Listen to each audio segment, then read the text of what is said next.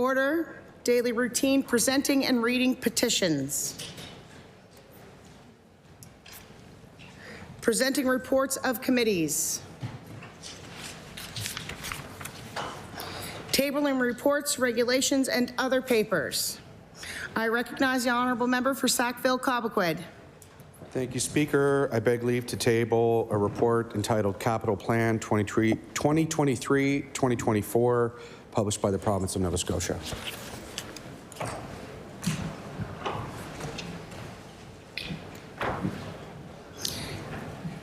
The report is tabled. I recognize the honourable member for Sackville-Cobequid. Back again, Speaker. Thank you. I beg leave to table a report entitled Capital Plan 2024-2025, published by the province of Nova Scotia.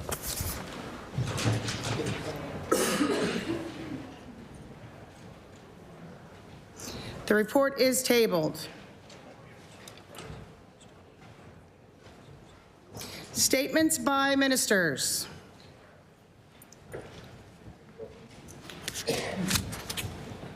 Government notice of motions.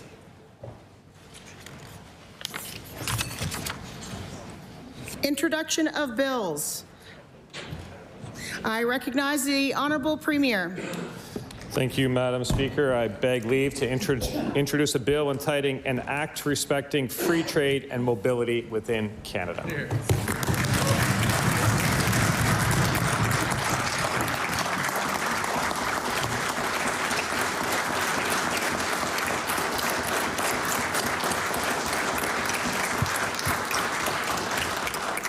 The Honourable Premier begs leave to introduce a bill entitled An Act Respecting Free Trade and Mobility Within Canada. Bill 36, An Act Respecting Free Trade and Mobility Within Canada.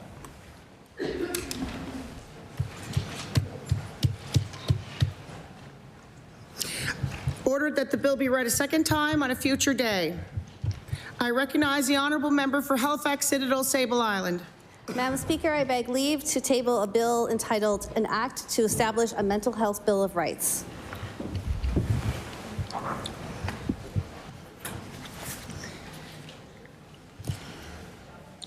The Honourable Member for Halifax Citadel Sable Island begs leave to introduce a bill entitled An Act to Establish a Mental Health Bill on Rights.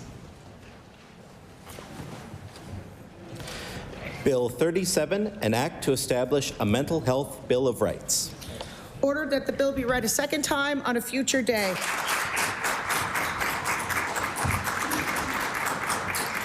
I recognize the Honourable Member for Timberley Prospect. Thank you, Madam Speaker. I beg leave to table a bill entitled An Act to Amend Chapter 31 of the Acts of 1996, the Sales Tax Act, respecting children's essentials.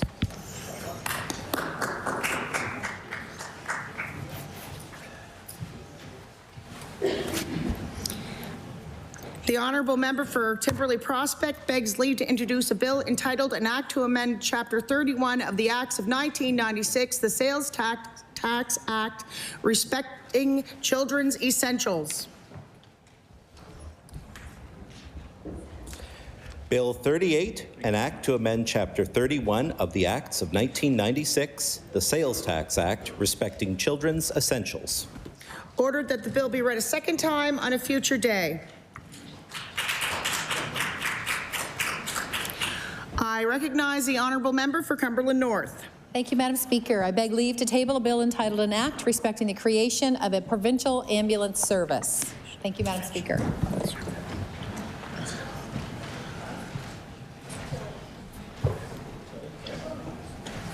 The Honourable Member for Cumberland North begs leave to introduce a bill entitled An Act Respecting the Creation of a Provincial Ambulance Service. Bill 39, An Act Respecting the Creation of a Provincial Ambulance Service. Ordered that the bill be read a second time on a future day. I recognize the Honourable Member for Halifax-Chebucto. Thank you, Speaker. I beg leave to introduce a bill entitled An Act to Establish the Agriculture and Food Security Secretariat.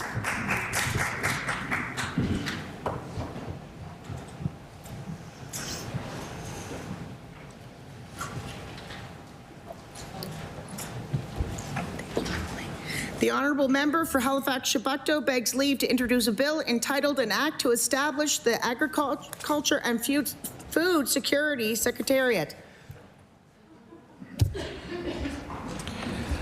Bill 40, an act to establish the Agriculture and Food Security Secretariat.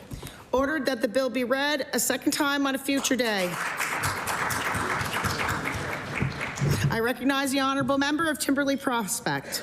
Thank you, Madam Speaker. I beg leave to table a bill entitled An Act to Implement a Guaranteed Basic Income Pilot Project.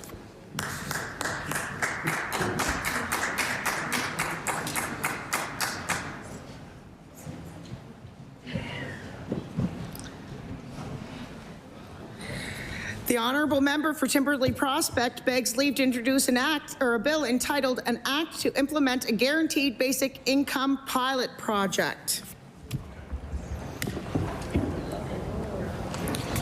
Bill 41, an act to implement a Guaranteed Basic Income Pilot Project. Ordered that the bill be read a second time on a future day. I recognize the honourable member for Cumberland North. Thank you, Madam Speaker. I beg leave to table a bill entitled An Act to Establish a Cross-Border Emergency Ambulance Service Strategy. Thank you, Madam Speaker.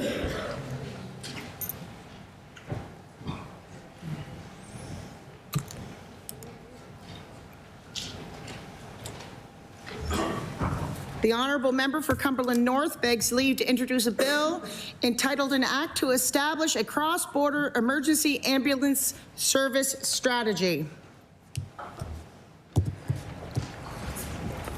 Bill 42, an act to establish a cross-border emergency ambulance services strategy.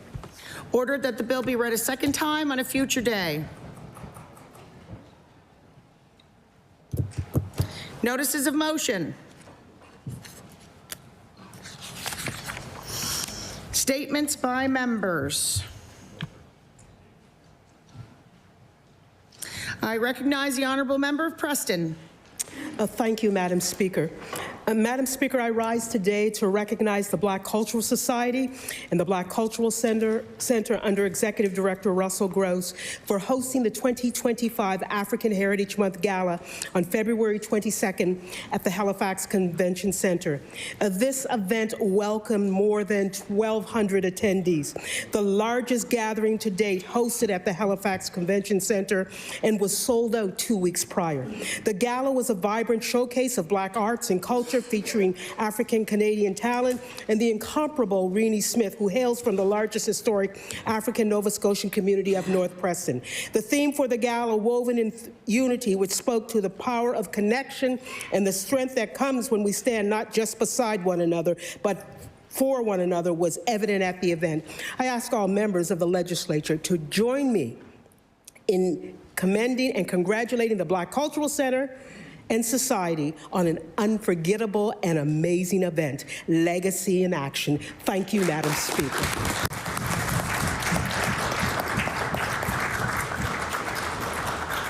I recognize the honourable member for Halifax Citadel Sable Island. Madam Speaker, I beg leave to make an introduction relative to my member statement. Please do. In the gallery today, we are joined by Keegan McGregor, Colleen Brown, and Patrick Fulgicio. And I've asked them to rise and accept the warm welcome from the House.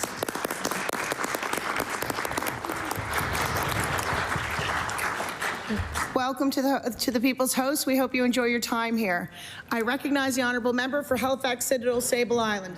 Madam Speaker, I rise today to recognize the accomplishments of Keegan McGregor, who this fall took home the title of World Class Global Bartender of the Year Award.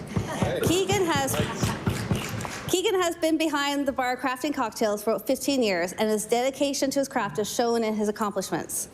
The world-class bartender competitions are designed to showcase 5 key characteristics of a world-class bartender: hosting, craft, flavor analysis, knowledge, and world-class advocacy. Contestants demonstrate their experience in 7 unique challenges across a 3-day competition. Last March, Keegan competed for and won the title of Canada's world-class bartender here in Halifax, and went on to win the world title in Shanghai. When Keegan isn't representing Canada on the global stage, he works at the Highwayman on Barrington Street right here in Halifax, Citadel Sable Island. Please join me in congratulating Keegan McGregor on this well-deserved award. Cheers to Keegan McGregor and beautifully crafted cocktails.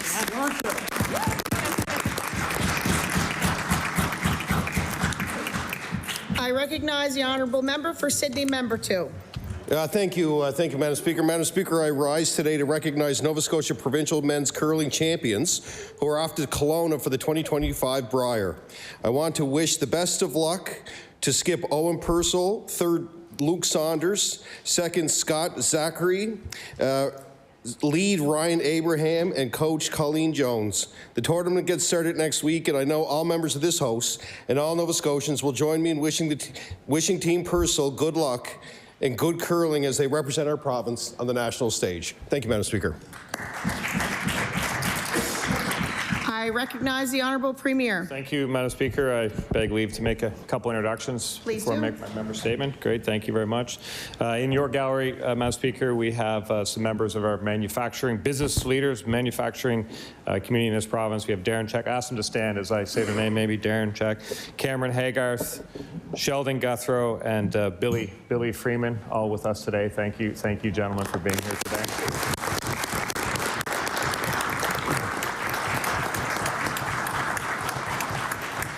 Welcome. We hope you enjoy your time here, and thank you for your contribution to this province. I recognize the honourable Premier. Thank you, Madam Speaker, and likewise, I thank you. Collectively employ thousands of Nova Scotians, support Nova Scotian families, and thank you for that. We appreciate your commitment to our province. Madam Speaker, I rise today to express my deep concern over the challenges faced by our province's manufacturing sector due to the threat of American tariffs. For decades, manufacturing has been the backbone of our economy, creating jobs, driving innovation, and supporting economic stability. Yet the escalating trade tensions and tariff threats are now putting this critical sector at risk. In response to the recent threat of U.S. tariffs, our province has taken decisive action to protect Nova Scotians. We were the first to issue a statement and implement retaliatory measures, and additionally, we have launched a tariff hotline to assist companies in navigating these challenges.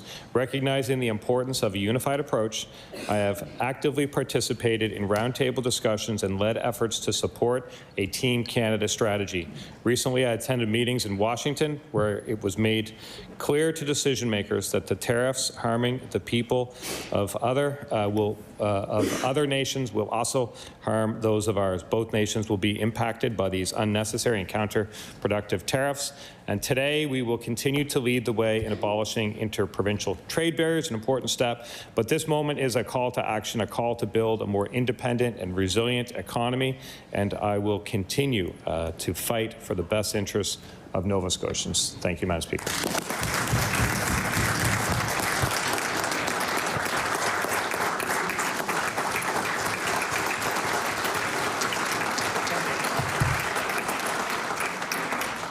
I recognize the honourable member for Dartmouth North.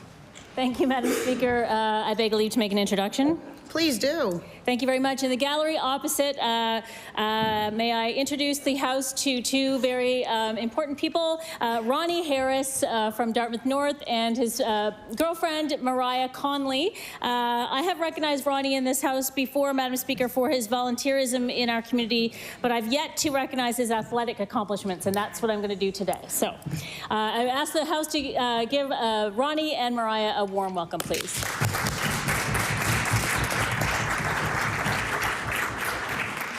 Welcome to the House of the People. We hope you enjoy your time here. I recognize the honourable member for Dartmouth North. Madam Speaker, I rise today to congratulate an extremely well-rounded and respected young community member and athlete in Dartmouth North, Ronnie Harris. Ronnie brings the same level of dedication to the football field as he does his community, and that hard work is paid off.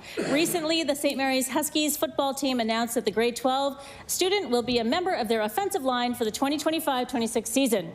I was not surprised to learn Ronnie was one of the standout local talents of the 2025 class. Having worked alongside Ronnie on several of my election campaigns. He started volunteering when he was very young. I have also experienced Ronnie's work ethic firsthand. No door goes unknocked when Ronnie is canvassing. The St. Mary's Huskies certainly are lucky to have Ronnie on their team, and Dartmouth North is lucky and proud of this most recent accomplishment. I ask the House to join me in congratulating Ronnie on entering the next stage of his athletic and academic career.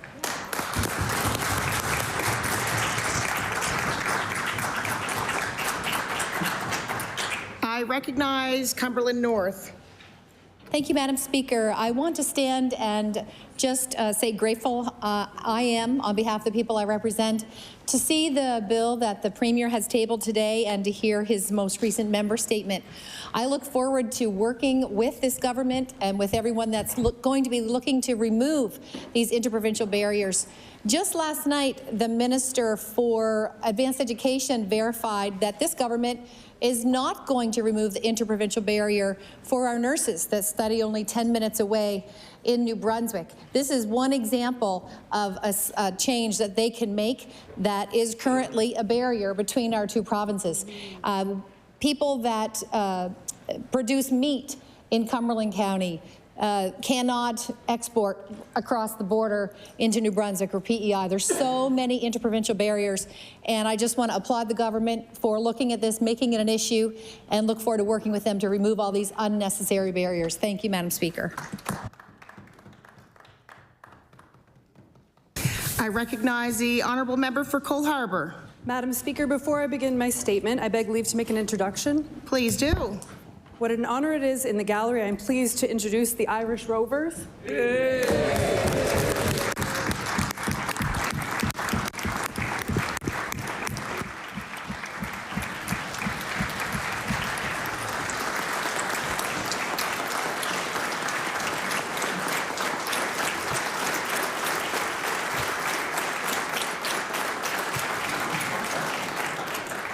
Welcome to those of the people. Your singing earlier was beautiful. Hopefully you'll enjoy this serenade down here today. I recognize the honourable member for Cole Harbour. Madam Speaker, the Irish Rovers are a group of Irish-Canadian music icons who have been touring internationally to widespread acclaim for over 60 years. During that time, the Irish Rovers have represented Canada at 5 World Expos, have graced our television screens on channels such as CBS and PBS. Most recently, their song, Hey Boys, Sing Us a Song, was nominated for Single of the Year at the Canadian Folk Music Awards. In addition, the Irish Rovers are touring once more this year and can be seen on stages across Canada, the US, Australia, and New Zealand. The tour celebrates 60 years since the band has played 22 sold-out weeks at the Purple Onion in San Francisco. Madam Speaker, I ask all members of the legislature to join me in celebrating the Irish Rovers and thanking them for over 60 years of entertainment. Thank you, Madam Speaker.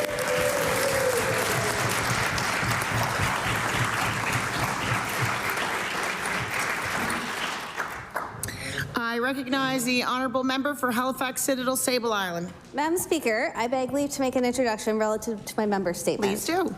I would like to welcome Brian Scavar back to the legislature with his partner Claire Hamilton and his daughter Laura Scavar.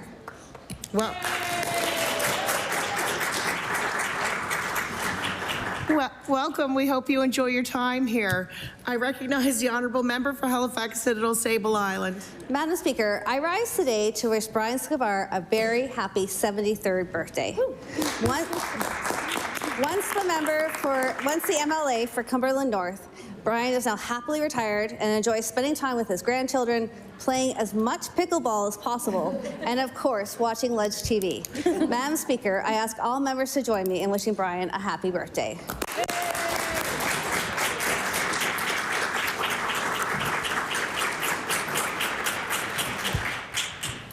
I recognize the honourable member for Timberley Prospect. Thank you, Madam Speaker. I rise to extend my gratitude and recognition to Peter Bragg, campaign manager, and our team's Election Day co-captains, Catherine Pinks and Diana Thorpe, who served with unwavering dedication during the last provincial election. The hard work, dedication, and efforts of volunteers such as Peter, Kathy, and Diana cannot be overstated. They are the lifeblood of any successful campaign, and their efforts were invaluable. From organizing and scheduling the extensive list of daily activities required to run a campaign to endless hours of phone calls, collecting and entering data, and knocking hundreds of doors, they left no stone unturned in their mission to mobilize the electorate. Their ability to connect with voters played a vital role in driving voter turnout and fostering a sense of civic duty within the community. They brought a positive energy and sense of community to the campaign, making it possible to reach and engage a wide audience. I'd like the members of the House of Assembly to join me in thanking Peter, Kathy, and Diana for their tireless dedication to engage and motivate voters and their commitment to the campaign. Their leadership exemplifies the true spirit of volunteerism, and I'm grateful for their hard work and for the invaluable role they played during my campaign. Thank you, Madam Speaker. I recognize the honourable member for Truro, Bible Hill, Millbrook, Salmon River. Thank you, Madam Speaker. I beg leave to make an introduction before I begin my statement. Please do. Thank you, Madam Speaker. In the gallery, I'm honored to introduce Mariah and Dave Kearney, who own and operate Seek Wilderness Accommodations.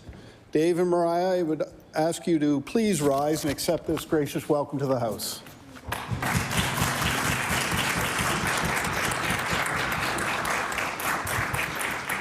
Welcome to the House. We hope you enjoy your time here. I recognize the honourable member for Truro, Bible Hill, Millbrook, Salmon River.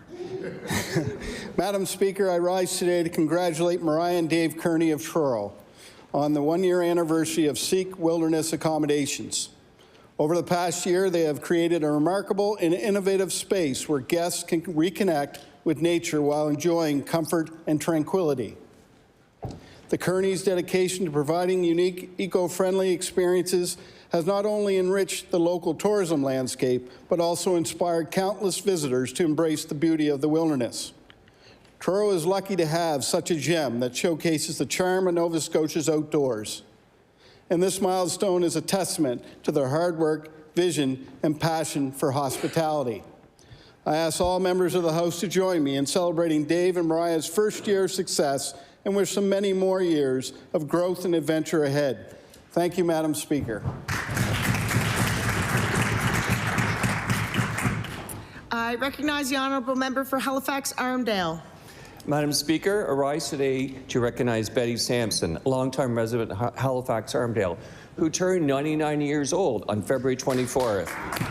Betty has lived her whole life in Halifax, including a few years in Chester, and raised her family in the beautiful West End. She lives on Bears Road, and up until a few years ago, would walk to Mumford Road to get groceries and errands, no matter what her children said.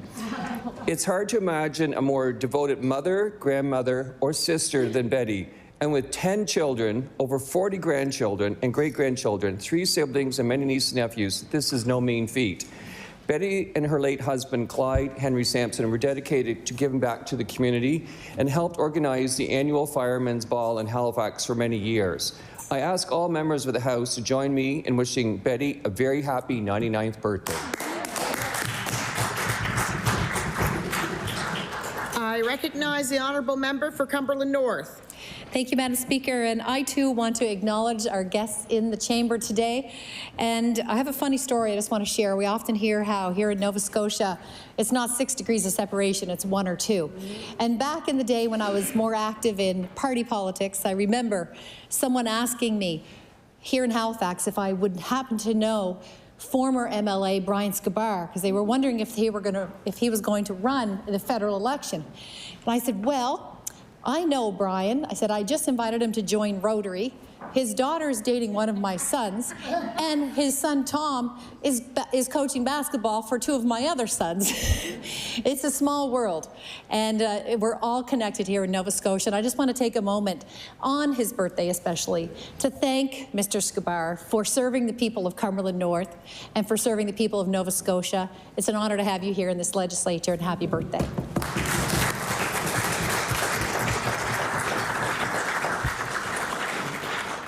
You are quite the popular birthday boy today. I recognize the honourable member for Lunenburg West. Thank you, Madam Speaker. Before I begin my statement, I beg leave to make an introduction. Please do. Thank you. In the gallery, I'm honored to introduce Sandy Mayor Dodman, amazing constituency assistant for Lunenburg West, and family Alex Dodman, Jaron Dodman, and Melanie Halliday. They've risen, and I hope they accept a gracious welcome from the House.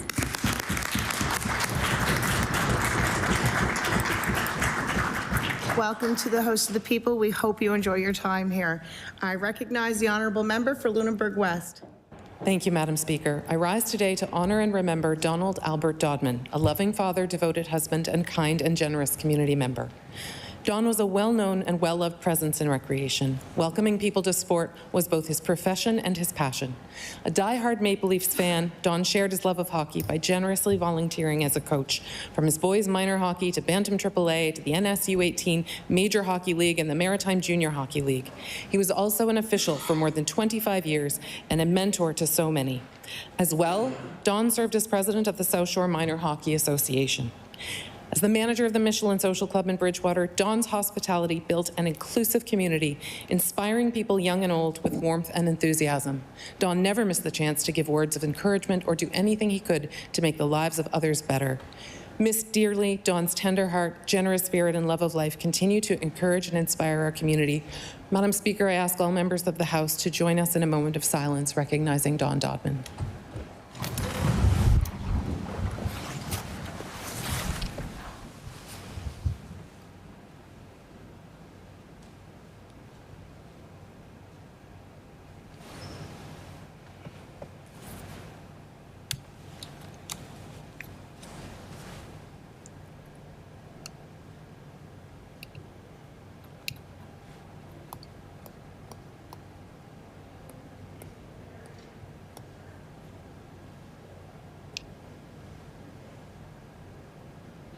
You may be seated. I recognize the honourable member for Fairview Clayton Park. Thank you, Speaker. I rise to recognize AOE, or Art Over Everything Games, a family-owned business creating one-of-a-kind customized board games that can be used as a fundraising tool or an engaging way of sharing a message. Owned and operated by Fairview residents Rick Berger and Holly Hines, they have created a catalog of over 13 engaging and totally unique board games. Players can decide to take a slap shot with the hockey-themed game Puck, make wagers on what friends know with the game Useless Information, or take an adventure starting in the beautiful Cape Breton with the game of Brody the Brodorosaurus Goes Traveling. Founded in memory of Ian Perry Berger, an art, music, and board game lover who was a son. Proceeds are used to fundraise in Ian's memory for the performing arts at Dalhousie and other contributions and sponsorships. Please join me in celebrating this unique business. I recognize the honourable member for Sydney, member 2. Thank you, Madam Speaker. Madam Speaker, I rise to my place. I try to do this every session. I know she's watching right now, and she really loves the attention. Janice Way, my constituency assistant, I always like to rise and recognize her because she has been my constituency assistant for 10 years now. She was also Manny McDonald's for his entire career. So she's been helping the residents of Sydney and beyond for over 30 years now as a constituency assistant, which I would say is probably one of the longest serving constituency assistants, and she's only 40.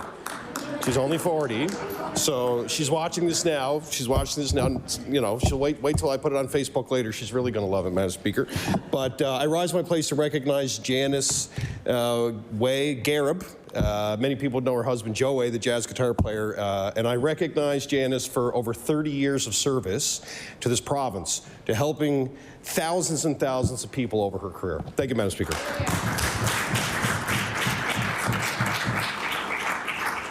I recognize the honourable member for Sackville-Uniacke. Thank you, Speaker. Speaker, I rise today to express my condolences to my constituency assistant, Regan, on the recent passing of his father, Pearlie Calvin Oliver, after a valiant and hard-fought battle with cancer. Pearlie was a devoted husband to the love of his life, Carol, a father, grandfather, and friend. Although someone who rarely said the words, "I love you," he demonstrated daily just how deeply he cared for his family through his many thoughtful and selfless actions. Before retirement, Pearlie was employed with CN Rail for 35 years, where he held a variety of positions. And a skilled draftsman, he not only designed his own home, but the homes of many of his family members as well. Pearlie was a warm, friendly person who could strike up a meaningful conversation with just about anyone, a faithful member of his church and the Lucasville community. He would always be the first to offer help to someone in need and was a rock to all his extended family. Speaker, I know he will be greatly missed by all those who knew and loved him. Thank you. I recognize the honourable member for Cape Breton Centre, Whitney Peer. Speaker, I rise to recognize EOTAP's Legacy Academy's Culture of Growing, COG. an agriculture initiative that engages African Nova Scotians youth in grades 5 to 12. The Whitney Pier community member and regional COG coordinator Marie Green has led the project, and Melnick Hall hosted the greenhouse. COG focuses on developing agriculture and food security knowledge and skills in African Nova Scotian youth. Participants learn about seed selection, effective soil preparation, fertilization, harvesting techniques, watering systems, entrepreneurship, and practical food production. As part of the gardening entrepreneurship model, students learn how to take their harvest, market it, and brand it. Their produce was sold at lower cost to create accessibility for all community folks. In September, COG participants sold of their modest harvest, which included many things such as green peppers, eggplants, and squash. I want to thank Marie Green for all of her hard work.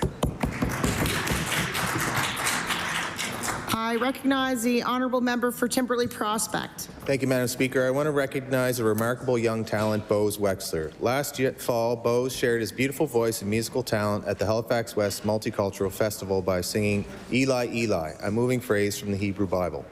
His performance was not only a testament to his vocal prowess, but also a profound expression of his cultural heritage. Canada is a nation that thrives on its diversity, and we are fortunate to live in a country where differences are not only accepted, but celebrated. The Halifax West Multicultural Festival is a shining example of this celebration, bringing together people from various backgrounds to showcase their unique traditions, music, and art. Schools play a vital role in highlighting and showcasing the talents and cultural richness of their students. It is commendable when educational institutions create platforms for students to express their heritage, as it fosters a deeper understanding and appreciation among their peers. I would ask the members of the House of Assembly to join me in congratulating Bose for enriching our community with his Jewish heritage. His dedication to sharing his culture and talent with us is truly inspiring. Thank you, Madam Speaker. I recognize the honourable member for Colchester Muscatavit. Madam Speaker, before I begin, I beg leave to make an introduction. Please do. In the gallery today, I'm pleased to introduce Chris Gorley, founder and president of Summit Vehicle Storage, and Joanne McLean, head of growth and partnerships at Summit Airport Parking. Chris and Joanne and I, we would both ask you to both rise and accept the very warm welcome from members of this legislature.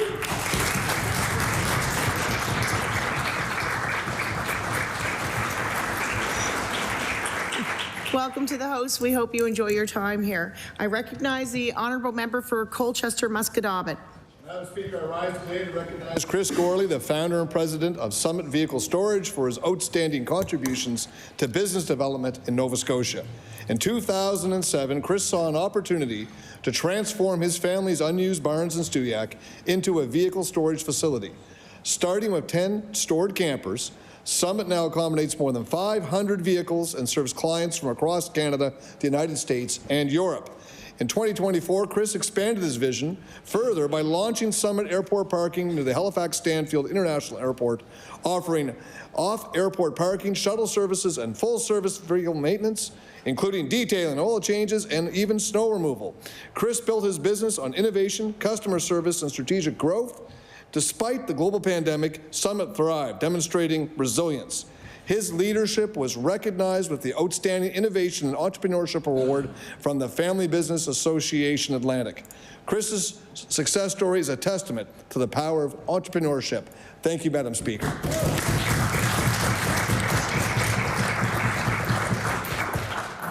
I recognize the honourable member for Halifax Needham. Madam Speaker, I rise today to recognize a cafe that is not a stranger to our Hydrostone community, Lucy's Hydrostone Cafe. Formerly Julian's Patisserie, Lucy's Hydrostone Cafe continues to serve the Hydrostone community with fresh baked bread, mouth-watering pastries, and the finest brewed coffee. Even though it is under new ownership, the excitement to uphold a legacy that has been cherished for nearly 30 years is prevalent. You feel it in the warmth and the charm. It's still there. So I invite all members to join me in thanking the owners and staff of Lucy's. And if you're in the Hydrostone area, please drop by and grab yourself a treat. I recognize the honourable member for Halifax Atlantic. Thank you, Madam Speaker. Today I rise in this House to express my sincere gratitude to the thousands of ECEs, bus drivers, pre-primary, custodians, and all of the dedicated support staff who work tirelessly in our schools. Madam Speaker, these individuals are essential to the well-being of our schools and the future of our children. They are among the most hardworking and kind-hearted people you will ever meet. I am fortunate to know many friends who serve in these roles, and I deeply admire their dedication and commitment. Madam Speaker, as an MLA, a minister, and a father, I want to take this moment to say thank you. Your efforts do not go unnoticed, and please know that you are valued, respected, and truly appreciated. Thank you, Madam Speaker. I recognize the honourable member for Halifax-Chebucto. Thank you, Speaker. I rise today to recognize the legacy of the Brooklyn Warehouse, a trailblazer in local food and sustainability. Since opening in 2007, the father-son founded restaurant has produced nationally recognized award-winning cuisine. In 2014, Brooklyn Warehouse was recognized as the Taste of Nova Scotia's Prestige Awards as the casual fine dining restaurant of the year. Through the creation of their simple, honest menu, Brooklyn Warehouse aims to showcase the abundance of riches that Nova Scotia has to offer, working with rural producers, local markets, and regional suppliers. They strive to embody farm-to-table practices to celebrate local chefs and farmers. This morning, Brooklyn Warehouse announced their plans to close their doors at the end of March. I ask the members present to please join me in expressing my appreciation to the Brooklyn Warehouse for advancing the conversation around local food and the slow food movement, and encouraging patrons to consider the origins of what ends up on their plates. Brooklyn Warehouse will be deeply missed, and I hope that other restaurants will continue what George and Leo Kostakos began. Thank you.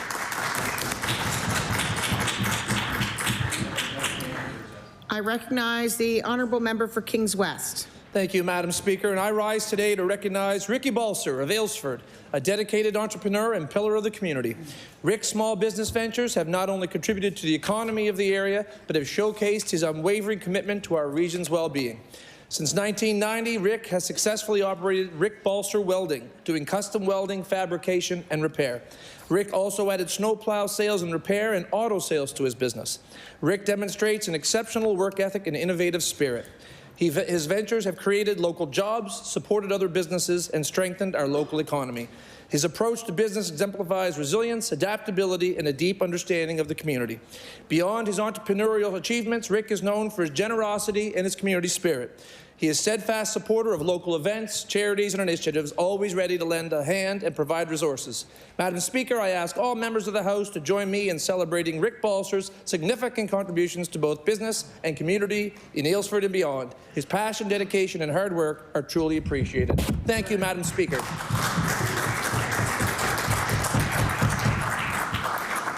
I recognize the honourable member for Sackville-Cobequid. Thank you, Speaker. The tradition of hockey in Sackville is a long-standing one, as our many active teams can attest. With the recent conclusion of the U18C Apple Capital Classic, one of Nova Scotia's largest C hockey tournaments, the Sackville Leafs brought yet another championship title back to our community. The final game of the tournament was a hard-fought battle against the Western Valley Spartans, but the Leafs held on. With just 3 minutes left, they scored the game-deciding goal and secured a gold medal with a score of 2-1. Speaker, I ask that the members present join me in congratulating the Sackville Leafs on this recent victory and their hard work as the season continues.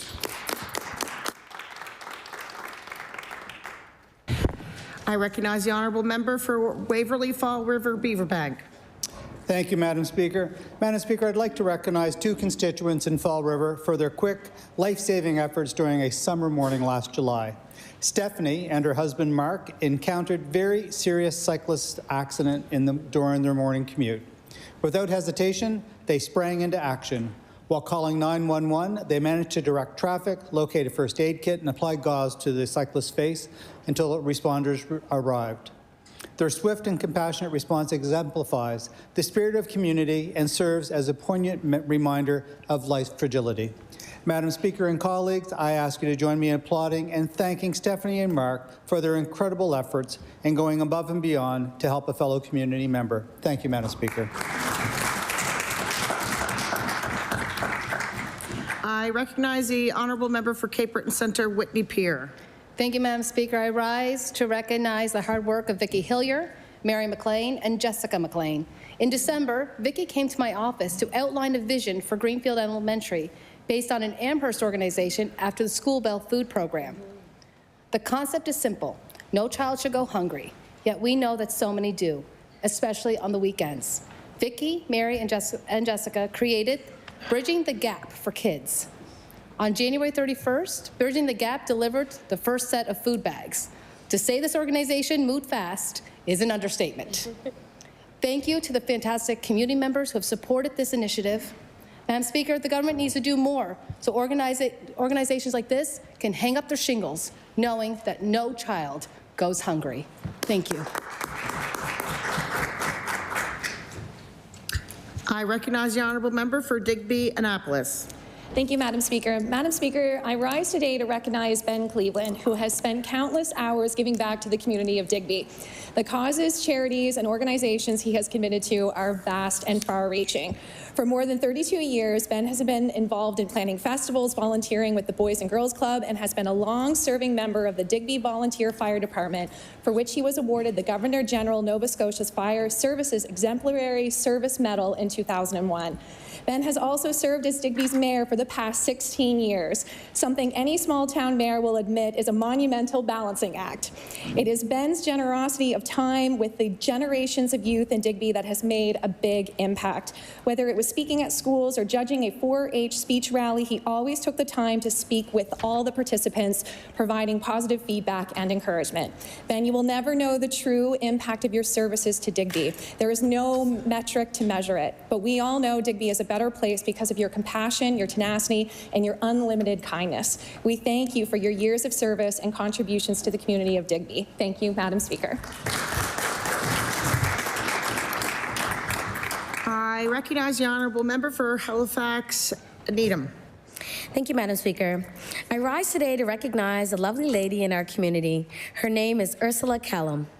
Ursula Kellum is a community mom who is fun-loving and is always someone who sees the good in everyone and has a laugh to go with it. If you know, you know. She's also the branch president of the Nova Scotia Mainland Division, Navy League of Canada. I rise today to recognize Ursula because we have known each other for all of our lives. We grew up in the same community, went to the same schools, and have been lifelong friends. We also share the same month for our birthdays, so you know she is awesome just like myself. Madam Speaker, I'd like to ask all members to join me in recognizing such an amazing, awesome, and beautiful person, Ursula Kellum, SUS. I recognize the honourable member for Richmond.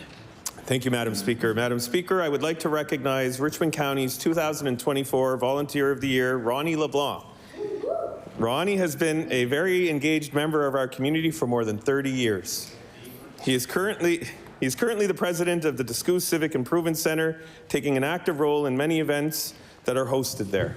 Ronnie is supportive and collaborates with many community groups, ensuring the success of their events, such as the Ilmadam ATV Rally and the Yacht Club Festival. He was instrumental in starting the Ilmadam Chase the Ace event, benefiting many organizations across Ilmadam. Ronnie retired after 35 years at NSLC, and when he isn't volunteering, he enjoys gardening, hunting, boating, and spending time with family.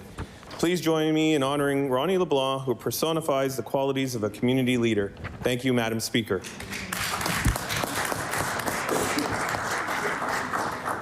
I recognize the honourable member for Halifax-Chebucto. Thank you, Speaker. I rise today to recognize Dilly Dally Coffee, our constituency office neighbors. Located on the corner of Quinpool and Verdon, Dilly Dally is an independent cafe focused on local, small batch, market-to-table coffee and food. The focus on fresh, local food has paid off as the cafe recently won Gold and Halifax the Coast Award for Best Breakfast Sandwich. Not to mention the personable, experienced staff, with Sarah Jupp winning bronze in the Best Barista category. These accolades speak to the care and quality put into all aspects of this local business. I would like to thank Dilly Dally for serving cafe and kindness in Halifax, Chebucto, 7 days a week. And I would like to acknowledge the hard work that goes into running a small business. Thank you. I recognize the honourable member for Hammonds Plain, Lucasville. Speaker, I rise today to acknowledge Mark Sidebottom, owner of the Kingswood Market, an independent grocer in Hammonds Plain since 2004. At a time of high food insecurity and national inflation, this business's approach to providing affordable and quality products for the community is commendable. Most of their produce and fresh meats are locally sourced right here in the Maritimes. They even sell local products, including Nova Scotia ground beef. Speaker, I would like to thank Mark for being a community leader, for providing such great food when residents are at their most vulnerable. Thank you, Speaker. I recognize the honourable member for Dartmouth North.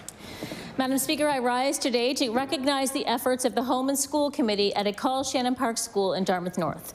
Shannon Park is made up of students and families from neighbourhoods throughout Dartmouth, and each year their Home and School Committee hosts a number of social events to bring these folks together under one roof.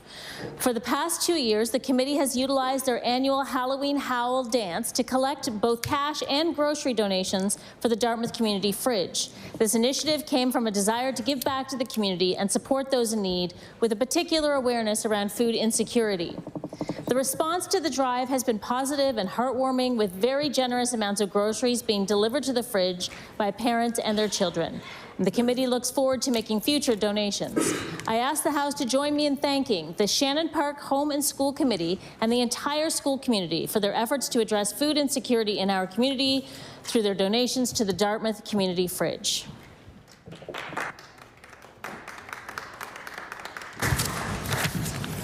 I recognize the honourable member for Cape Breton East. Madam Speaker, today I rise to celebrate Bryland Construction in Sydney. This past November, the company won the title of Business of the Year 2024 at the Cape Breton Regional Chamber of Commerce Business Awards. Bryland is a locally owned and operated business employing close to 100 skilled and dedicated workers in general contracting, construction, management design, and consulting. Last year, the company was among only 21 recipients across Canada who were recognized for its inclusive and diverse excellence in the workplace by the United Brotherhood of Carpenters and Joiners of America. Bryland is one of many companies behind the recent building boom on Cape Breton Island. From new housing units to road work, their teams work hard building up our island. Congratulations to Brian and Shelley on these well-deserved awards, and I wish you all the success. Thank you, Madam Speaker.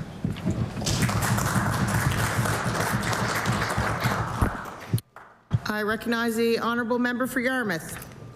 Speaker, I rise today to recognize the outstanding work of the Carleton Medical First Responders. Established in 2024 in partnership with the Carleton and District Fire Department, this program provides vital services to our rural community with 12 trained first responders available to respond to emergencies. Equipped with life-saving tools like defibrillators and oxygen tanks, they are often the first to arrive at the scenes of heart attacks, accidents, and rescues. In rural areas where emergency health services may be further away, their quick response can make the difference between life and death. The team handles an average of 1 or 2 emergencies a week, with up to 8 calls in a single week at times. Their dedication and bravery truly saves lives, and we are grateful to have them in our community. Madam Speaker, I ask that the members of the House join me in thanking these first responders for their dedication to their community. I recognize the honourable member for Argyle. Thank you very much, Madam Speaker. Who doesn't like a good trip visit to Frenchie's, Madam Speaker? I rise today to congratulate Vernon and Dora Jacquard on their retirement. After nearly 33 years of owning and operating Tuscan Frenchies, the couple has passed on their business to new owners. If you're looking for thrifty finds and discovering hidden treasures, Tuscan Frenchies was the place to go, Madam Speaker. When it came to snagging budget-friendly, high-quality, second-hand clothing from vintage to modern styles, you are sure to find a diverse selection for any trendy shopper. Some shoppers even say that shopping at Tuscan Frenchies was therapeutic and relaxing, and a thrifty find was something to proudly brag about. Madam Speaker, I ask all members of the House to join me in congratulating Dora and Vernon on their retirement and wish them health and happiness in the new chapter of their lives. Thank you very much, Madam Speaker. I recognize the honourable member for Pictou Centre. Thank you, Madam Speaker. It is my honor today to stand and recognize Sean McLean, a very well-known and loved resident of New Glasgow.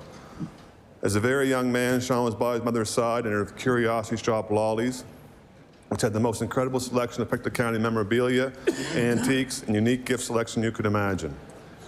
This was the very best training ground for any budding entrepreneur. Antiquing is in his blood, and his ability to recognize the value, both sentimental and monetary, is a well-honed talent. Sean now has an online auction business which has taken off over the past few years to the delight of many customers. He also has a beautiful venue in downtown New Glasgow called Sean. It is a wonderful gathering spot to celebrate everything from a special birthday to a baby shower and more. At the same time, Sean is a very busy registered massage therapist. His energy knows no bounds, and I would ask that we all take a moment to thank Sean McLean for his incredible contributions to Pictou County. Thank you, Madam Speaker.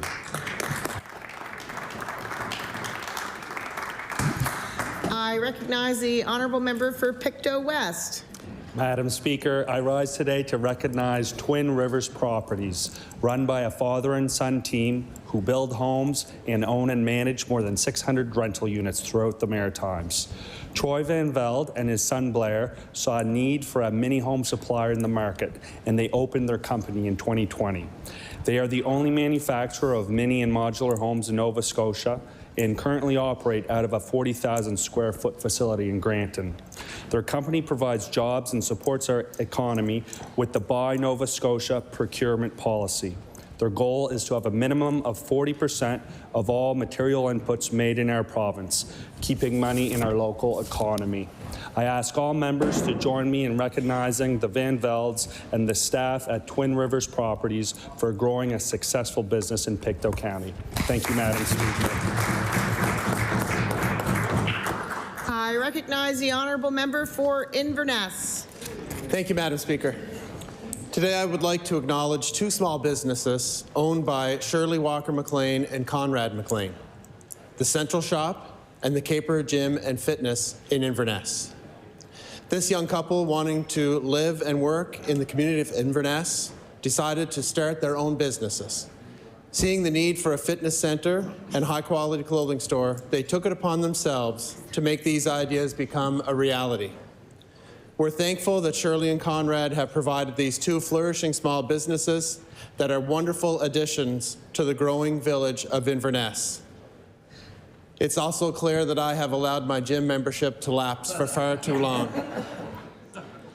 Please join me in congratulating Shirley and Conrad for their success with the Central Shop and the Caper Gym and Fitness. Thank you, Madam Speaker.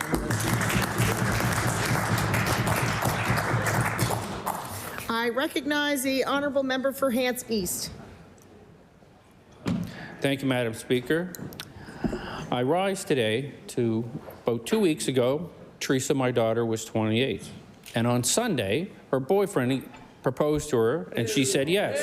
So as of Sunday, Teresa McDonald and Lewis Wright are engaged, and I have no idea when, but congratulations, Sugar Bear. Thank you.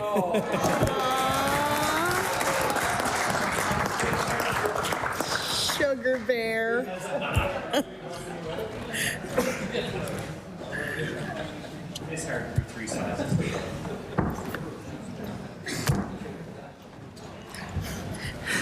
I recognize the honourable member for Victoria the Lakes. Thank you, Madam Speaker. Madam Speaker, I rise today to recognize the incredible dedication of the volunteer fire departments in Victoria the Lakes and across rural Nova Scotia. In our many rural communities where paramedics and fire and police services are often come from long distances, these volunteers are true first responders. Their commitment goes far beyond fighting fires. They are on the front lines of motor vehicle accidents, medical emergencies, and natural disasters, responding at the moment's notice to protect lives and property. Their collaboration with each other and with the professional first responders speaks to their rigorous training, resourcefulness, and unwavering dedication to our communities. Madam Speaker, I ask the members of the House to join me in expressing our deepest gratitude to not only the firefighters of Victoria Lakes, but all the rural firefighters across Nova Scotia. Their selfless service is to be inspiration to us all. Thank you. Thank you, Madam Speaker. I recognize the honourable member for Bedford South. Madam Speaker, I rise today to recognize an incredible member of our community of Bedford South. Mark McGuinness is the owner of Instant Imprints in Burnside, a franchise that he opened in 2023.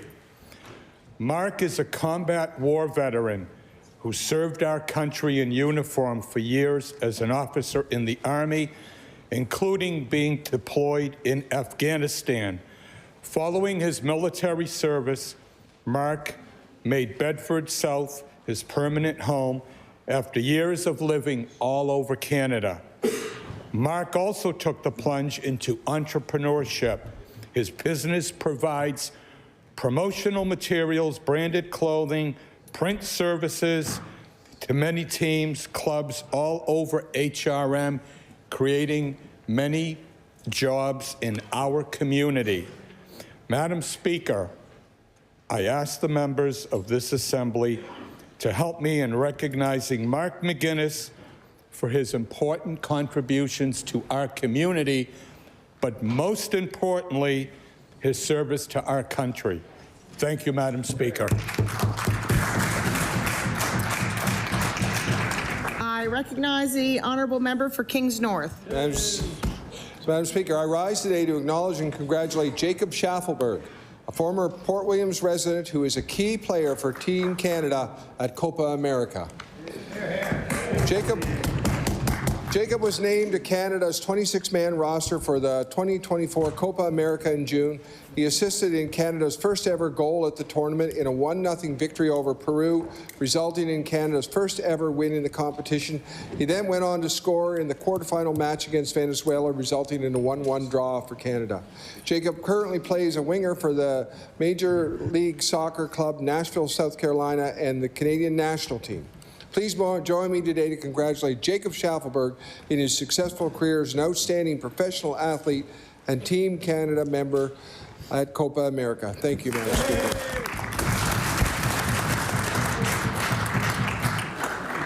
I recognize the honourable member for Lunenburg.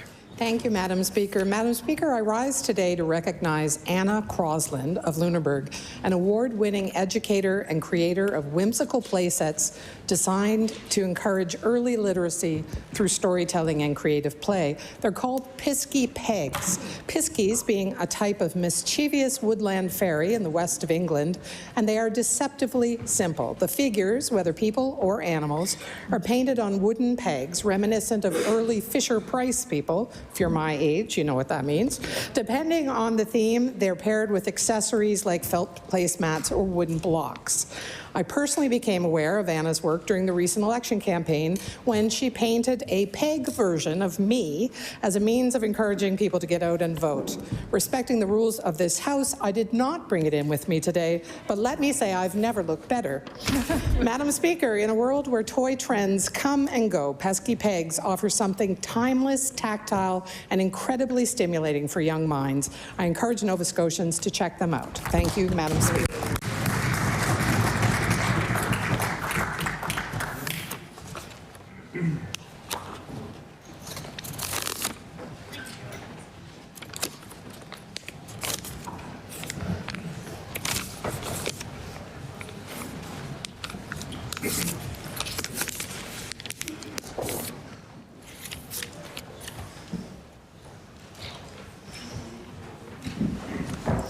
Order. The time allotted for member statements is now expired. We will start with orders of the day.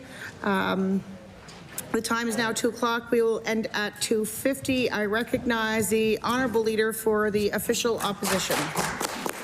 Thank you, Madam Speaker. Madam Speaker, yesterday the Premier finally admitted that he was wrong to undermine the independence of the Auditor General. This was never about being in line with other jurisdictions.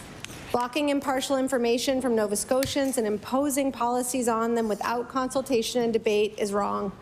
And there's still a long list of other problematic proposals from this government.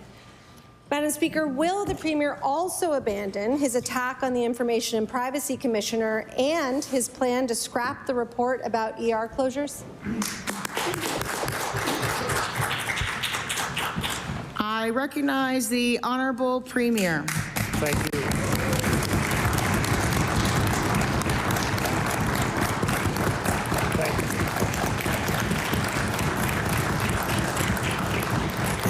You guys just clapped away 10 of his seconds. Thank you, Madam Speaker. And look, obviously these are important discussions.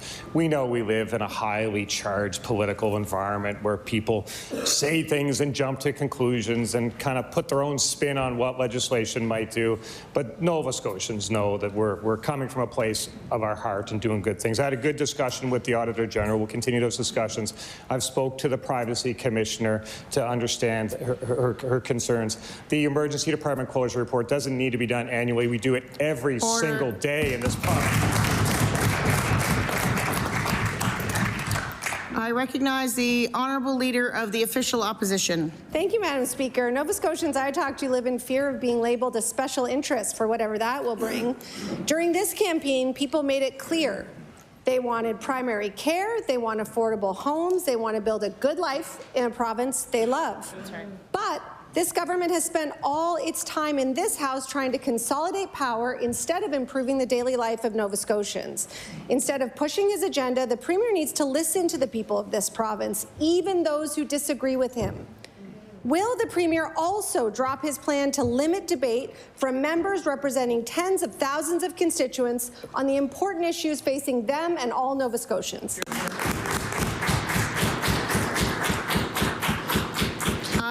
I recognize the Honourable Premier. Thank you, Madam Speaker. Like, as leaders, we have a responsibility to stick somewhere close to reality.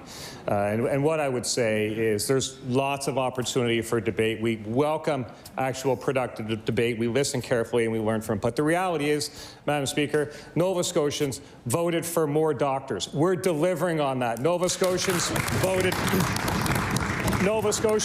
voted for more homes. We're delivering on that. Nova Scotians voted for lower taxes. We are delivering on that. We are prepared and ready to talk about the issues in this chamber. We've done that with an incredible budget that we've tabled. We're just waiting for that moment when the opposition says, let's talk about some of those things too.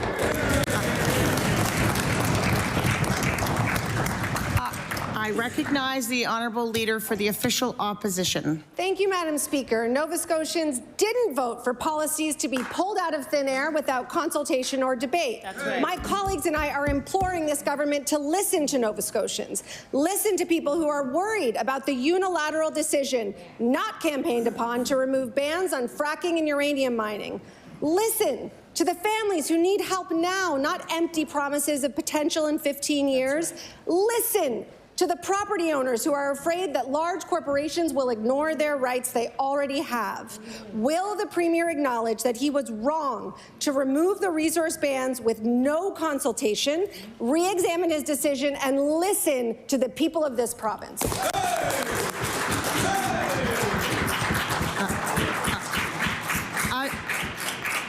I recognize the Honourable Premier. Thank you, Madam Speaker. We listen very carefully to the people of this province. I do that every single day in a number of formats, and we listen and we respond. We know we need to grow the economy of this province. We know it's going to require action. We know it's time to take the no out of Nova Scotia. We listen, Madam Speaker. But you know who didn't listen to the people? And the people spoke very loudly and very clearly?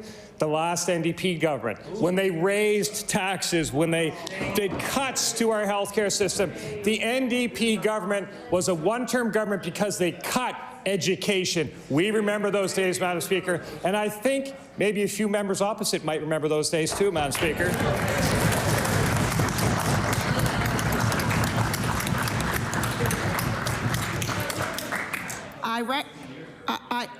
Order.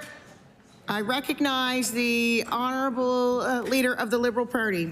Thank you, Madam Speaker. I do remember those days, and I agree with the Premier. They were terrible.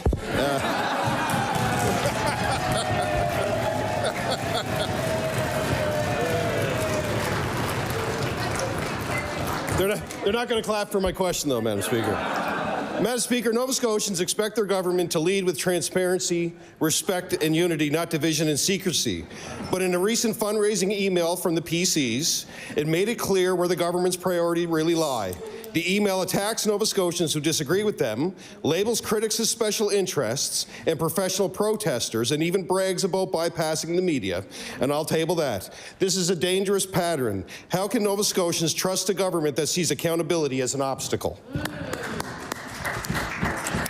I recognize the Honourable Premier. Thank you, Madam Speaker. And should we continue on our little history lesson we were having? Because I remember a time when the Liberal government shut the entire legislature down for an entire year.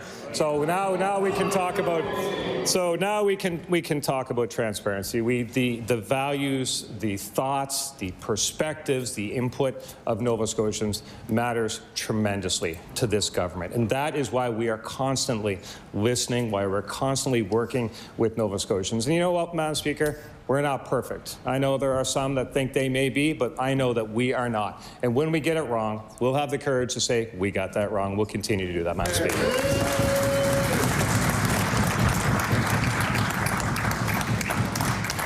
I recognize the Honourable Leader of the Liberal Party.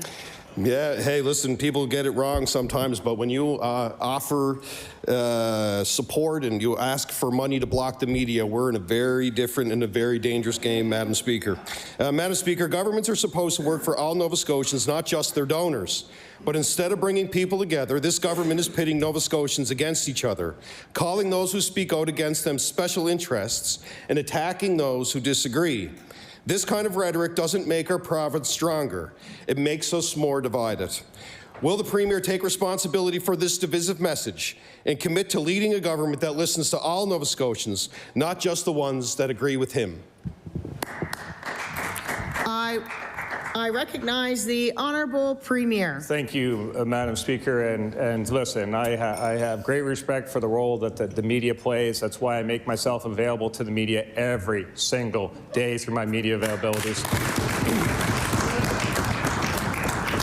That's why I participate on call-in talk shows. I think I'll be on CTV tonight, Madam Speaker, to take the questions of the concerns of the people. I will continue to make myself available through telephone town halls, through Legion halls, through dinners. Nova Scotians know that this government is accessible, and Nova Scotians know that this government will listen. We may not always agree, but we will certainly listen and evaluate, and we will continue to do that, Madam Speaker.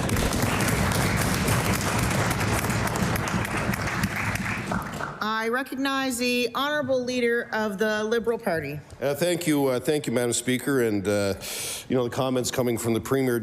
For me, it doesn't matter in the sense that you sent an email to donors asking them to donate to bypass the media when you want to. That is some of the most dangerous language I've ever heard come from a political party in a democracy, and Nova Scotians do not agree with that. Madam Speaker, the government's email brags about bypassing the media when it suits them.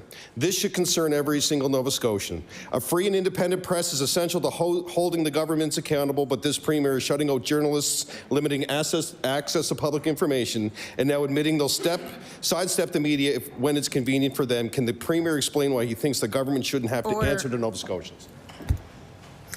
I recognize the Honourable Premier. Thank you, Madam Speaker. I wonder if the Honourable Member uses Facebook or if he only does everything through the media, Madam Speaker. The reality is we're open and accessible to the media. Probably when I leave here, I'll be across the street doing a media availability. Any member of the media can call there. Order. I recognize the Honourable Premier. Thank you. I'll be across the street for a media avail like I am every single day, like I already was once so far today, Madam Speaker. But we'll continue to do that. My only question for the member is, since you got our political party fundraising email, how much do you donate?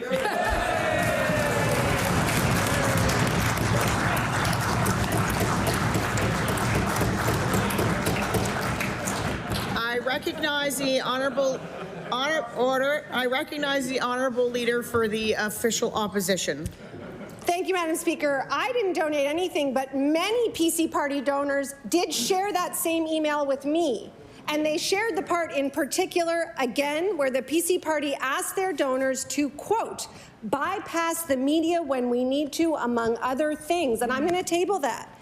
The media has an important job to get Nova Scotians accurate, timely, and most importantly, nonpartisan and unbiased information about what happens in this House. And the Premier won't speak to them in this House, as Premiers have done for over 100 years. And so again, I want to ask the Premier, does he agree with this sentiment that governments must bypass the media? I recognize the Honourable Minister of New Affairs. Let's just do that one. Thank you, Madam Speaker, and feel free to just pick one when you like. That works for me. In terms of communication, it's never been more important for us to communicate with Nova Scotians. It's important that they have clear messaging from us from a non-partisan perspective, and we'll continue to deliver that on a regular basis. The Premier and the team have always been accessible to answer questions of Nova Scotians, and we'll continue to do that. Thank you so much. I recognize the Honourable Leader of the Official Opposition. Thank you, Madam Speaker. And I'll remind the House that this was a partisan fundraising email that was asking donors to bypass the media. And the minister who responded was formerly the Minister of Communications Nova Scotia, who had that task, but it doesn't exist anymore. Just in the last week, we have seen this government dismantle CNS. We have seen the Premier refuse to speak to journalists in this House for the first time in living memory, and the government has limited debate, blocked freedom of information, attempted to take power from the Auditor General, on, and now unprovoked attacks on the media. My question is, why is this government so afraid of accountability? I recognize the Honourable Premier. Thank you. There's the whole litany of imagination there, shall we say, Madam Speaker. But I do want to be very clear on one thing for all Nova Scotians. The very reason that I take my media availabilities across the street in the media room is to be more open to media. There are reporters. The simple reality is there are reporters outside this core of Halifax who would like to ask ministers and the Premier questions, and they have the technology in that room to do it. We are more open. We are more accessible. We will continue to send political party fundraising emails, and if that's wrong, I ask the opposition. Order.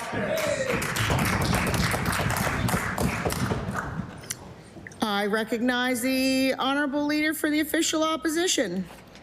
Madam Speaker, I hope that these representations by the Premier are not the kind of nonpartisan information that we're going to get now that the media is attempting to be silenced. The Premier and his friend Doug Ford came up with a plan for interprovincial trade last week while campaigning together in Ontario. Do I get extra time? Our representatives from labor, industry, workers, not present, nor was our media. Yesterday, President Trump made it clear these tariffs are coming, and it's Nova Scotians who need to know what the plan is to help them weather this storm. So will the Premier finally engage with Nova Scotia? They clapped for 10 seconds. Everybody's been clapping during everybody speaking.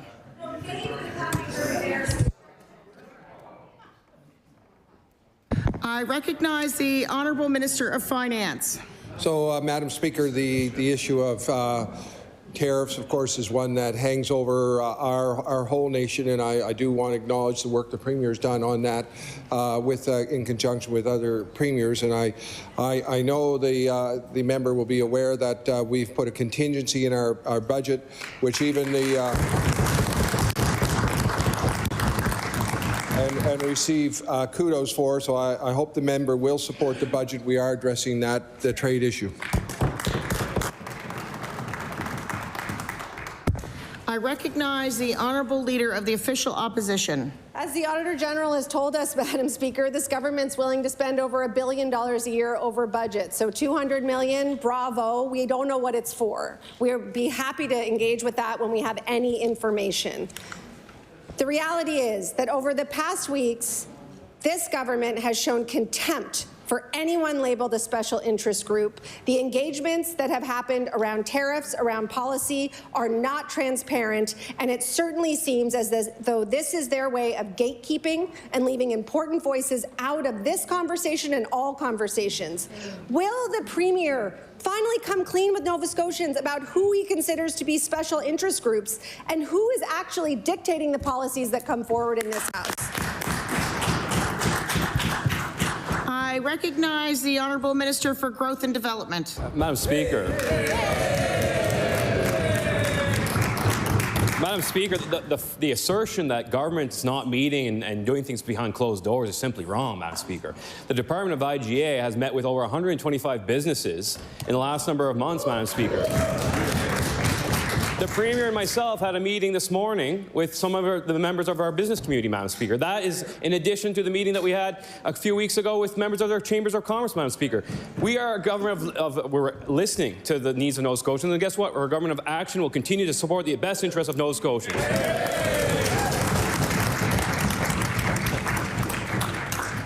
I recognize the Honourable Member for Halifax-Chebucto. Thank you, Speaker. I commend the government for finally listening to Nova Scotians and walking back the undemocratic plan to muzzle the Auditor General. We are relieved that the government decided to do the right thing, but the changes should not have been proposed in the first place. Now that they have admitted they have done wrong to attack the auditor's independence, they should be honest about why these changes were proposed in the first place. Order, order, order, order, order! Order means stop talking. All right, that's an unparliamentary word. I asked you to retract that word. I asked you to rephrase it. They should be clear. I recognize the Honourable Member for Halifax-Chebucto. Thank you. I will retract that word, honest, and say, will they be transparent about these changes? Thank you. That were proposed in the first place, and will this government admit... Order.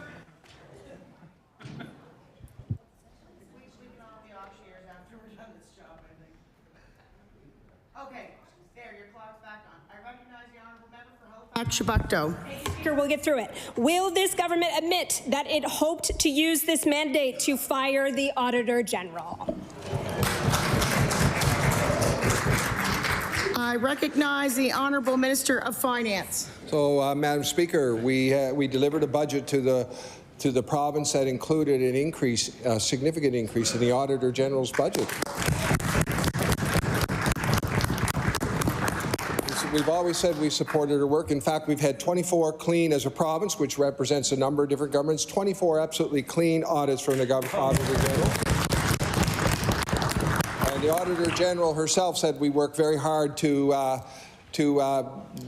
meet all of the recommendations. We do virtually all of them, so I'm very proud of that. And in fact, we delivered a budget, I would say, that is increasing food into school lunch programs, and I hope the NDP will vote for it.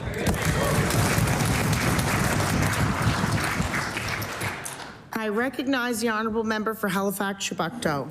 Thank you, Speaker. Since the government is so interested in doing jurisdictional scans, here are some places where they can start. Nova Scotia has the lowest wages.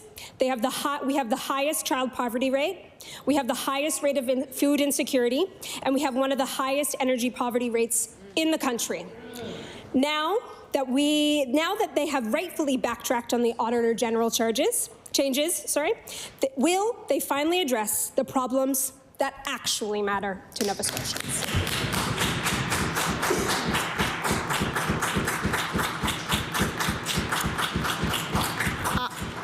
I recognize the Honourable Minister of Finance. Madam Speaker, we've been sending our sons and daughters for a generation out west to work in resource industries, and we're starting to address that to change the factor of poverty. We know that poverty is a huge determinant of health. We know that it affects the lives of individuals. We know that we can do better in Nova Scotia, and we are doing exactly that. We believe Nova Scotia has a very bright future, so we are investing in Nova Scotia in numerous ways, including generational tax cuts, including the largest ever build of capital projects in the province for things that we cannot afford not to do, Madam Speaker. New schools, new hospitals, new housing, new roads. We're building it.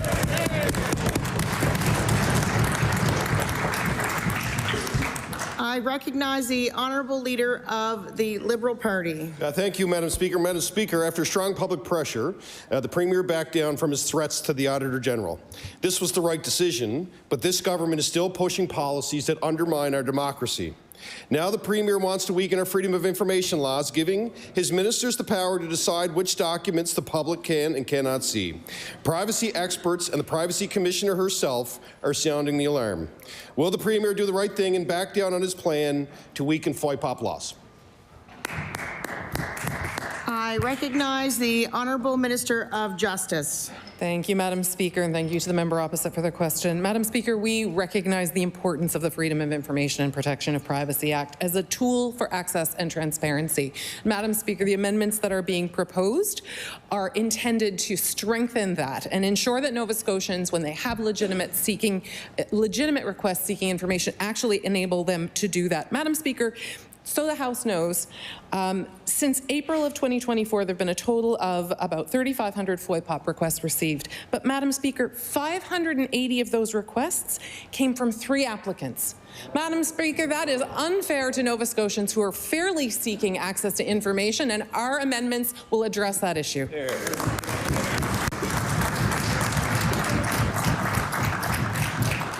I recognize the Honourable Leader of the Liberal Party. Thank you, Madam Speaker, and I appreciate the response from the Minister, but the Privacy Commissioner is saying there's a problem. Similar to what the Auditor General said, there was a problem. So why not pull back and have a conversation and get it right? You did it with the Auditor General. The government did the right thing. We're asking to say to do the right thing in this case too as well when your Privacy Commissioner has concerns. Madam Speaker, these aren't private documents. We're talking about public records that belong to Nova Scotians. The public has a right to hold this government accountable. But we're seeing this dangerous pattern from the government, limiting opposition in committees, changing FOIPOP laws without input from the Privacy Commissioner, and shutting out the media. Will the Minister of Justice commit to protecting transparency and give the Privacy Commissioner a say before making these changes? I recognize the Honourable Minister of Justice. Thank you, Madam Speaker, and thank you to the member opposite for the question. So yes, the Minister of Justice will absolutely commit to upholding Nova Scotians' access to information, upholding democracy, upholding transparency. Madam Speaker, that's what our changes are about. Madam Speaker, we've proposed many amendments. We've had dialogue with Nova Scotians. We'll continue to have dialogue. We'll continue to make improvements because that's what we do, Madam Speaker. We aim to improve access to information. We aim to improve democracy, improve transparency. We will continue to talk to Nova Scotians and continue to make the changes that we need to address Nova Scotians' needs effectively. Thank you, Madam Speaker. I recognize the Honourable Member for Fairview Clayton Park. Thank you, Speaker. The Security and Investigative Services Act of 2010, which would regulate security staff like bouncers, remains unproclaimed. The family of Ryan Michael Sawyer, a 31-year-old who died outside the Halifax Ale House in December 2022, says that this law could have saved his life. Does this government plan to review the current unproclaimed acts to ensure that it is not repealing valuable legislation that could save lives?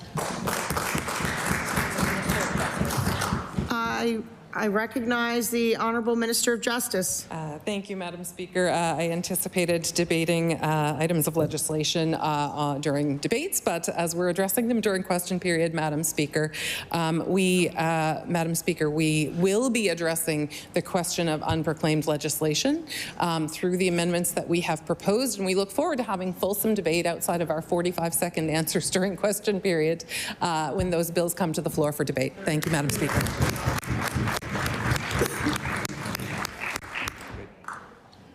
I recognize the honourable member of Fairview Clayton Park. Thank you, Speaker.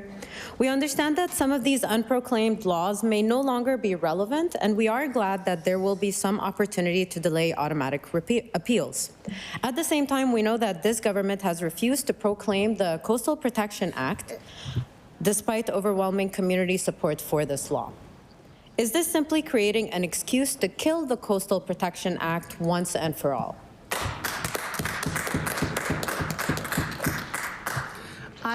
I recognize the Honourable Minister of Environment. Madam Speaker, we're moving forward with the Nova Scotia Coastal Action Plan, an action plan that protects 13,000 diverse kilometers of coastline. Madam Speaker, the best way to protect the coastline is to... Just for order for a second. I heard the member from Sackville-Cobequid yelling. Order. I ask that we refrain from yelling things out. I recognize the Honourable Minister of Environment. Madam Speaker, the best way to protect Nova Scotia's diverse coastline is to support informed decision-making. It is to support municipal leadership. I want to take this opportunity and thank Mayors Andy Fillmore and Cecil Clark, who have pledged their support for Nova Scotia's Coastal Action Plan. Thank you, Madam Speaker. It's your turn. I recognize the Honourable Member for Sackville-Cobequid. Thank you, Speaker. The question is to the Minister of Advanced Education. Speaker, the increasing cost of living in our province has not been matched by an increase to financial support for post-secondary students. The results are striking. One Dalhousie University student explained students right now are being forced to decide what they will spend their money on, whether it's rent, tuition, groceries. They're just struggling just to be able to live. My question is, why does this budget continue to stretch post-secondary students thin?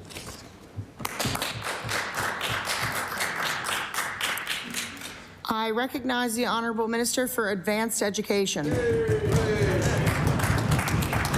Madam Speaker, I want to thank the member for the question.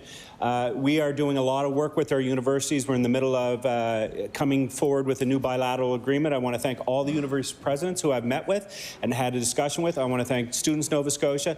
Madam Speaker, we are reaching out to our stakeholders. We're doing consultations, and we want to ensure that our universities are a beacon for Nova Scotia and attract people from all over the world. Hear, hear. I recognize the Honourable Member for Sackville-Cobequid. Last year, this government's 2% tuition cap did not provide post-secondary students with adequate relief. The costs they faced were simply too high, and they remain so. Coming in at Nova Scotia has the highest university tuition rates in Canada, coming in at 33% above the national average. This is a disgraceful title we've unceremoniously held for the last 6 years, and I'll table that. My question is, when will the minister provide real support for students struggling to cover their basic costs through this budget? I recognize the Honourable Minister of Advanced Education. Thank you, Madam Speaker. And we are providing resources in a whole host of tuitions and tuition forgiveness and bursaries. We're also investing in Nova Scotians. We're investing in natural resources, Madam Speaker, so that our students, when they graduate, do not go out west, which they traditionally did. So they'll stay here in Nova Scotia, they see a future for themselves, and they're able to build a life and a family right here in this beautiful province.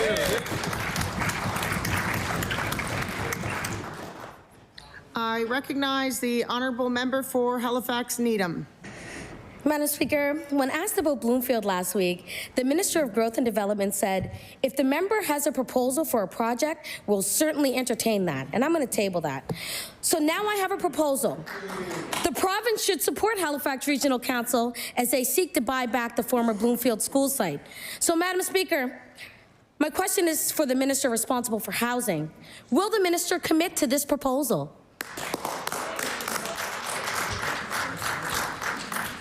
I recognize the Honourable Minister for Growth and Development. Thank you very much, Madam Speaker, and I respectfully say that's a matter for HRM to deal through that process. But I remember last week when the member asked me about affordable housing, so I'm going to take an opportunity to talk about affordable housing, Madam Speaker. We have invested in new affordable housing supply by over 400% since 2020, 2021, increasing the number of units supported by 550%. Madam Speaker, this includes a commitment of over $100 million for new projects over the last 3 years for the construction of 932 new units. 650 of them are affordable. I'll have more to say. I recognize the honourable member for Halifax Needham. Thank you, Madam Speaker. I'm very confused. They're clapping for my proposal, but then they're saying they don't want to do it. I'm just very, very confused. Madam Speaker, land on the peninsula is hard to come by, and this is exactly where we desperately need to be creating more affordable supply. Working to gain access to the site to build this type of housing supply that folks actually need would make the most out of an otherwise bad situation. So I'm going to ask, Madam Speaker, there is a proposal put forward, as the minister had asked, right in front of them. And I'm just going to ask again, will this government do everything they can, which is, look at this proposal, to do everything they can to get affordable housing built on the Bloomfield lot? I recognize the Honourable Minister of Growth and Development. Madam Speaker, we won't turn a blind eye away to a good proposal, Madam Speaker. We have invested hundreds of millions of dollars. We have cut miles and miles of, I'll say red tape, but again, orange tape, Madam Speaker. We have made groundbreaking investments in housing. The proof is in the pudding. 125% of our 2028 target. We're going to continue moving the needle in the right direction. Nothing's stopping us, Madam Speaker. I recognize the honourable member for Cumberland North. Thank you, Madam Speaker. My question is to the Minister of Health and Wellness, and my question today is regarding the Auditor General's report on ground ambulance service. And once I'm done the two questions, I'll table that report. The Auditor General released this report, and it indicated, quote, Nova Scotia's ground ambulance service is in a critical state, and the government is not effectively monitoring the performance of EMCI, or Medavie Blue Cross, to adequately deliver it, says Auditor General Kim Adair. Last year, the average wait time for ambulance in Nova Scotia spiked from 14 to 25 minutes, an increase of 79%. I'll ask the Minister, what is being done to decrease the wait times? I recognize the Honourable Minister of Health and Wellness. Thank you. So thank the member for the question. So certainly we were very happy to work with the Auditor General on that report. We accepted all of the recommendations, and I believe that the report ended on December 31st, 2023, if my memory serves me correctly. I don't have it in front of me. And actually, we have done a number of things. We have looked at increasing the number of people that are on the ambulance. We have very thanks, Premier. We have done a number of things. So we certainly have seen a big increase in the workforce related to paramedics. We've introduced EMRs. We have the fixed-wing aircraft. There's a number of things that have happened to improve the ambulance response time. I recognize the Honourable Member for Cumberland North. Thank you, Madam Speaker. And the reason I bring this up today in question period is because I'm still hearing from Nova Scotians that are waiting an hour and a half, 2 hours, 3 hours during a medical emergency for an ambulance. And it's not acceptable, Madam Speaker. One of the things that I've been concerned about and paramedics have drawn attention to is that the time that is being given for the wait times is not actually based on when people call 911 to when the ambulance arrives. Therefore, I would say, Madam Speaker, that the times that the department is releasing as far as the offload or the wait times is really not accurate. And last night during estimates, the minister did verify that this is true. Will the minister commit to changing this so that there's more transparent, accurate results in our offline? I recognize the Honourable Minister of Health and Wellness. I certainly did not validate that statement last night in estimates. That is not accurate. So when someone calls 911, the moment that the location of the individual is verified, the clock starts. So the minute they know where they're going, where they understand what the call is, that is when the clock stops. There's lots of calls that come into 911, but until they know where they're going. And then the moment they arrive on scene, that is when the clock stops. So there is absolutely no way that this is being misleading in any way, and I think it's shocking that a member of this legislature would accuse Department of Health or the company or paramedics or dispatch for hiding information from Nova Scotians. I find that shocking. I recognize the honourable member for Halifax, Citadel, Sable Island. Madam Speaker, this government recently announced its plan to hire private mental health providers managed through a third-party organization to provide mental health services funded with public money. But there is no plan for guaranteeing patient safety, and nor making sure that Nova Scotians have access to evidence-based practices. Nova Scotians need to know they will receive high-quality services. Other jurisdictions have built patient safety into their mental health services, no matter the provider.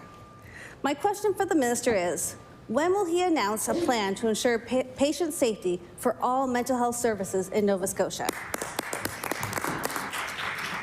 I recognize the Honourable Minister of Addictions and Mental Health.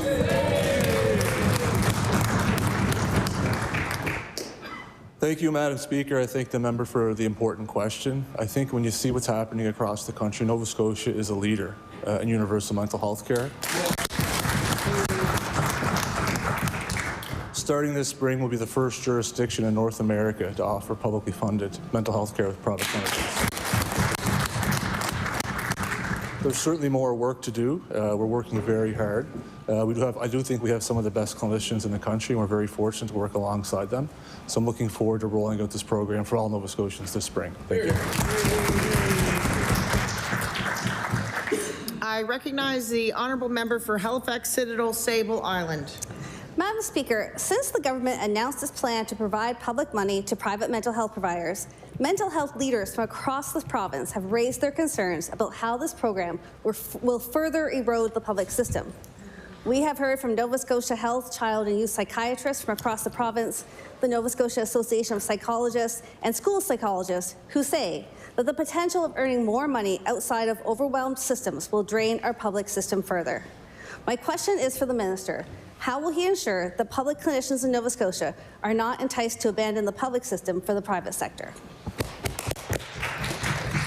I recognize the Honourable Minister of Addictions and Mental Health.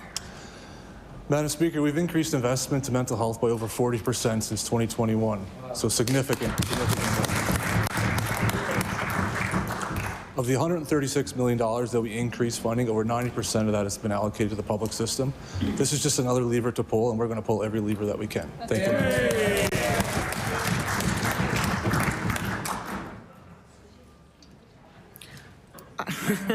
I recognize the Honourable Member for Dartmouth North. Madam Speaker, Nova Scotia Power customers are dealing with yet another power rate increase of 2.4%.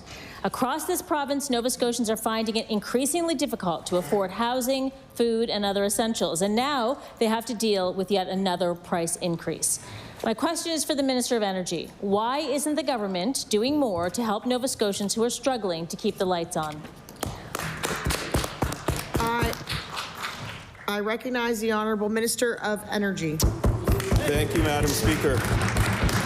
Madam Speaker, we know that when energy bills or power bills come in and Nova Scotians see it rise, they have concerns, and it's a challenge for people, Madam Speaker. We recognize that. And as a government, we've taken some significant investments to make sure that we support Nova Scotians.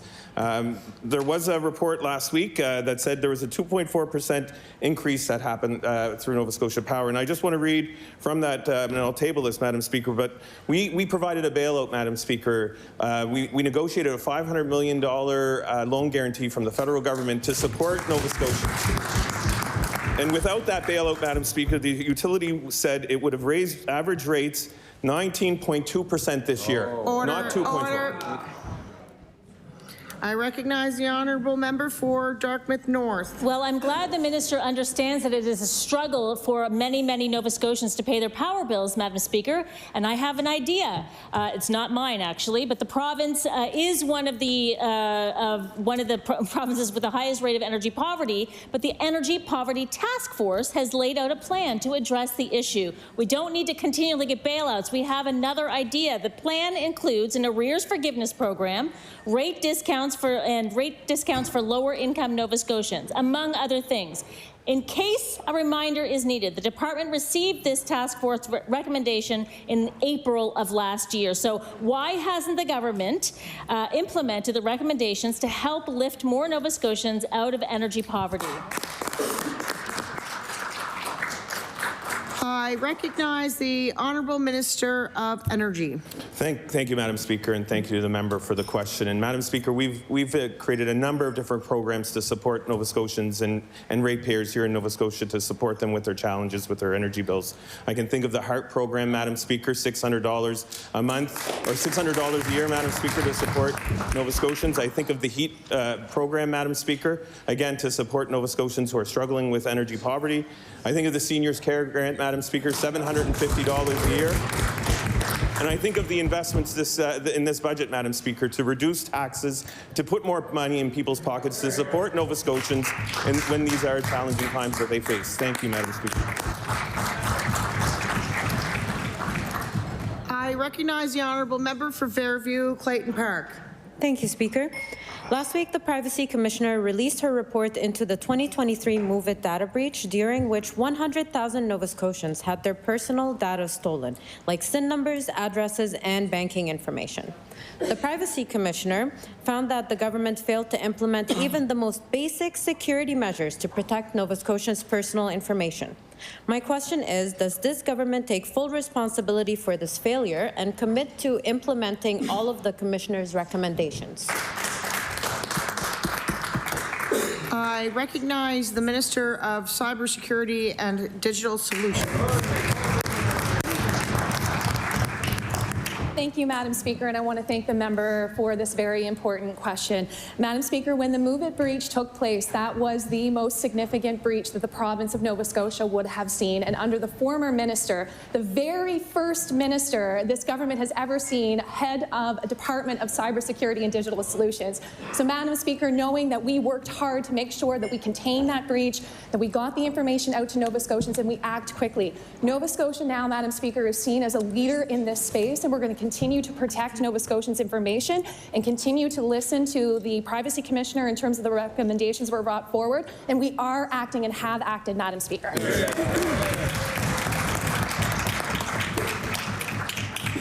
I recognize the Honourable Member for Fairview, Clayton Park. My question again is, does this government take full responsibility for that data breach? I recognize the Honourable Minister for Cybersecurity and Digital Solutions. Thank you, Madam Speaker, and I want to thank the member for the question. Madam Speaker, we know that cyber attacks are increasing in volume and increasing in significance. And Madam Speaker, we're going to make sure that we as a province continue to make the appropriate investments to protect Nova Scotians' information. We also know that governments are not immune. Madam Speaker, cyber attacks are the second biggest global threat that all governments and all countries and all provinces and territories are up against, Madam Speaker. But the fact that we have a dedicated department for cybersecurity and digital solutions, Madam Speaker, is significant. It is showing that we are committed to making sure that we are putting the right investments in the right places to protect Nova Scotians always. I recognize the Honourable Member for Timberley Prospect. Thank you, Madam Speaker. I have a question on, thanks, buddy, on point of sale rebates for children's goods. The Premier has cited the need to harmonize trade and the economy across the country. In Nova Scotia, while necessities related to children are HST exempt, like clothing and diapers, tax is charged to buy car seats and booster seats. In other provinces, like Ontario, there is no provincial tax charge. Since we are specifically working with Premier Ford to get rid of regulatory differences, will the government commit to also no longer charging families tax for the purchase of car seats to keep our children safe? Thank you, Madam Speaker. I recognize the Honourable Minister of Finance. So, Madam Speaker, we recognize as a government that affordability issues are profound for all Nova Scotians and particularly young families. That's why we're bringing in $500 million tax break for Nova Scotians this year. That's $1,000 on average per family, as well as ramping up and making substantial more investments in the school food lunch program. So we're working very hard on affordability. We recognize the issue. I recognize the Honourable Member for Timberley Prospect. Thank you, Mr. Speaker. And I know, sorry, Madam Speaker, and I'm not asking to ramp up, I'm asking to level up. The end of the tax holiday last week means families are facing an increase on necessities for their children. Necessities that keep them safe, and I'm aware families are buying them secondhand. They're actually buying car seats that could be expired and not safe for children. Since the government is looking across the country on how to change things, I was hoping we could actually look at some things that would make things better for Nova Scotians. Using the same logic they are using as to why rules need to change in the House and other changes to copy one or two provinces, will the government make this small adjustment that actually will help both families and our local retailers and make our car seats safe? Thank you. I recognize the Honourable Minister of Finance. So, Madam Speaker, we continue to work hard for Nova Scotians for affordability. We're making unprecedented investments in rent supplements. We're making, we've indexed the amounts for people on income assistance. We've done many different things as a government. This is a historic budget. I hope the member will support it for that alone, for the investments we're making in affordability for Nova Scotians. I recognize the Honourable Member for Cape Breton Centre, Whitney Pier. Madam Speaker, the CBRM is struggling with strained and broken infrastructure, roads that are falling apart, and municipal services that don't provide the support people deserve. Why did the government simply reallocate old money instead of adding new money to the Equalization Fund? And I direct that to the Minister for Municipal Affairs. I recognize the Honourable Minister of Municipal Affairs. So, Madam Speaker, I do want to point out that as a government we are making historic investments in Cape Breton. I want Cape Bretoners to know that we're investing in Tartan Downs, we're investing in municipal infrastructure. We're investing in a hospital in a hospital in Cape Breton. We're investing in a new medical school. We are making unprecedented investments in the CBRM, and I'm very proud of those investments as a government. I recognize the Honourable Member for Cape Breton Centre, Whitney Pier. Thank you, Madam Speaker. Besides the point that most of the things that the Minister just discussed was announced under a previous government, Madam Speaker, the Minister didn't answer the question. So the people of CBRM deserve better than the dismissive treatment that they have received from this government in the past session. We need this government to take concrete action now. Will the Minister answer this question? Will this government add more money to the municipal finance grant to ensure the CBRM gets its fair share? I recognize the Honourable Minister of Municipal Affairs. Madam Speaker, we're investing in CBRM in many other ways too. We've invested new public housing for the first time in a generation. In CBRM as well as other communities, but a substantial investment in CBRM, and I know we've invested in the upkeep of the existing public housing stock again in CBRM. So we continue to make historic investments in CBRM. I want the people of Cape Breton to know that we care about them. We're investing in them.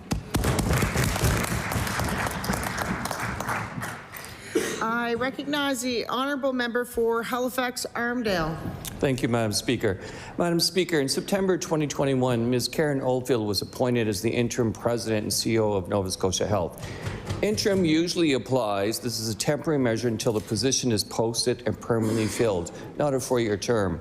Yet 4 years later, nearly 4 years later, Ms. Oldfield is still the interim president and CEO. My question to this government is, when will the government publicly post a search for a permanent president and CEO of Nova Scotia Health, one that Ms. Oldfield would be welcome to apply for?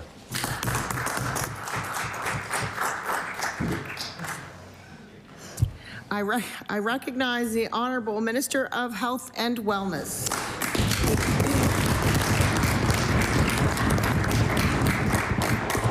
I always find the question of interim interesting because actually, arguably, I'm the interim health minister. This certainly is not my permanent full-time job forever since I serve at the pleasure of the Premier.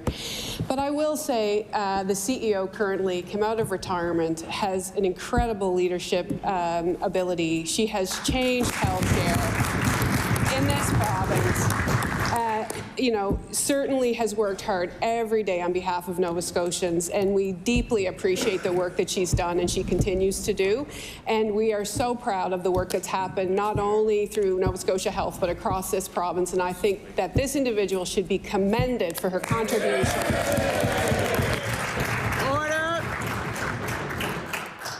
Order, please. The time allotted for oral questions put by members to the ministers has expired. I recognize the Honourable Government House Leader. Thank you, Madam Speaker. Pursuant to Rule 5C, I move that the hours for February 26 be not 1 till 5:30, but instead be 1 till 10. The motion is that the hours for February the 26th, Wednesday, be not from 1 to 5:30, but 1 to 10 p.m. All those in favor, please say aye. Aye. Contrary-minded, nay. The motion is carried. I recognize the Honourable Government House Leader. Speaker, I move that you now do leave the chair and the House resolve itself into the Committee of the Whole, House on Supply. Okay.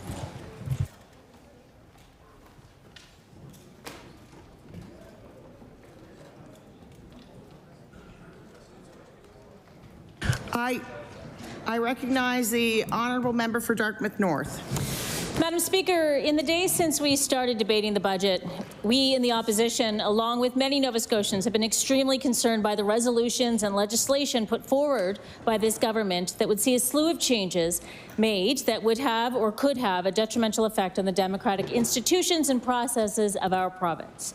Changes that would make it possible to fire members of the public service, changes that will make it harder to access information from government departments through FOIPOP, and perhaps most alarmingly, changes to the way we do business in this chamber so that members may be limited in how we debate and improve legislation moving through the House. And may I say that the irony of this anti-democratic change is particularly bitter when we look at it in the context of what is happening with the threats from our neighbours to the south. President Trump's threats of tariffs and threat of absorbing Canada into the United States is generally met with epithets of Canadian pride. We are Canadian. We need to stand together. We're different than the United States. We hold democracy in high esteem, and we want no part of the United States, et cetera, et cetera, et cetera. The Premier has been in Toronto working on taking down Canadian trade barriers, and in Washington trying to convince the U.S. not to threaten Canada with tariffs. Yeah, fine, great, clap, that's awesome. Meanwhile, the actions taking place here at home are direct attempts to use a supermajority to consolidate power and to distract from the lack of inaction on anything that the Premier campaigned on in the last election. And so, Madam Speaker, I am going to use my few minutes today to remind the House and hopefully the public that the Premier campaigned on, among other things, needing a second mandate to continue to fix health care. He needed a second mandate to finish the job, he said, and we are just getting started, he suggested. And the sad fact is, he was right. Health care was not fixed in the Conservatives' mandate, and by many metrics was seen to be getting worse. More ER closures, thousands more people without attachment to primary care, longer wait times, and wait for it, a midwifery program that suffered from a severe lack of investment and vision for what a well-resourced program could mean for our province. Midwives in Nova Scotia, Madam Speaker, provide comprehensive primary care during pregnancy, birth, and the first 6 weeks after birth, caring for pregnant and postpartum people and their newborns. This care replaces the care provided by a physician or nurse practitioner. Nova Scotia has 2.6 midwives per 1,000 population. 100,000 population, if only, Madam Speaker. 100,000 population. Below the national average of 4.7 and far behind international comparators. Australia, for example, Mr. Speaker, has 122 midwives per 100,000 person population. Midwifery care is provided in Nova Scotia by the South Shore Community Midwives, IWK Community Midwives, and Highland Community Midwives, as well as through a limited pilot program in Inverness, providing prenatal, postpartum, and newborn care. And I'd like to take a moment to thank these midwives for the important work that they're doing for caring for pregnant people and their newborns. These folks are doing incredible work under much less than perfect circumstances, despite the NDP calling for many years for a commitment to midwifery services and a large expansion to the program here. Unfortunately, there is no money in the budget for midwifery expansion, and that is, frankly, very disappointing for a government that was re-elected to fix health care. The government of Nova Scotia has indicated that there are no plans to increase access to midwifery services despite consistent demand in other areas of the province and long wait lists for services. Last year, over 1,200 letters were sent to the government of Nova Scotia through the Nova Scotia Needs Midwives campaign, asking for expanded midwifery services in the province. Midwives' scope of practice is currently limited to care of pregnant, laboring, and postpartum adults and newborns to 6 weeks only. However, even within this limited scope, midwives could be filling numerous gaps within the healthcare system. Pregnant people all across the province are reporting challenges in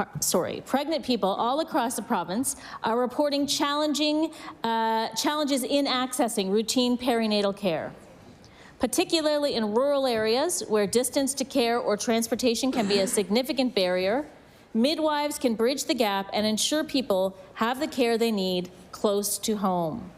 Midwives' ability to provide care in the community can eliminate barriers for some of the most vulnerable pregnant people who may not otherwise be able to receive care. There's no standard of care in Nova Scotia, Mr. Speaker, for postpartum care. A recent study found highly inconsistent access to postpartum care throughout the province, citing a mean time of 8.7 days postpartum for the first follow-up visit, but high variability between communities and providers. This can lead to unnecessary use of emergency departments, particularly for postpartum people without family physicians. People with midwifery care are 22% less likely to use emergency departments in the first 6 weeks after birth. Last year, a FOIPOP request made by the NDP discovered that nearly 16% of babies born in Nova Scotia were referred to an unattached newborn clinic. No data are available on how many of those referred were actually able to attend the clinic or whether babies continue to go without care when they are unattached to a health home. Routine visits in the home by midwives in the early weeks of baby's life detect issues early, promote breastfeeding, which in turn reduces the incidence of chronic disease later in life, a significant burden on Nova Scotia's healthcare system, and facilitate parent-infant bonding by minimizing disruption. Midwives' 24/7 call availability to answering parent questions and address concerns keeping babies out of emergency departments and builds parenting self-efficacy, creating stronger families. Midwives are trained to do more than provide perinatal care. Comprehensive sexual and reproductive health care, including services like cancer screening, testing and treatment for sexually transmitted infections, testing and treatment, and sexual health and healthy relationships counseling is all well within midwives' competencies, and indeed is provided by midwives in most of the world. If midwifery's scope of practice were expanded to reflect midwives' existing competencies, midwives could be filling gaps in the healthcare system across the province. Routine sexual and reproductive health care is often unavailable in rural areas, where women's health clinics may be open as seldom as once a year. Untreated infections and undetected cancer can have serious long-term effects on Nova Scotians' health, as well as on healthcare resources, when they require specialist care due to exacerbation over time. Midwives in Nova Scotia are highly educated, experienced, and ready to work. Nova Scotia has an opportunity to be a leader in Canada by ensuring that midwives are used to their full potential. This would relieve the burden on physicians from the emergency department to family practices and help women and their families get the high-quality care they deserve. As the former health critic for the NDP, Madam Speaker, I have questioned the minister many, many times in budget estimates and on the floor in question period about midwifery services. And the answer that I've been given has always been, in my opinion, wholly inadequate. The minister talks about how difficult it is to fill the jobs that are posted in Nova Scotia. And that may be true, but the reason those jobs are hard to fill is pretty obvious, and that is that there has been no robust expansion of midwife programs, and so the jobs that are available are asking people to come and be midwives with very little support in the community. With just another midwife or two midwives in a rural community that serves thousands and thousands of people, it would be very difficult to be able to do that job without burning out really, really fast. And people know that. Midwives know that. And so the minister needs to actually grapple with the question, why are we not robustly expanding midwifery in Nova Scotia? It would save the healthcare system, I mean, I don't know how many thousands of dollars, hundreds of thousands of dollars, millions of dollars over time, I'm sure. It would reduce visits to the emergency room. It would make for healthier pregnancies. A giant, I forget the percentage, Madam Speaker, but a very high percentage of surgeries in Nova Scotia are due to C-sections. We know that midwifery care reduces the occurrence of C-sections by a huge proportion. And so that in and of itself would save thousands and thousands and thousands of dollars in Nova Scotia. And we can talk about money all we want, but Madam Speaker, we also want to make sure that people are having healthy pregnancies and healthy births, and that babies and parents are able to bond well after birth. And it all is contributed, all of it is improved by the contribution of midwives. So expanding midwifery care supports families and strengthens communities. And if we want our province to grow and thrive, midwifery care needs to be accessible to all through a robust expansion in the program. Thank you. I recognize the honourable member for Cape Breton Centre, Whitney Peer. Thank you, Madam Speaker. This is my annual municipal funding speech into supply. Speaker, I rise today for the 5th year in a row to discuss various funding issues facing municipalities. I have spoken many times on this topic because it is an important issue that deserves the attention of this House. As a former councillor, and now 5 years as the Nova Scotia NDP Municipal Affairs critic, I have seen municipal units fighting for scraps of money due to the lack of funding. Municipal units frequently compete over small pots of money via grants because the large pot of cash, the municipal capacity grant, also known as equalization, has stayed the same since 1995-96. Even after the last review in 2023, the monies have continued to stay the same. The PC government chose to continue using the same pot of money it used since the 90s. Madam Speaker, there are people in this chamber who were just infants, children going to primary school when this money was allocated.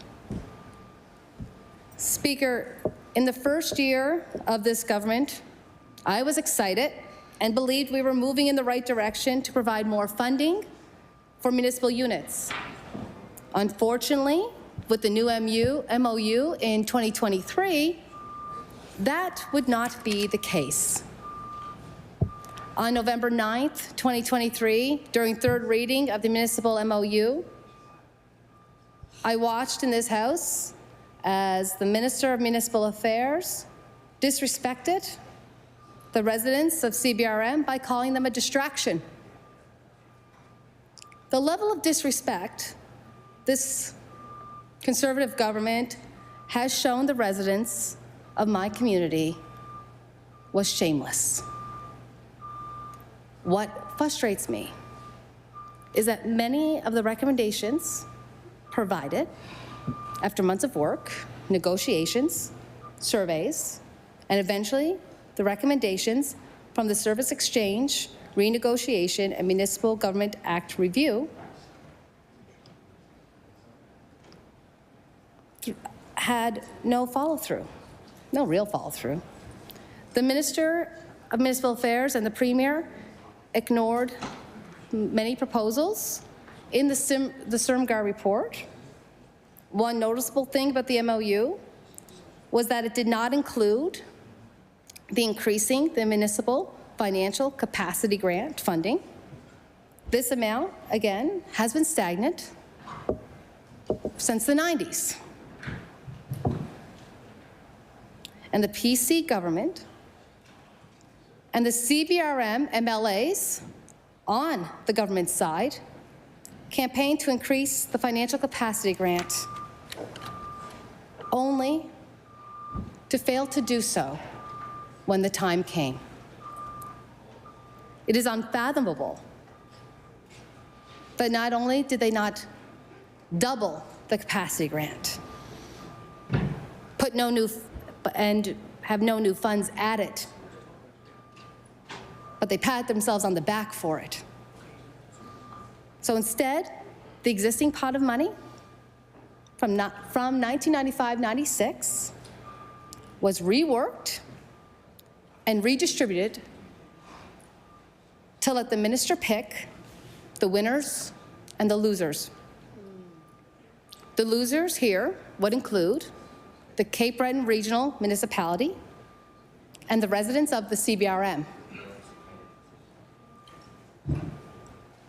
Under the new proposed formula, the now actual formula, the CBRM will receive less equalization funding than they have in the past.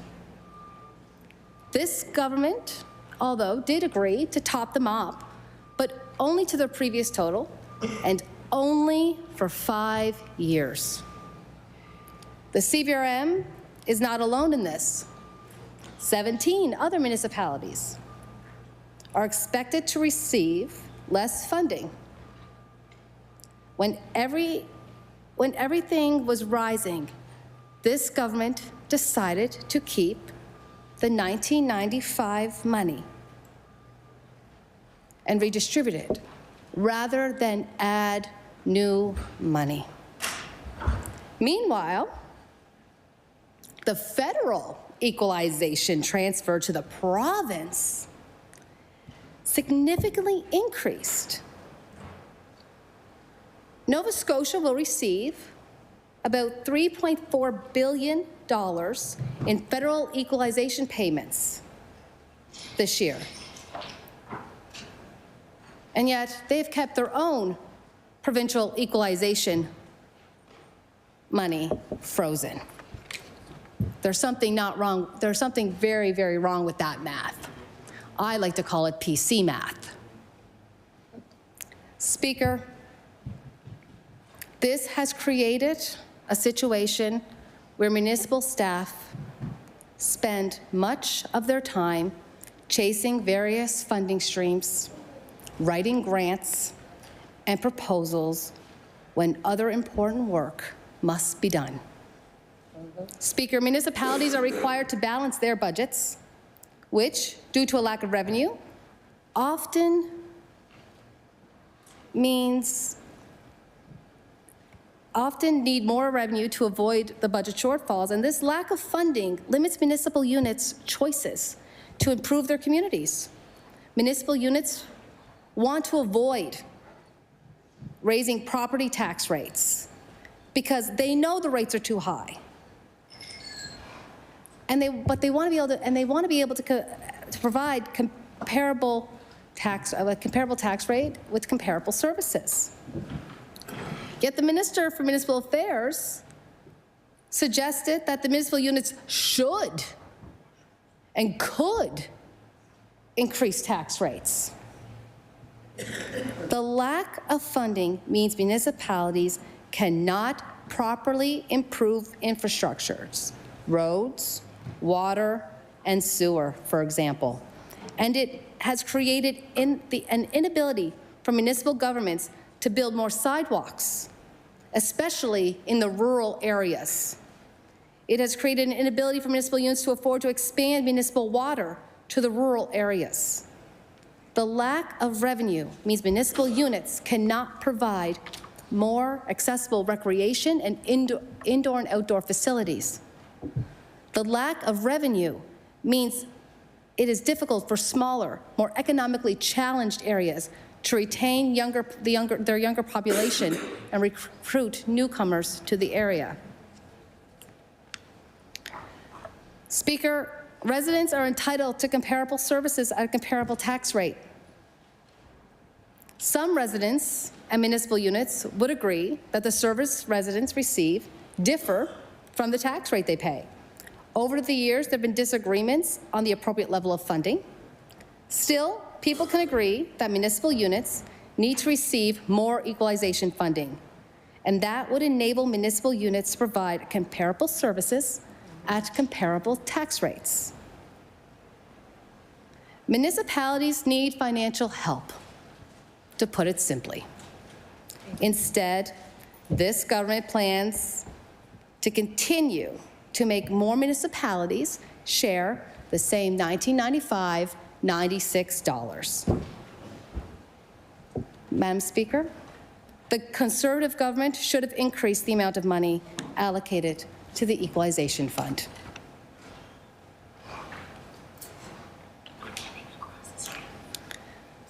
Speaker, Nova Scotians for Equalization Fairness Group has requested accountability and transparency of the government's federal equalization funding of 23.1%, approximately, generated out of the municipal units to provide comparable services at comparable tax rates. This group is looking to know and see where the federal government's equalization money is being allocated. Before 2013, this information was readily available to the public. Under the Liberals, it disappeared, and it continues to remain hidden.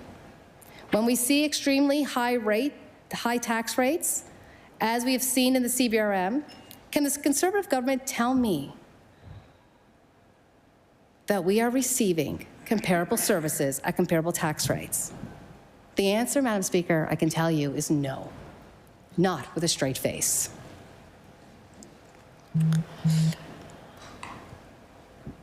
Madam Speaker, before I start concluding my remarks, I want to talk about another area where municipalities are shortchanged in the funding department, and that is through the cannabis tax money.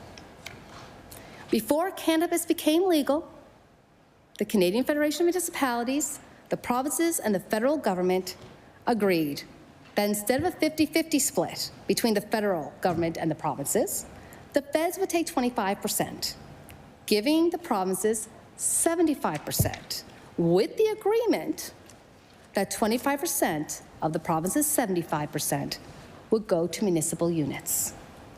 Instead of allocating the 25% to the municipal units and working with the municipal units to devise a formula, this government continues to make municipalities show the receipts and prove costs. Madam Speaker, that was not the federal government's agreement with the provinces when it agreed to reduce its revenue from 50% to 25%. This has created unnecessary administrative burdens to municipalities and to police departments. And again, it was not in good faith. Madam Speaker, as I start to close my remarks, I want to turn my attention back again to the CBRM. The uniqueness of the CBRM includes heavy debt load. When the CBRM had forced amalgamation, the debts of the amalgamated were not forgiven. Yet other municipalities that have consolidated have had incentives provided to them. Had the CBRM provided that same opportunity during amalgamation, the financial situation they are in now could have been avoided. Other unique circumstances was the outmigration, the slow economic growth, and infrastructure deficits that occurred.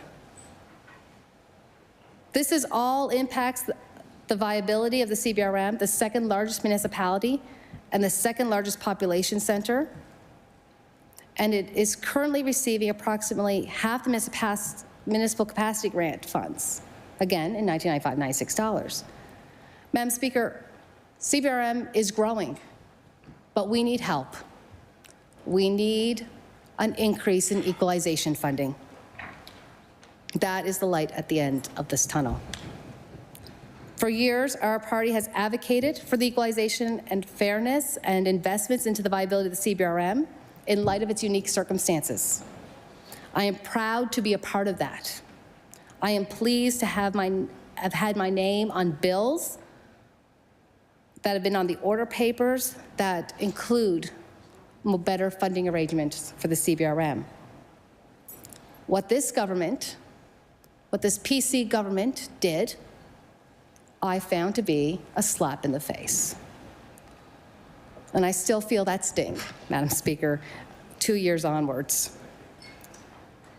In closing, Madam Speaker, I would welcome a substantive budget line that increases the municipal equalization program.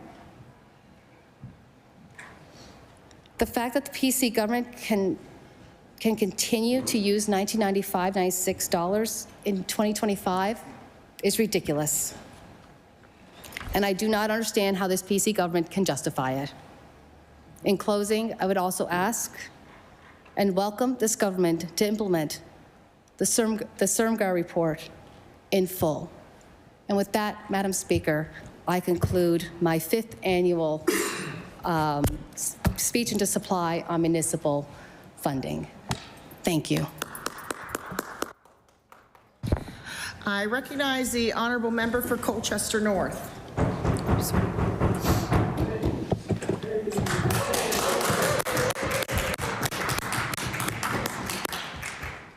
Thank you, Madam Chair. Speaker. I usually just kind of sit and partially listen to some of these statements that are made from some of the members across the way. I kind of tuned into this little bit. I've had 12 years in municipal representation and fully understand the challenges that municipalities face. I do recall that we debated this for hours and hours and hours in the last, I think it was in the spring session, I can't recall exactly, but we would debate this and the bells would ring for an hour and somebody else would filibuster for an hour and then the bells would ring for an hour. But I just, there's a couple of things there that I think that I heard that, if I heard correctly, need to be straightened out. I want to talk a little bit about the error there with respect to the cannabis formula. And while it is factual that the federal government told us that, and I was at the Federation of Canadian Municipalities at the time, that they did tell us that it was 75% to the province, 25% themselves, and that the province was to give us, municipalities at that time, 25%. That's what they told us, but that's not what they did. That's not representative of what the fact is that the contract that they signed with the province had no mention whatsoever of having to give it 25%. So I just, I want to point out those things because sometimes the member from Cape Breton, Senator Whitney Pier, memory's not any better than mine is. Last week, the member, just to give some examples of where there may have been stuff that wasn't correct in the latest, her latest comments, maybe somebody should fact check them, but last week, the member for Cape Breton, Senator Whitney Pier, confessed to carrying the green rule book around like a Bible. She also said that the fact that the rule changes were put in the form of a resolution and not a bill was a way for the government for this government to somehow evade scrutiny. So, Madam Speaker, I urge you to direct the members' attention to the facing page to the table of contents of the Green Book she carries around with her like a Bible. And if anybody wanted to look at that, they will see that the member would see that there are a list of 19 dates in the front of that. That would be March 6th of 1981, March 25th of 1983, March 22 of 1984, 23 of 86, March 12th of 87, 14th of 1990, September 14th of 1993, again in November 16th of 93. This is all on that facing page that's being carried around as a Bible. I'll skip to the bottom. The last time it was October 13th, 2027.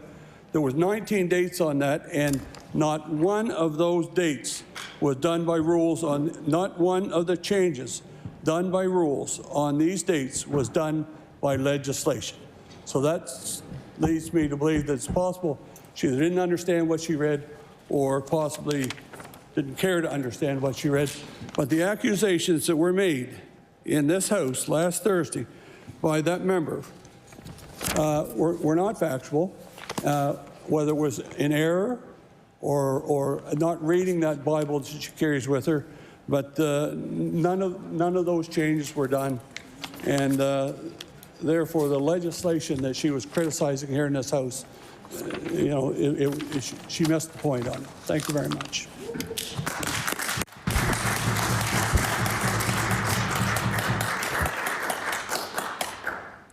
I recognize the honourable member for Sackville-Cobequid. Point of order, Madam Speaker, but is it parliamentary to suggest that someone has presented something that's not factual intentionally in the House? Isn't that something he should raise?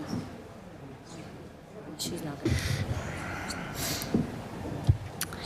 So, when you're making rulings on point of order, it has to do with how they say something. In no way did that member say that the other member intentionally misled. He had stated, misunderstood, might not have read it correctly, yada, yada, yada.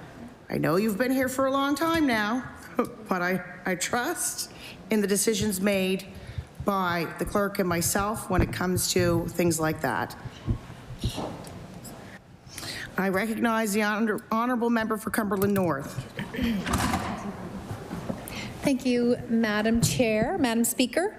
And I will just stand and speak in supply, respond to the budget on behalf of the people of Cumberland North. Madam Speaker, Cumberland North is an incredible place.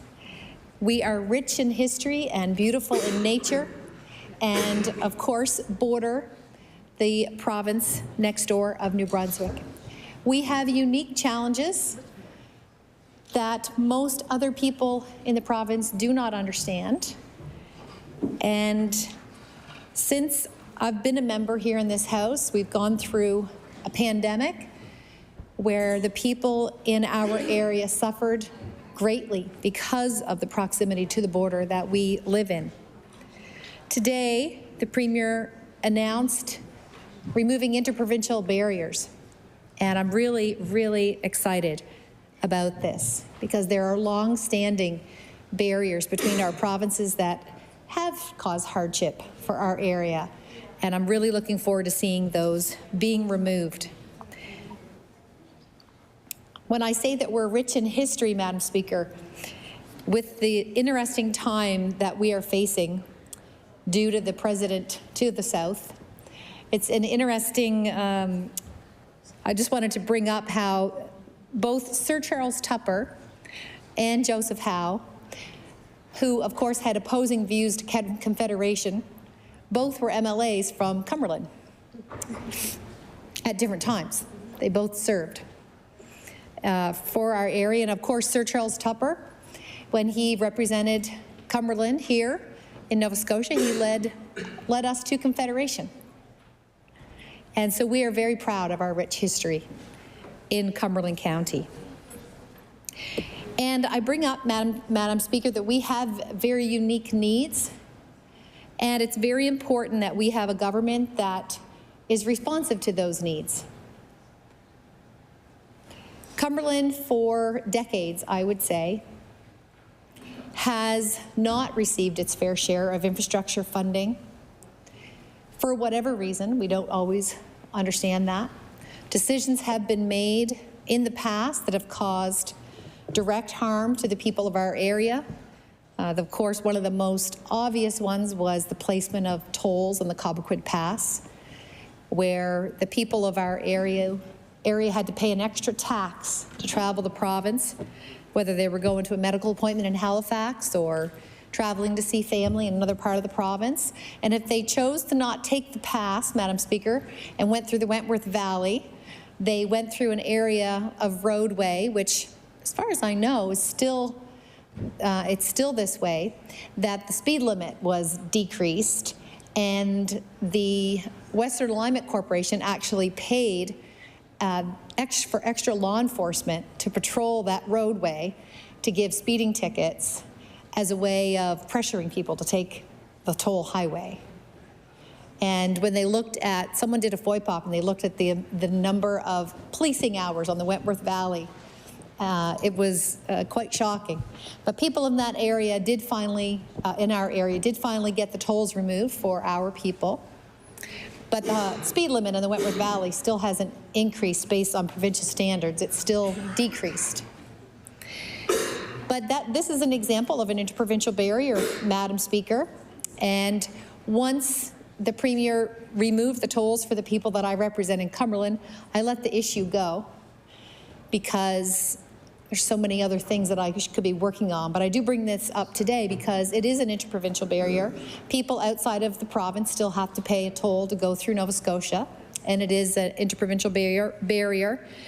So I'm hoping that that is one of the things that the Premier will be looking at removing as part of his work going forward. We need to find ways to make Canada more profitable, especially with the impending threats of the Trump tariffs, and removing all of the barriers that impede trade and economic prosperity between our provinces is very, very important. In looking, responding to the budget, Madam Speaker, one of my concerns is the debt load that Nova Scotia is taking on. And if you look at the line items, our interest payments is the 5th largest expenditure for the province moving forward. And when you look at the projections of provincial debt over the next 4 to 5 years, it's astronomical how much money our province is going to be taking on in debt.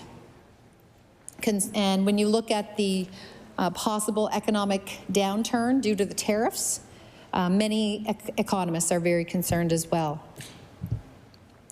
Of course, there's been a lot of conversation over the last week about the Auditor General's role here in the province, and I will just highlight once again that the Auditor General has made recommendations that have been ignored, and that is to bring Nova Scotia in step with the rest of Canada with regards to how spending is done outside of the budget. Over $1 billion annually, I believe it's between 8 and 10% of our budget here in the province of Nova Scotia is being sent out with no legislative oversight. This is not good spending, not good responsible government, and something that the Auditor General has, again, recommended we make changes. And I think most Nova Scotians would as well. And we're going through the budgetary process now. We're all going through estimates, but I can't help but wonder what is the purpose when we all know that the numbers that are being presented to us, if history, if what we've seen over the last 3 years continues moving forward, then the numbers that we've been given are not reflective at all of what the actual spending will be. So I do support the Auditor General's recommendations to change the Finance Act and to improve legislative oversight for spending for of people's taxpayer dollars here in the province of Nova Scotia. There are some things in the budget that I had asked for on behalf of the people I represent, so I was happy to see them. One was the increase in basic personal tax exemption. That's been needed for a long time. The previous government really should have increased that. But one thing that is missing, unless I'm misunderstanding it, but it doesn't appear that the basic personal tax exemption is going to be indexed. And most economists would recommend that, and it would be an easy thing to change, to amend in this budget, and that is to index the basic personal tax exemption. It would prevent the government from having to relook at it again in a couple of years, and it would automatically go up, similar to what the government has done with the income tax brackets. And that's something that we've also been asking for years. So both basic personal tax exemption and income tax brackets both should be indexed annually based on CPI. The shingles vaccine is something that people have been asking for several years as well. I'm happy to see this in the budget, but I will add that the clinical guidelines are that it's recommended for people 50 and over to receive the shingles vaccine. And this budget is only covering it for people that are 65 and older. So it is something that I would recommend the government change in this budget before it is passed, and that is to amend that. And based on, again, clinical guidelines, provide the shingles vaccine to people that are 50 and over, not 65 and older. The small business tax rates are welcomed, and the increased income threshold is a welcome step for entrepreneurs. The one thing that the budget is missing, surprisingly, is any funding for the protection of the Chignecto Isthmus. We are the gateway, the key economic gateway for all Nova Scotians up in Cumberland. The Chignecto Isthmus, of course, is the piece of land that connects Nova Scotia with New Brunswick, and has had Acadian dikes in place since the 1600s that protect the isthmus from flooding. But those dikes have been, they've had repairs done over the last 400 or 500 years.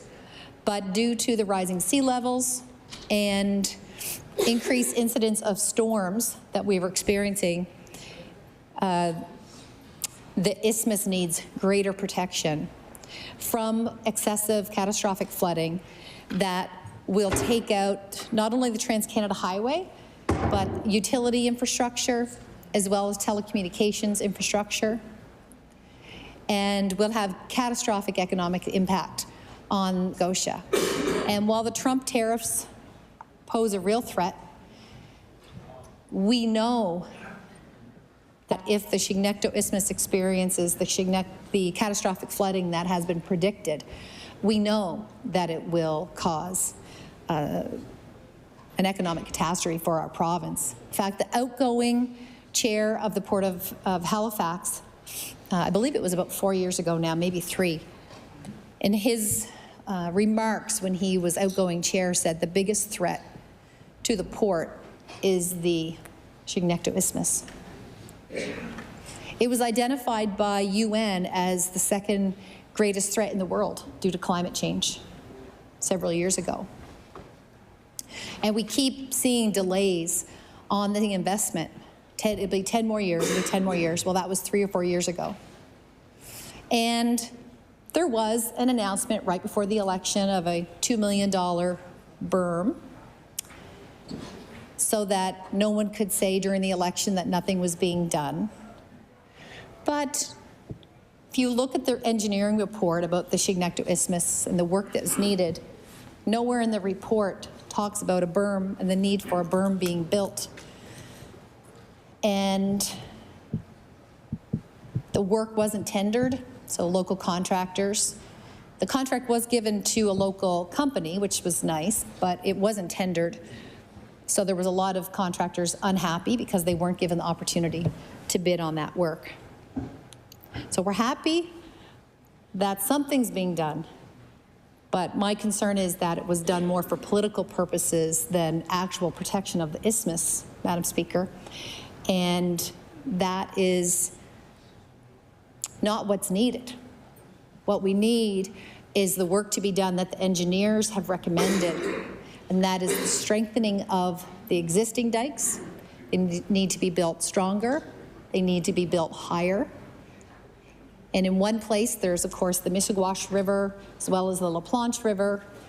And in one area, an engineering report, they recommend steel reinforcement. In the initial report, it estimated between $200 and $300 million to get the work done. And I know that the Premier had made a decision that Nova Scotia was not going to invest in this work, and that he actually has taken it to court to ask the federal government to pay all of the money. And the federal government have been pretty emphatic that they are willing to pay for 50%. New Brunswick has already signed on. They're willing to pay for 25%. And my concern, Madam Speaker, is that the delays could lead to catastrophic consequences here in Nova Scotia. I don't believe we can afford to continue delaying the work that's needed at the Chignecto Isthmus. So I believe that's a glaring deficiency in this budget. Yes, it's a lot of money. Some people are saying it's going to be $600 million to fix it now. So if we pay 25%, that's what, 150 million? But if you look at the federal transfers that this province is getting, 150 million is a pretty small amount in comparison. So, Madam Speaker, there's much more that I can say about this budget, and I will take an opportunity to do that at a future date. Thank you, Madam Speaker.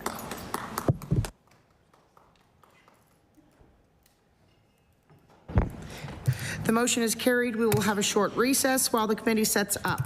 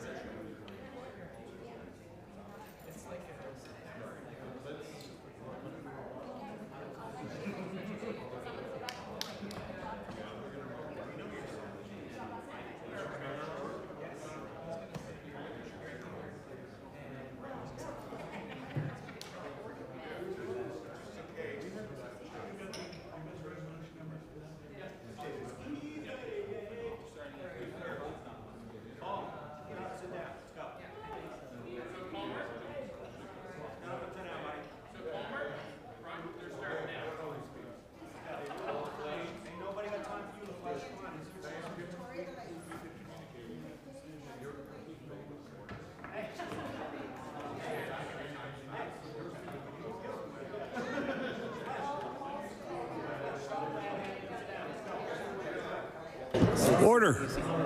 Ready? No.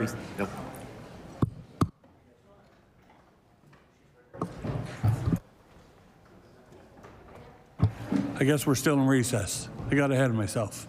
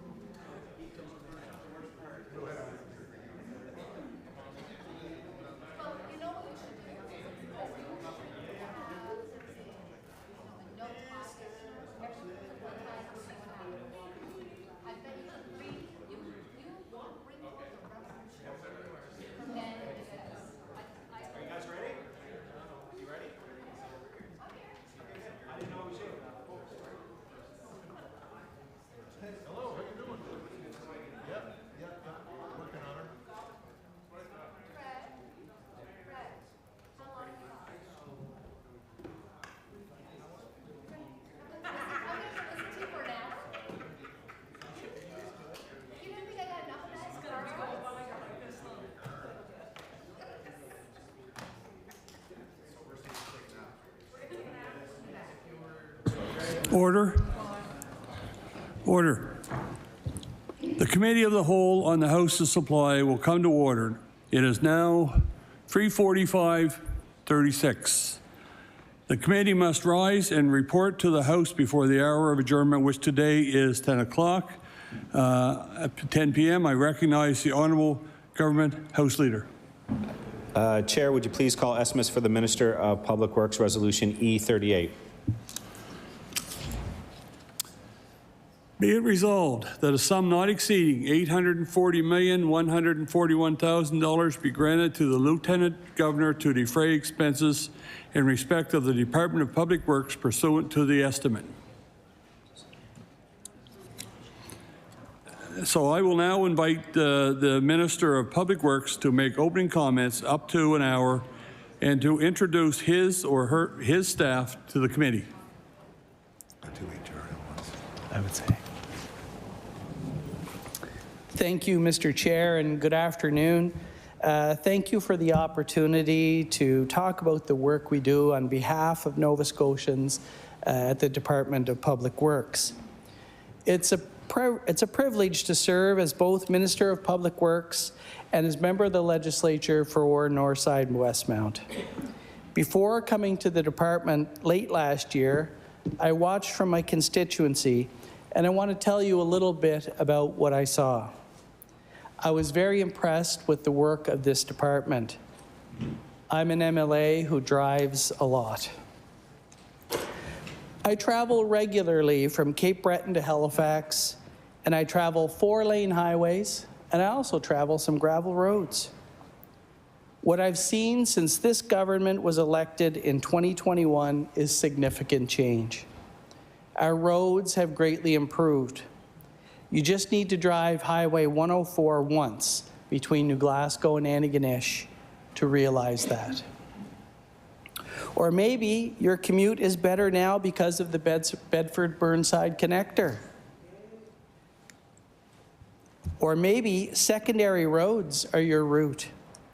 In that case, you've seen firsthand the difference that doubling the gravel roads program has made.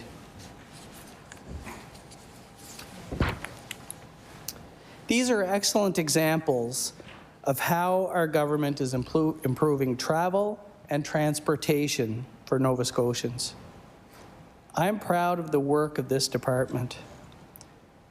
I do know that there is more work to do, and I'm looking forward to getting the job done. We need to ease congestion, make sure our major projects continue to drive our economy forward, to create a brighter future for Nova Scotia. As Minister, I'm fortunate that I get to work with so many extremely talented and dedicated people. People who put their heads down and work in all kinds of conditions for Nova Scotians. The work we are doing together will have lasting effects on the lives of Nova Scotians for generations to come. Next to me today, I have two great people from the Department of Public Works that I'm fortunate enough to work with. I have Mr. Paul LaFlèche, Executive Deputy Minister, and Peter Geddes, Associate Deputy Minister, and soon we'll be joined by Brent Pirro, Executive Director, Financial Advisory Services. And in the gallery and out in TV land, there are more Department of Public Works, Build Nova Scotia, and Joint Regional Transportation Agency staff that I have the pleasure of working with as Minister. I really want to take this opportunity to thank all the staff for everything they've done for me since becoming Minister.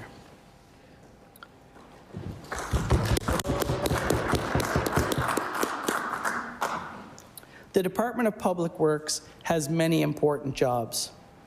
We are probably best known for building and maintaining provincial highways, roads, and bridges. But we also build and maintain government buildings, courthouses, museums, and operate 7 ferries in the province. Our Crown corporations include Build Nova Scotia, the Joint Regional Transportation Agency, which is evolving into Link Nova Scotia, Halifax Harbour Bridges, and the Highway 104 Western Alignment Corporation. Plus, we're involved in active and community transportation, dams, Abato, road safety, vehicle registry, and much, much more. It's a big challenge. It's an exciting role. It's full of opportunities and, of course, challenges. I want to talk a little bit about the economic impact of our work. The Department of Public Works is deeply connected to our priority of creating a brighter future for Nova Scotia. Our work represents thousands of good-paying jobs and billions of dollars of investment in our economy. We are connecting communities and making travel safer and more efficient for Nova Scotians. We're making families stronger. The careers that come from this work pay for homes and put food on the table. We're also connecting Nova Scotia businesses to more opportunities and growth. The projects that we are developing and completing improve important trade routes and make the movement of goods more efficient. That means that we sell more of what Nova Scotians make, and that creates a stronger economy and a more prosperous province. We are going to unlock Nova Scotia's full potential. We know that that means we have to do things differently, and transportation is no exception to that. We've started by beginning the transformation of the JRTA into the new province-wide Link Nova Scotia. We're also leading the way by looking at light rail options and ways to ease congestion on Highway 102. No pun intended. Thank you. No pun intended, but I am excited about the road ahead of us, and I'm confident that we'll get the job done. Now, since this is estimates, I want to talk a little bit about the budget. Our government released Budget 25-26 on Tuesday, February the 18th. It reaffirms our commitment to moving our province forward and builds on the important work that we have already started. Budget 25-26, Unlocking Our Potential, strengthens our economic resilience, makes life more affordable, and invests in safe and healthy communities. We will continue to move Nova Scotia forward. We are building on the progress that has already been made and delivering on promises to lower taxes, hire more doctors, increase wages, and strengthen our economy. This is how we will unlock Nova Scotia's full potential. As we know, Nova Scotians are feeling the pressures of higher costs of living. We're listening and helping improve affordability for all Nova Scotians.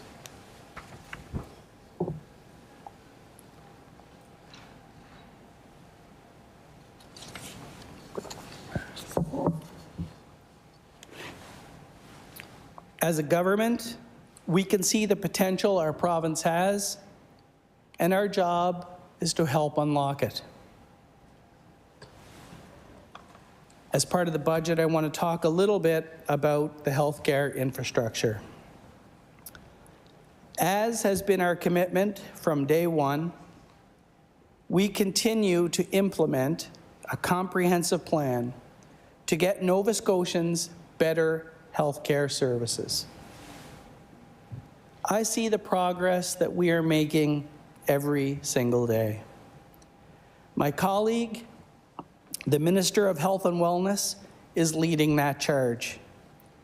She is overseeing modern, high-quality healthcare infrastructure projects that will give all Nova Scotians what they need and what they deserve. The announcement last week that the Halifax Infirmary project is moving into the next phase of construction is exciting news for all Nova Scotians. These projects will improve access to services and support the retention and recruitment of healthcare professionals. The Department of Public Works also has several healthcare infrastructure projects on the go across our province. From building new, innovative healthcare facilities, to renovating existing spaces to better serve Nova Scotians, we are hard at work improving healthcare in our province. A great example of that is the Yarmouth Emergency Department project has completed the early works package, schematic design, and draft developmental design report. We also just completed the tender process, and construction will begin this year. The new emergency department includes doubling the size of that emergency department and upgrading the emergency power supply for the entire facility. Currently, the facility can care for 14 people at a time and handle 2 ambulances. The expanded emergency department will be able to care for 30 people and handle up to 4 ambulances. The North Cumberland Healthcare Centre has been completed and is now providing care to Nova Scotians in the Pugwash area. This new state-of-the-art healthcare facility delivers improved, more efficient, and coordinated care. All the services provided at the North Cumberland Memorial Hospital and the North Cumberland Primary Health Care Clinic are now under one roof. That includes primary care by doctors and nurse practitioners, urgent and outpatient care such as x-rays, diagnostics, rehabilitation, and mental health services, and also inpatient care for patients under observation, staying for short periods and receiving palliative care.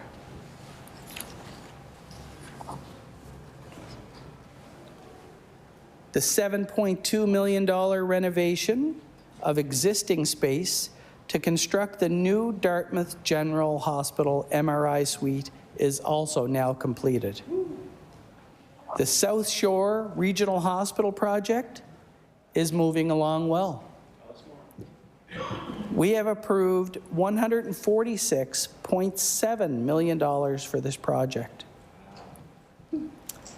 The first phase, which includes an expanded emergency department, endoscopy and dialysis unit, and MRI, is scheduled to be complete in early 2026.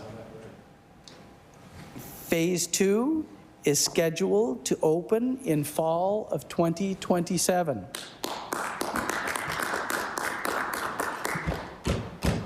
It will include day surgery. There are 2 portions of the work still to be assigned. Another project, the IWK Emergency Department redevelopment, is well into construction. Demolition, concrete placement, and structural steel installation is complete. Concrete placement, structural steel installation is ongoing for the new building. The building envelope is nearing weather-tight completion. $161.7 million has been approved for this project. This project includes 3 triage rooms, 24 examination rooms, 2 trauma and resuscitation rooms, 4 mental health and addictions care rooms, a mental health day room, and a low acuity treatment space. In addition, a CT scanner will be in close proximity, and it will also include a double ambulance bay. Construction began on the new IWK Emergency Department in 2022 and is expected to be finished in late 2026.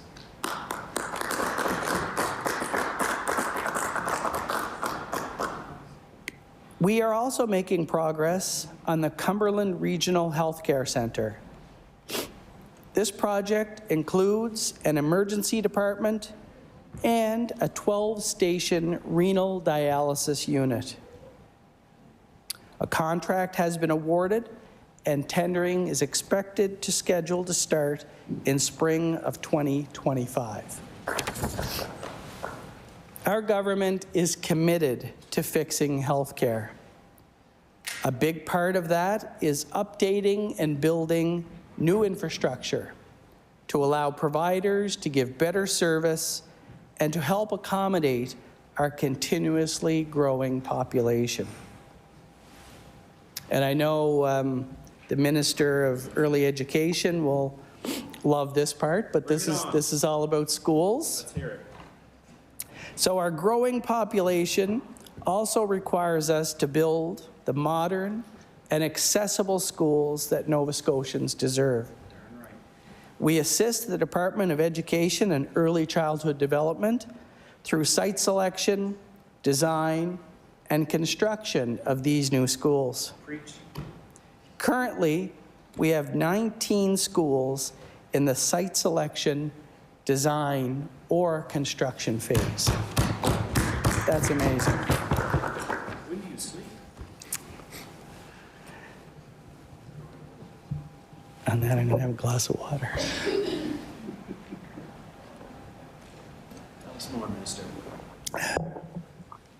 In addition, we are adding modular classrooms to respond to the immediate growth needs. This provides safe, comfortable classroom space for our students and teachers.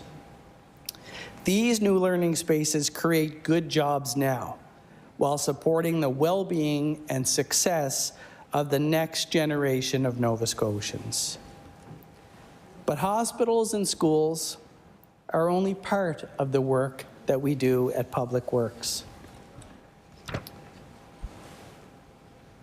We are about making sure communities have the infrastructure they need to thrive, and a big part of that is making sure they are connected by efficient, safe roads and highways. We are about helping to make sure Nova Scotians can travel to work, travel to school, and get home at the end of the day to see their families. We are about making it possible for us and visitors to travel from one end of the province to the other, exploring the beauty that Nova Scotia has to offer. We are about making sure grandparents can drive to see the smiles of their grandchildren. Quality, safe roads are something that many of us take for granted, but none of the things I've mentioned would be possible without them. And it's thanks to the more than 2,000 hardworking staff at the Department of Public Works that much of this is possible. In Nova Scotia, we have 23,000 kilometers of provincially owned roads and highways. There are 4,100 provincially owned bridges across this province.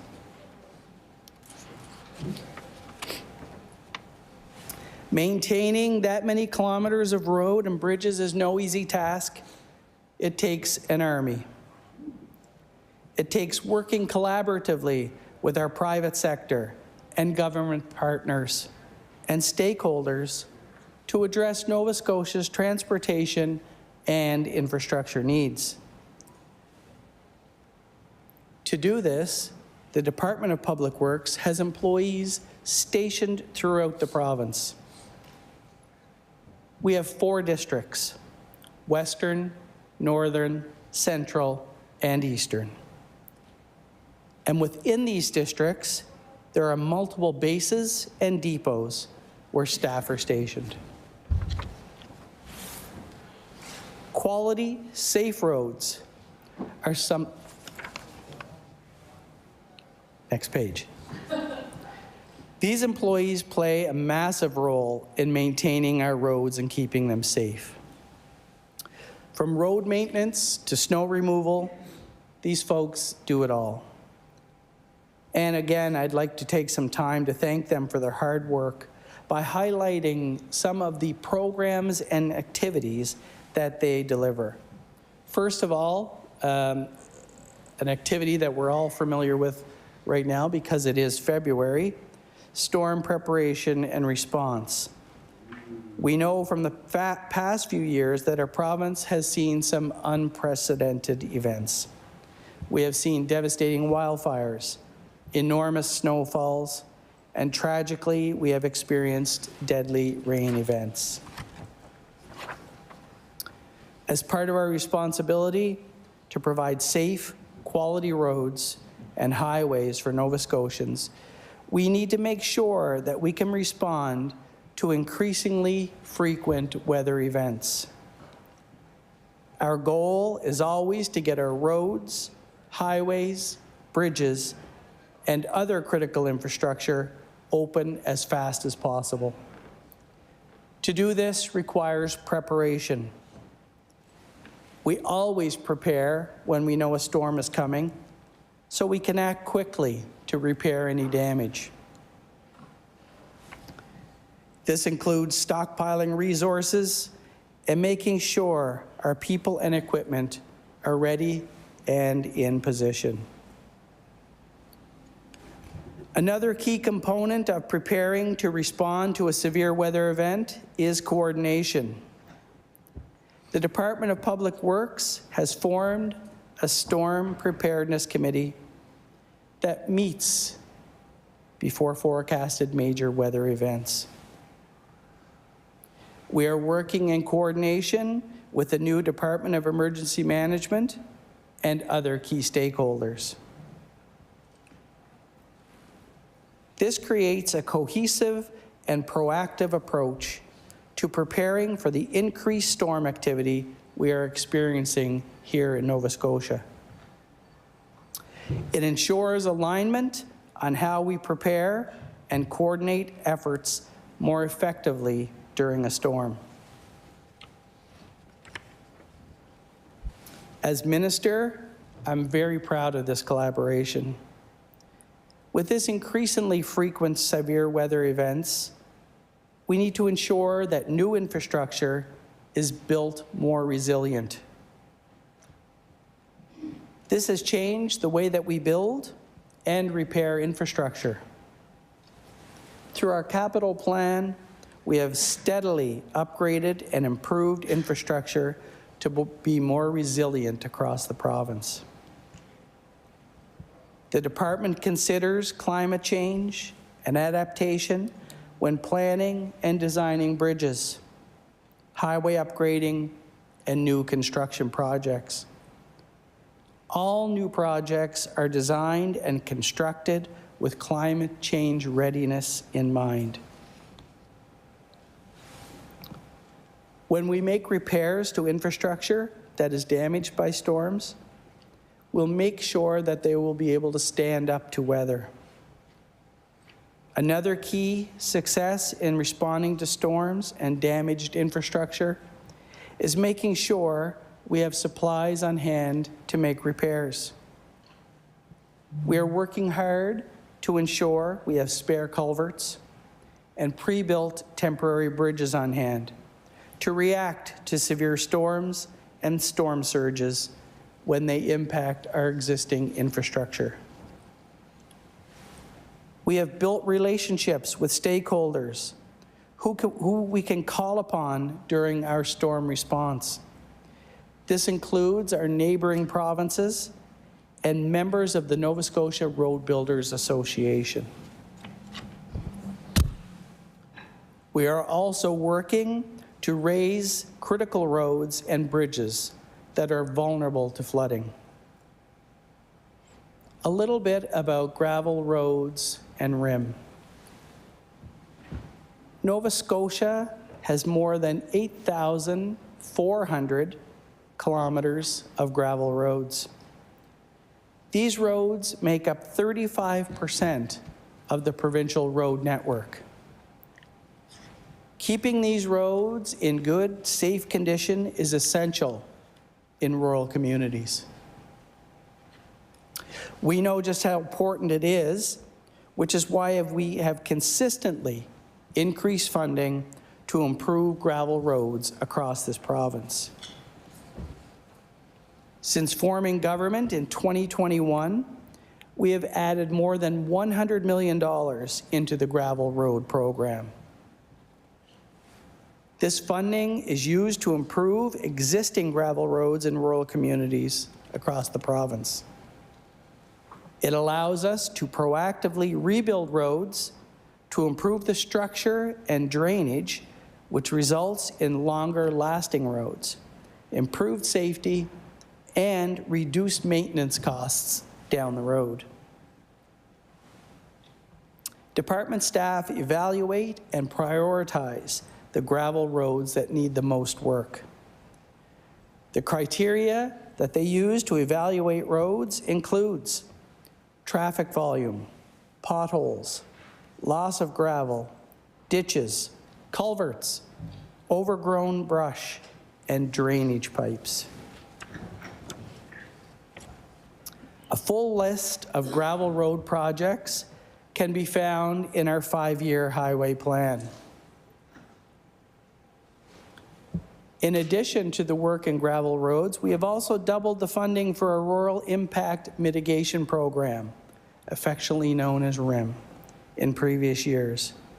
Again, we know how important our road systems are in our rural communities. That's why the budget for this line item went from $11 million to $22 million.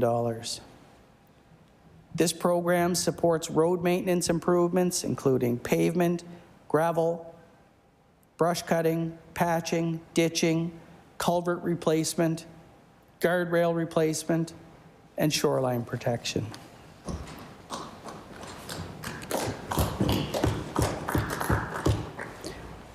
These two programs, the gravel road program and the RIM program, are important for keeping our provincial road network maintained.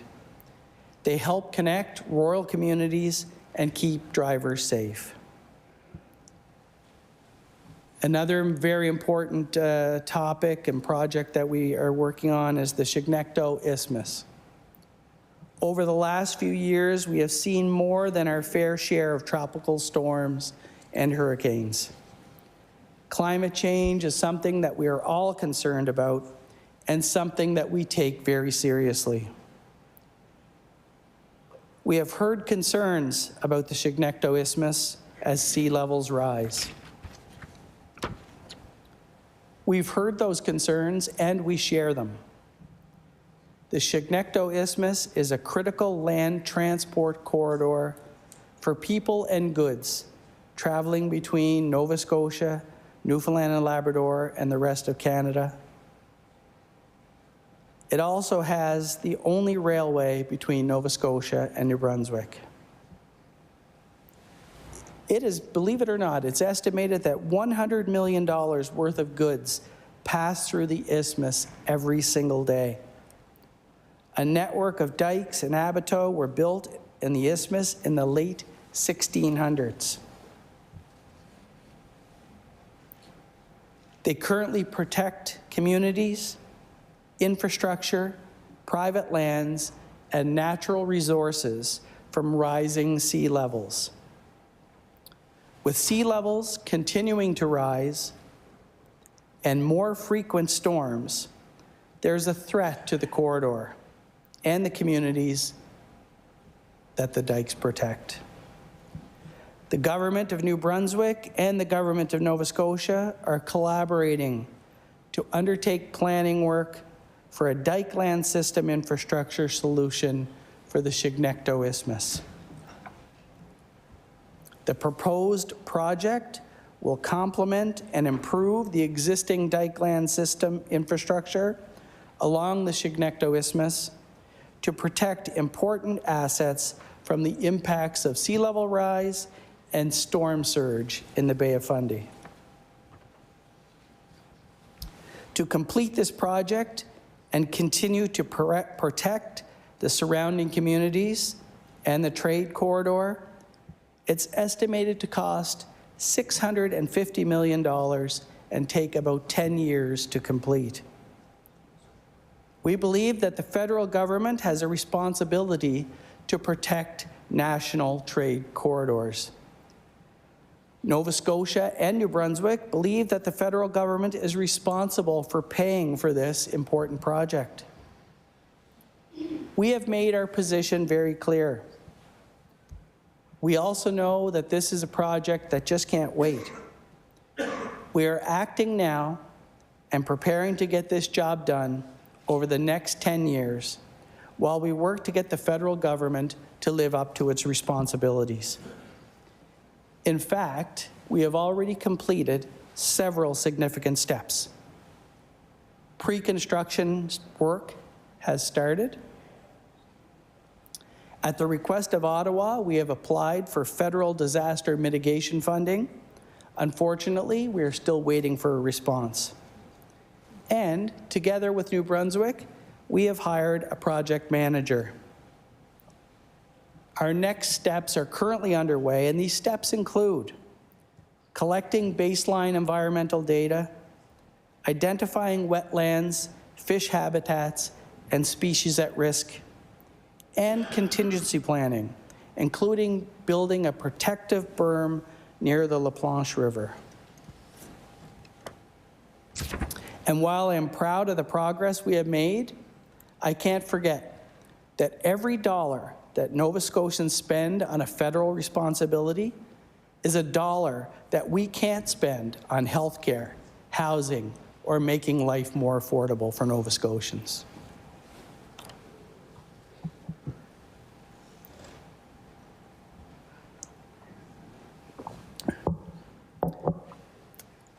The budget and the 5-year plan. We have a lot going on at the Department of Public Works. We're a big department with many projects on the go at any given point. Our overall operating budget for 25-26 is $840 million.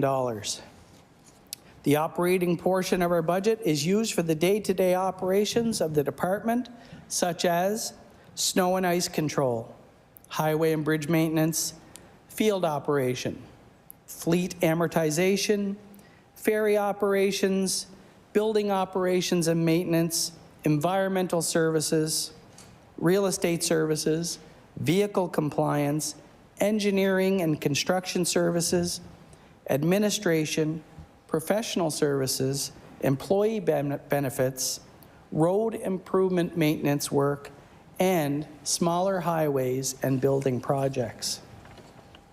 Since forming government in 2021, we have invested $180 million more in asphalt for trunks, routes, and local roads.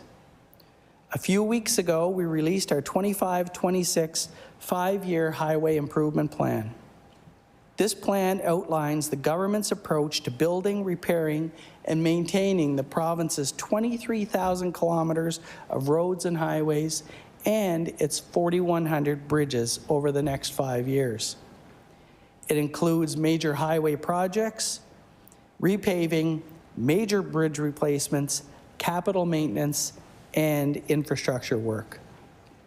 Sharing the specific plans early for road improvement in the 5-year improvement plan gives the province's road building sector a better opportunity to prepare. This year, we expect to work on more than 150 highway improvement projects, and we need them ready. Sharing the plan early also keeps Nova Scotians informed about the important road and bridge improvements being made in their communities. This year, I'm pleased to say we are continuing to make significant investments in our province's transportation infrastructure, with around $500 million being invested in road work and major projects.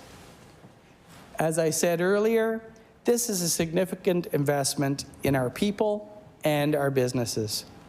It creates good-paying jobs, drives our economy forward. It is at the heart of unlocking Nova Scotia's full potential. Our investments made through this year's plan will improve more roads and highways across the province.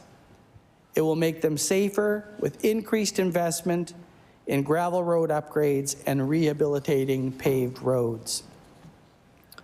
All major projects will continue again this year in this coming construction season, and we have added some new ones, like the Port Hastings Rotary and passing lanes on the 107.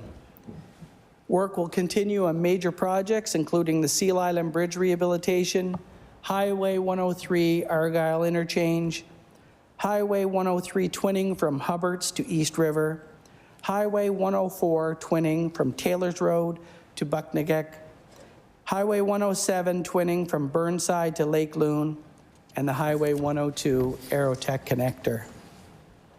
Work on infrastructure upgrades for the Tancook Ferry Wharves in Lunenburg County will also continue. Even though it's not in the 5-year plan, I have to take a moment to speak about Highway 107 Sackville-Bedford-Burnside Connector.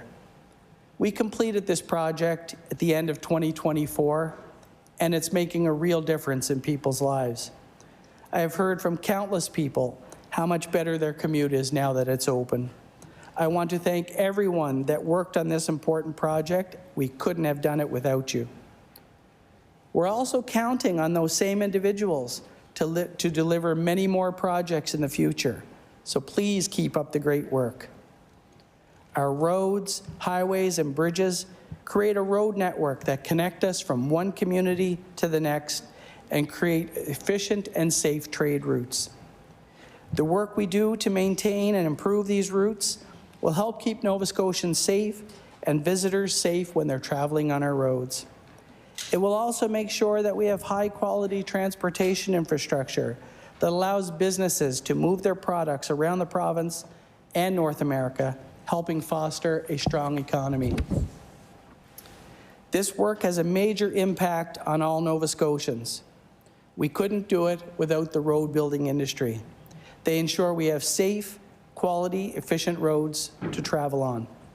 They help us recover for unprecedented weather events that damage road and bridges, and they play a significant role in our economy by providing good jobs for Nova Scotians and employing more than 10,000 people directly and indirectly each year. We have 4,100 bridges provincially owned and maintained in Nova Scotia. They are another critical part of our provincial transportation network. They play an important role in connecting our communities, and many Nova Scotians rely on them. Bridges, like all other infrastructure, require maintenance and have a lifespan. Knowing how important bridges are and the need for maintenance and repairs, we doubled funding for the bridge program 3 years ago. We are continuing this $60 million investment to repair and replace existing structures for Nova Scotians. This will allow a proactive approach to expand the rehabilitation and replacement of existing structures, which will improve safety and reduce maintenance costs in the long run. Our twinning projects, Nova Scotia 100 Series highways, are critical to our transportation system. They connect communities from one end of the province to the other, play a key role in business, tourism, and our everyday travel. At the Department of Public Works, safety is always our priority. Twinning our major highways increases safety on the highway, and it also helps improve efficiency for commercial and recreational travel. That's why we continue our commitment to our ongoing twinning projects, including Highway 101, 103, and 104. Here's a quick update on some of these projects. Highway 101, the 9.5-kilometer highway twinning project through the Windsor area from 3 Miles Plains at Exit 5 to west of Falmouth at Exit 7 is substantially complete. The section through the causeway remains and would include the construction of the twin bridges and the Abateau. The DFO approval process for the construction of this infrastructure has been going back and forth with the federal regulator for quite some time now. We analyzed and presented multiple operating scenarios for the Abateau. They specifically asked to select one of the options that were provided. Our conversations with the federal government will continue, and hopefully we'll come to a solution. Pending regulatory approvals and no major change to the detailed design, the department expects the structure will take 2 to 3 years to construct. Highway 102, Aerotech Connector. Work is continuing in the Highway 102 Aerotech Connector project. The project includes a new connector road between Trunk 2 and Highway 102 at Exit 5A, roundabouts, and 2 other structures. This project is anticipated to vastly improve traffic flow and reduce congestion in the growing Fall River Waverley area. Construction is nearing completion, with gravel and asphalt works remaining. We expect the project to open this summer. Highway 103 project is going to make a significant difference in the area, improving safety and efficiency along the South Shore. Construction to build the new 22-kilometer, 4-lane divided highway between Exit 5 at Upper Tantallon and Exit 6 at Hubbard's is complete.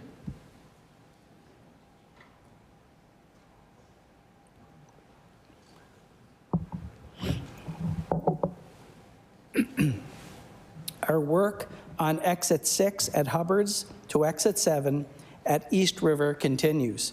This project will see around 9.5 kilometers of highway twinned and the reconfiguration of Exit 7. Tree clearing is underway. Subgrade work is scheduled to be tendered this summer, with work commencing soon after. After the successful conclusion of the Highway 104 twinning project from Sutherland's River to Antigonish, our attention turned to the next phase. Work to twin Highway 104 from Taylor's Road to Bucknagek is well underway. Traffic volumes on this section of the Trans-Canada Highway can see up to 14,000 vehicles per day, of which I'm one, during the busy summer months. The highway also carries a significant amount of commercial traffic, servicing Cape Breton and Newfoundland. The project will result in the construction of approximately 11 kilometers of new Highway 104 twinning and over 12 kilometers of new and upgraded Trunk 4. Construction was completed on one bridge in 2024. Work is ongoing for another 2 structures and is expected to be completed in 2025. Tree clearing is currently underway, and the first phase of subgrade work, including an interchange bridge, is scheduled to be tendered soon, with construction starting in the summer. In our 5-year highway improvement plan, we have several highway projects we plan to begin within the next 5 years. They include the Highway 103 Argyle interchange, Exit 32 and 32A on Highway 103 have raised safety concerns for many in the area. The 2 exits are at grade and intersections with the 103 in a busy section of the highway. There's also a major driveway off the highway that connects to a long-term seniors' home. This project will improve safety in the area and will include a new diamond interchange at Trunk 3. The reconnection of Trunk 3 through the project area will also be completed, reinstating this section of secondary road, which was lost when Highway 103 was originally constructed. This project is underway and is expected to be completed in 28-29. Highway 103 twinning, Exit 7. As I mentioned, the work is underway at Exit 6 to Exit 7. The next section of this highway to be twinned is Exit 7 at East River to Exit 8 at Chester. This project, along with our other twinning projects, has traffic volumes that exceed 10,000 vehicles per day, which is a metric we use to support the need for a twinned highway.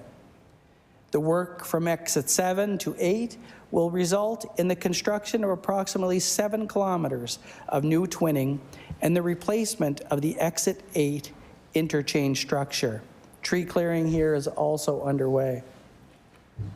Traffic volumes on the section of 107 in Burnside to Lake Loon exceed 15,000 vehicles per day. This section of the highway sees traffic congestion and lineups during peak commuting times. Twinning this section of highway will reduce congestion and improve safety for drivers. It is a continuation of Highway 107 twinning, extending easterly from Highway 118 interchange and expanding upon the Highway 107 project currently under construction. Modifications to Highway 107, Highway 118 interchange are also required to accommodate the twinning. Subgrade and bridge work to be tendered in the spring of 2025, with construction to start in summer 2025. Highway 101, Cambridge interchange. The new Cambridge interchange will have many benefits for the community, starting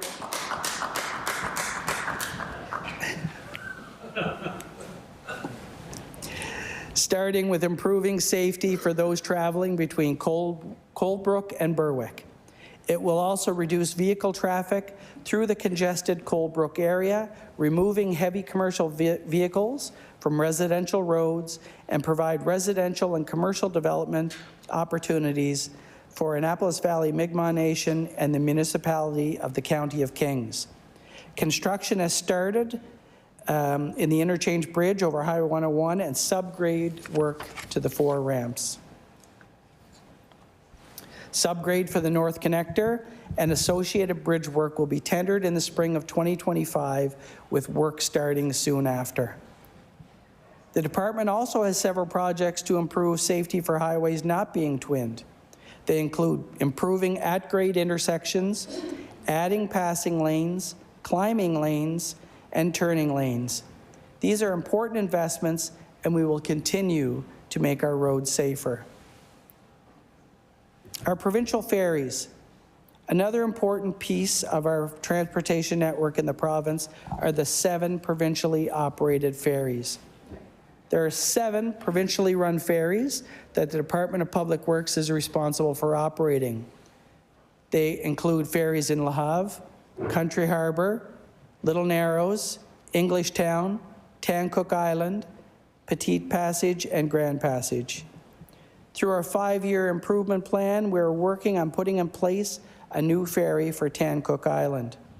The new ferry will allow vehicles to travel between the Tancook Islands and Blandford on the mainland.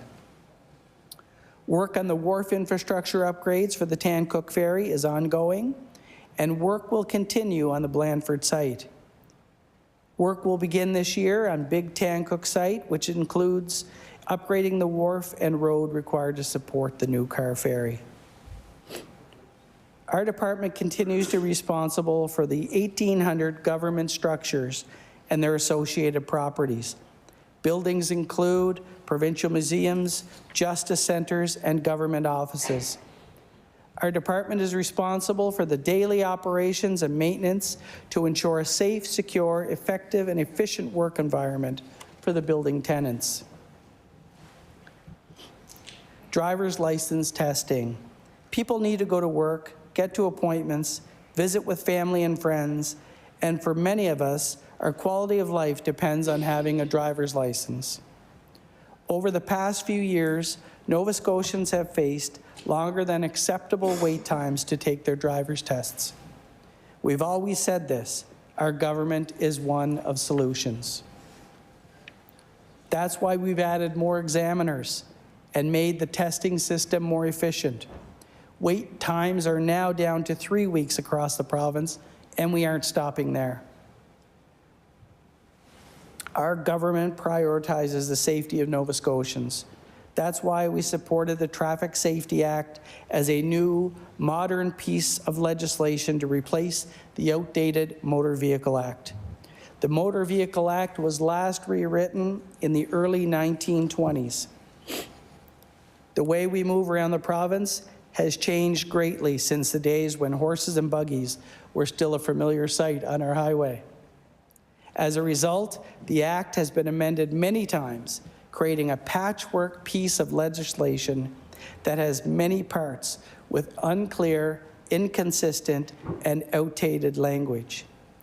The TSA sets broad policy and regulatory authority to address the more technical and day-to-day issues that arise in the administration of road safety in the province.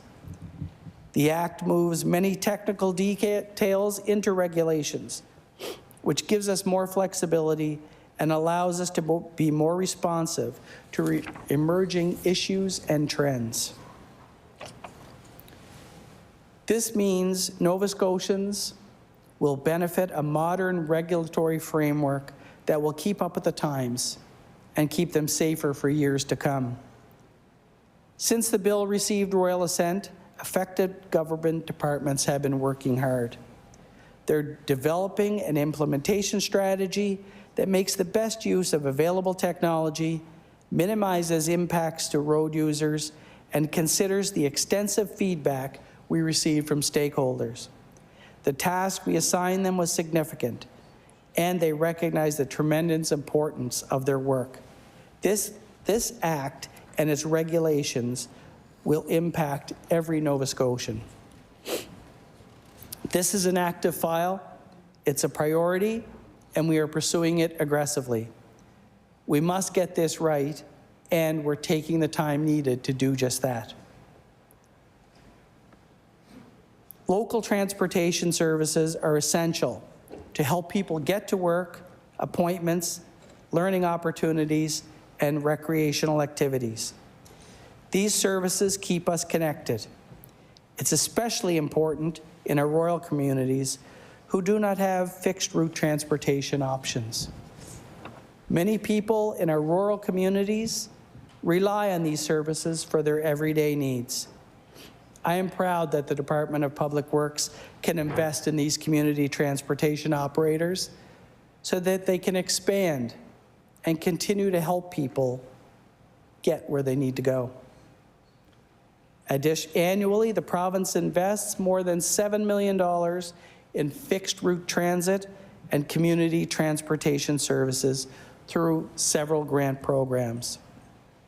From funding studies to help operators improve their services or establish new routes, to capital investments that facilitate fleet upgrades, we are working to enhance community transportation services and options to help improve the quality of life in Nova Scotian communities.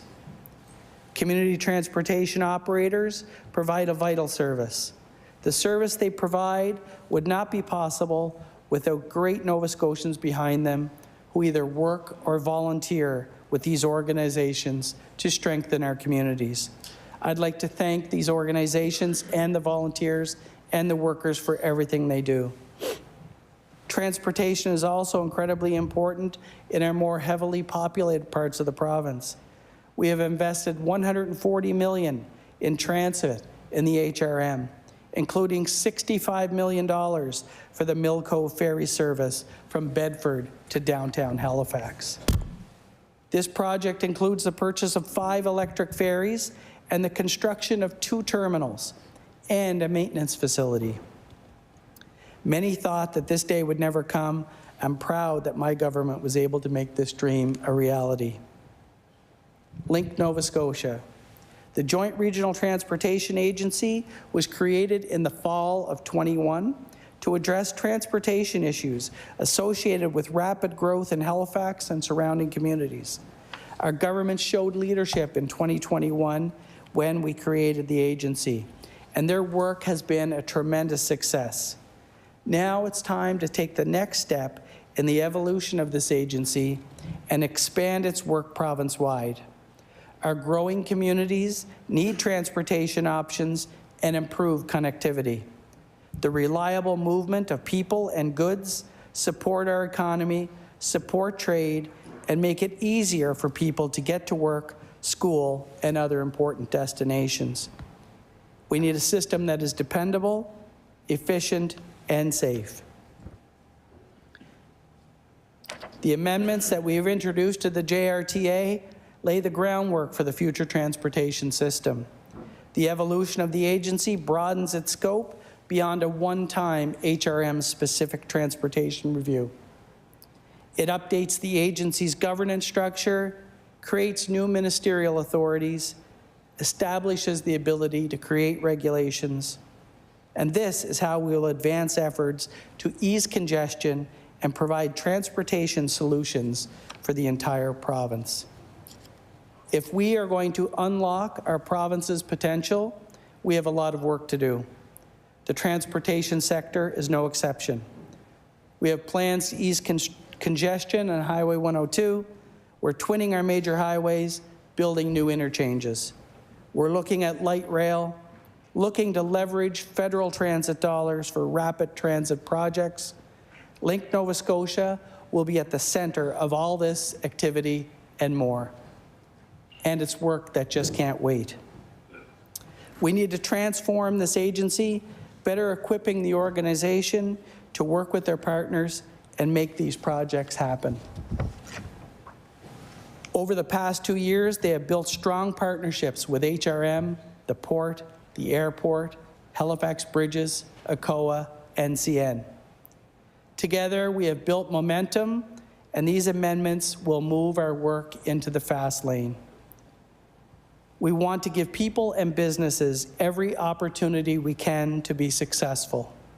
We want to make sure link Nova Scotian communities to improve people's lives by providing better connections, safer commutes, and more affordable travel options.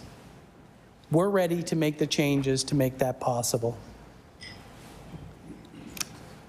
In December of 2022, Nova Scotia Lands, Develop Nova Scotia, and the Healthcare Infrastructure Renewal Group combined to become Build Nova Scotia. Build Nova Scotia is working to help communities reach their full potential by managing projects that improve the quality of life for Nova Scotians, strengthen our communities, and grow our economy. Build Nova Scotia is responsible for the province's HRM and CBRM healthcare redevelopment projects, waterfront and industrial park development, land bank asset management, and environmental remediation. They are also responsible for Internet for Nova Scotia initiative and Cellular for Nova Scotia program. The Internet for Nova Scotia initiative is a tremendous success.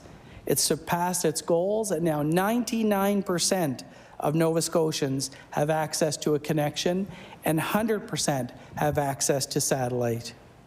The remaining areas are among the most complex due to geography and infrastructure challenges. Even so, when we started in 2024 with just over 10,000 addresses to connect, and today I'm pleased to report that we're down under 900. That's amazing. Build Nova Scotia is actively working with all partners to overcome these challenges and ensure the timely expansion of Internet. Having reliable cell service is essential for Nova Scotians. It's a matter of safety, and it's something we all count on. I drive quite a bit, and I know firsthand how bad cell coverage can be in some of our rural areas. It's been an issue for a long time, and I'm proud to say that we are the first government to tackle this critical issue.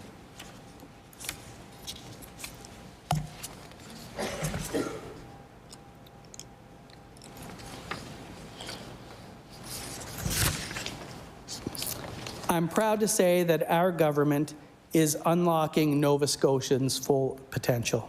We're committed to finishing the work we started. We're committing to making Nova Scotia a place where we all have a brighter future. And none of this would be possible without the many civil servants throughout government that are hard at work every day making our ideas a reality.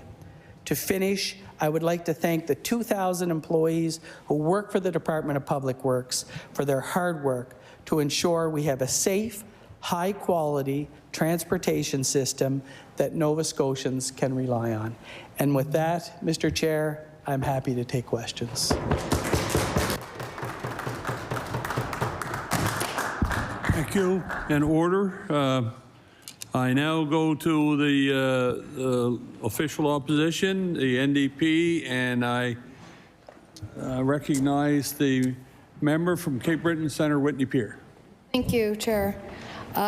First, before I start my questioning of the minister, I just want to also give my kudos to Public Works Department. I work very closely with them as someone with tons of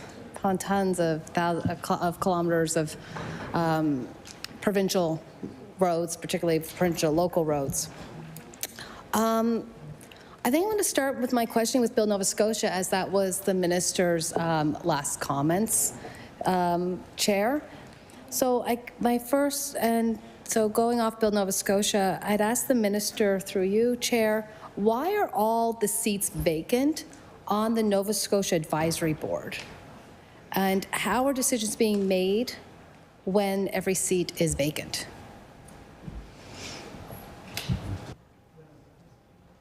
I recognize the Minister of Public Works. Sorry, I'm just wondering if the member could repeat the last part of that question. I recognize the member from Cape Breton, Whitney Pier. Thank you, Chair. To the member, or to the minister, I asked, with all the seats are vacant on the Build Nova Scotia Advisory Board, how are decisions being made with every seat being vacant?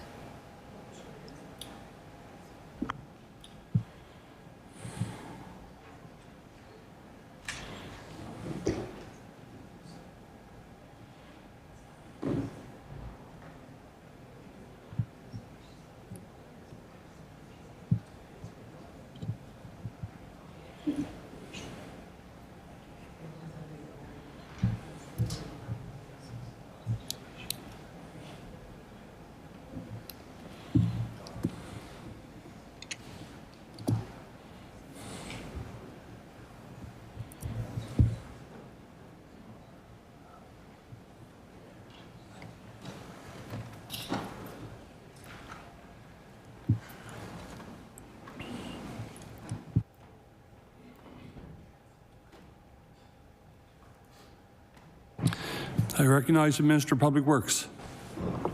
Thank you, Mr. Chair. And I would just like to remind the member that it's not a decision-making board, it's simply an advisory-making board. We do have applications in the hopper now that we're reviewing, and we will be going forward with that, but decisions are being made based on the priorities of the government, priorities for Nova Scotians, and again, the board is advisory, not decision-making. I recognize the MLA for Cape Breton and Whitney Pier. I guess then I would chair with the minister. Advisory also helps provide help in that decision making, and that is why it's an important board. So, what is the current from the chair to the minister? What is the current timeline for getting the board in place? The minister mentioned that there are applications in the hopper, and so I'm just wondering, what is the current timeline? I recognize the Minister of Public Works. Thank you, Madam, or Mr. I'm so used to Madam Speaker. Thank you, Mr. Chair, and as soon as the applications are reviewed. I recognize the MLA for Cape Breton and Whitney Pier. Thank you. I'll just take it that we right at the moment don't have a timeline yet for that. What the budget for Build Nova Scotia Chair has steeply increased for the 2025-26 year. I was wondering if the minister could explain where the increase of funds will be allocated.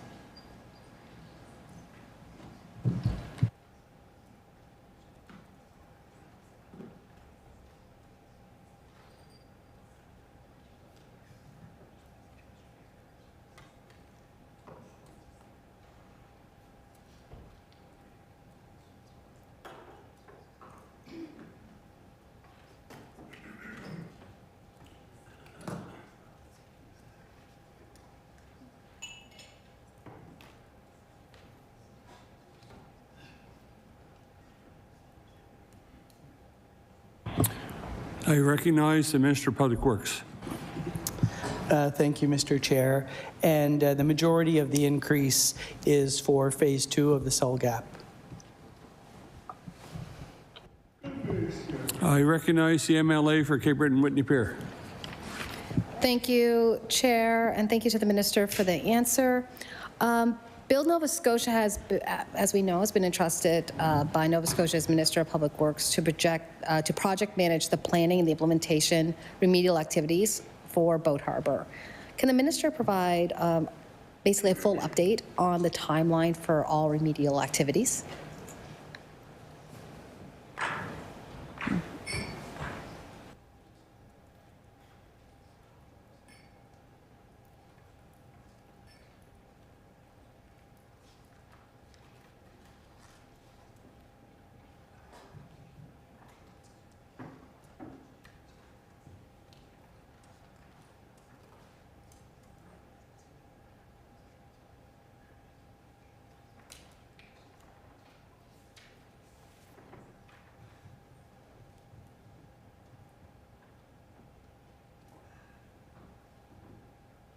I recognize the Minister of Public Works.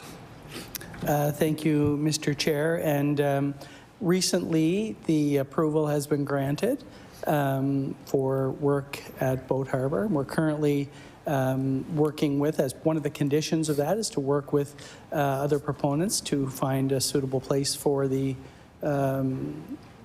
remediated materials. So we're currently working through that process right now, consultation. I recognize the MLA for Cape Breton Whitney Pier. Thank you, Chair. I'm wondering if the minister could tell me what is the projected cost of the Boat Harbor remediation project?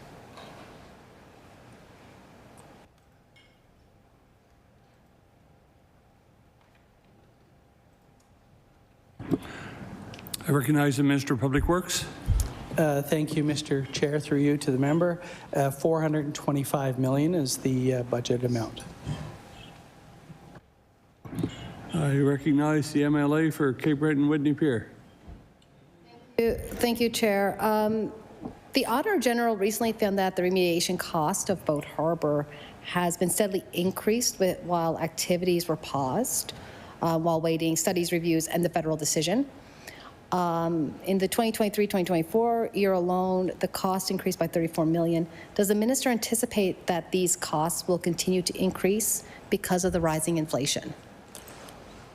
I recognize the Minister of Public Works.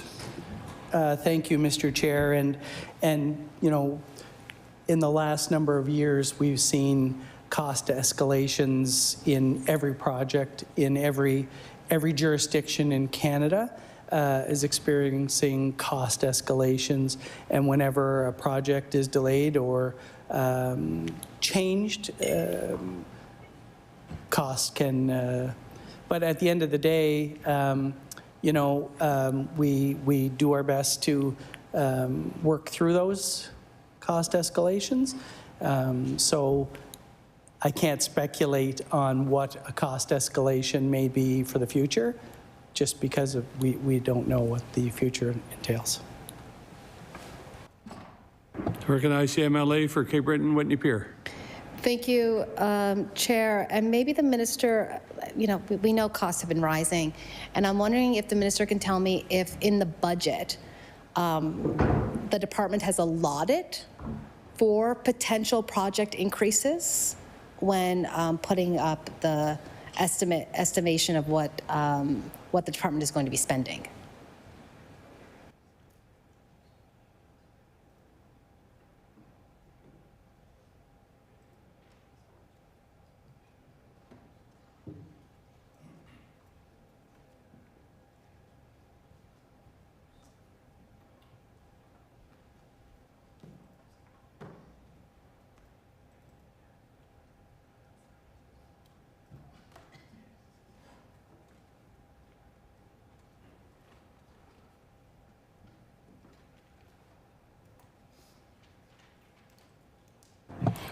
I recognize the Minister of Public Works. Thank you, Mr. Chair. And yes, when budgets are put in place, there's contingencies put in place for escalation. And one thing that I neglected to say in my previous answer is that there's also $100 million in recovery from the federal government for this project as well. I recognize the MLA for Cape Breton Whitney Pier. Thank you. Continuing on with Build Nova Scotia, can the minister provide an update on the Glace Bay Hospital project, and what is the projected timeline for completion?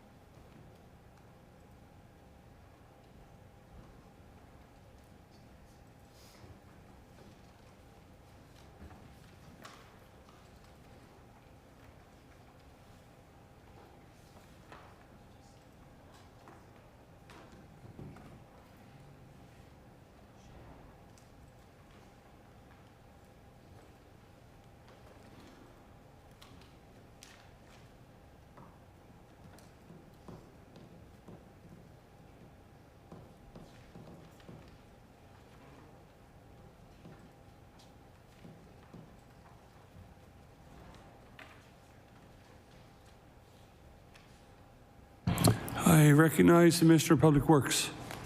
Thank you, Mr. Chair. And Glace Bay is still in the planning stages, and it actually would fall under the Department of Health as well. It's still in the planning. I recognize the MLA for Cape Breton Whitney Pier. Thank you, Speaker. And with that, I'll ask, are all healthcare services falling under health, or are they still under Build Nova Scotia, or some like Cape Breton Regional still under Build Nova Scotia?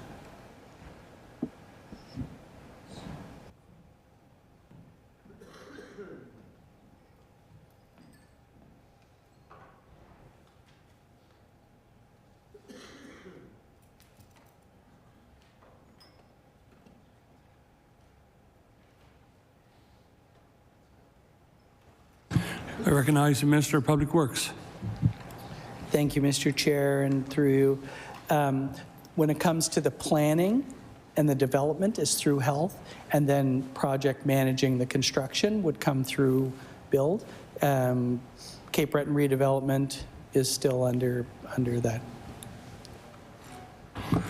I recognize the MLA for Cape Breton Whitney Pier. Thank you, Chair. So onwards to the Cape Breton Regional Hospital. On the Build Nova Scotia website, the last update stated that the work on the clinical services building was continuing, that which includes the new emergency room department, critical care department, surgical suites, the cardiac cath lab, family newborn services. Of course, the Minister and I both know how very much all of this is needed in our community. Could the Minister provide a timeline for when these new developments will see completion? I recognize the Minister of Public Works. Thank you, Mr. Chair. And as mentioned, all of the management of the Cape Breton redevelopment projects are under health, so I wouldn't have those details to share. I recognize the MLA for Cape Breton Whitney Pier. Thank you, Chair. I'm confused because it's on the Build Nova Scotia website. So I would really like some clarification, because I believe what I heard the Minister say was that the planning was with health, but the building and construction was under Build Nova Scotia. So I'm just looking for now some clarification. Thank you. I recognize the Minister of Public Works. Yes, that's true.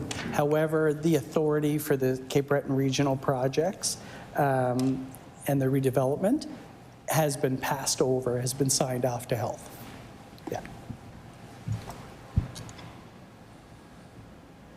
I recognize the MLA for Cape Breton Whitney Pier.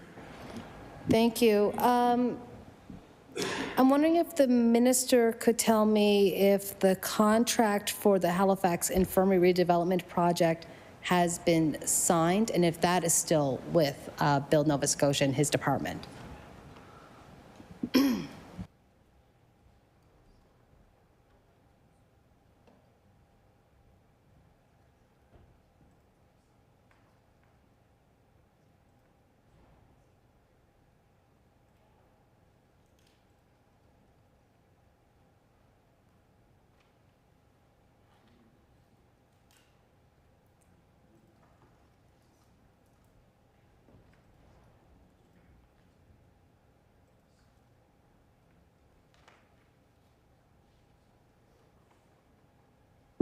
I recognize the Minister of Public Works. Thank you, Mr. Chair. And similar to Cape Breton redevelopment, the HI project is also under the health department, but from my understanding, it has been signed. I recognize the MLA for Cape Breton Whitney Pier. Thank you. Then I just would make a suggestion to the Minister or to those in the department to maybe change the information on the website for Build Nova Scotia, because it now seems to be possibly outdated. So I want to switch gears a little here and go on to, well, it's fully on switching gears, and no pun intended, and going on to highways and roads.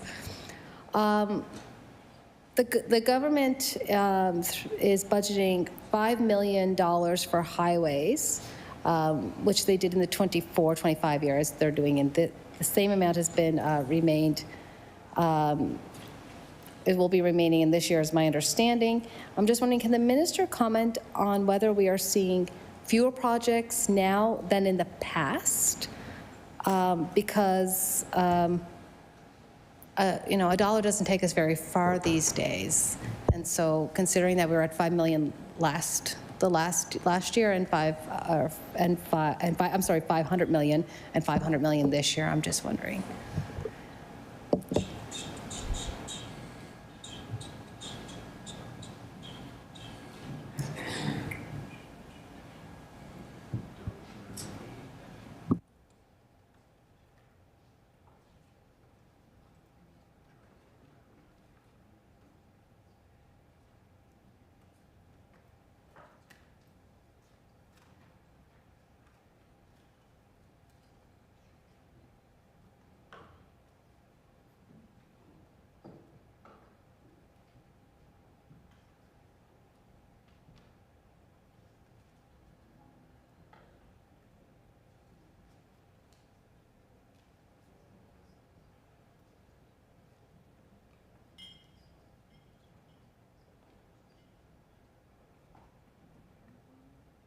I recognize the Minister of Public Works. Thank you, Mr. Chair. And the one thing that I can say about the Department of Public Works is the amazing work that they do every year with regard to deciding how much we're going to do. We're going to do 150 plus projects this year, and that is consistent with last year. And the way things, you know, when you look at projects, multiple year projects, the work getting done, so it can't be, you know, you can't look at it and say, you know, well, this project is very rarely start to finish in one fiscal year. So we end up spreading that out over time. So when we look at project to project, we're actually up a little bit. But when you look project to project, it's a very similar program as we've had last year. You know, we go to the twinning of the highways, and the type of work is also different every year. So it's hard to compare. You know, one work might be heavy in asphalt. The next year might be heavy in preparation and groundwork. So when you look at budgets, you have to look more longitudinal, I guess, across multiple years. So we're going to do 150 projects across the province this year. We've doubled the gravel road program, significant investment in RIM, a doubling of RIM for the last number of years. So the work on our roads and highways is significant, Mr. Chair. Thank you. I recognize the MLA for Cape Breton Centre, Whitney Pier.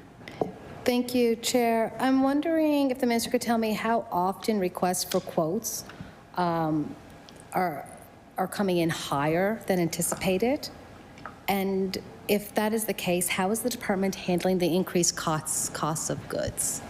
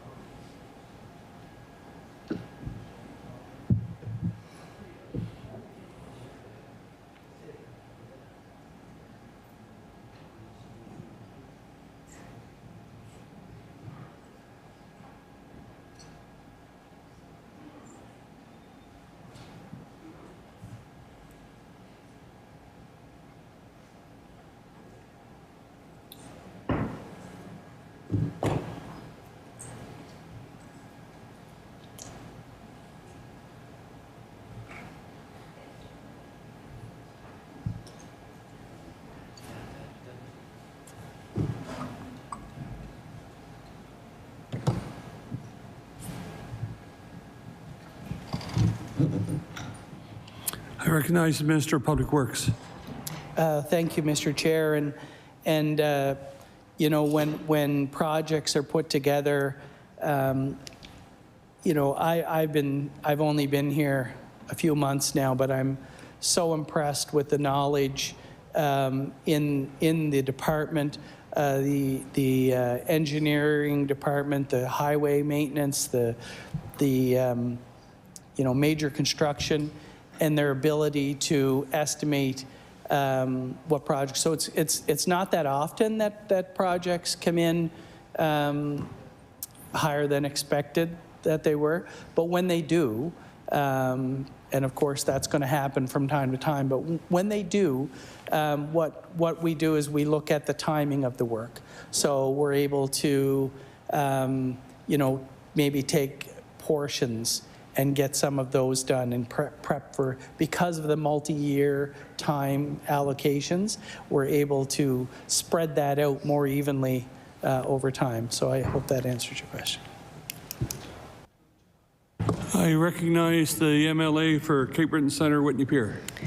Thank you, Chair. The highway projects for the 25-26 year includes upgrades to Highway 125, Grand Lake Road intersection, and Trunk 4 from Highway.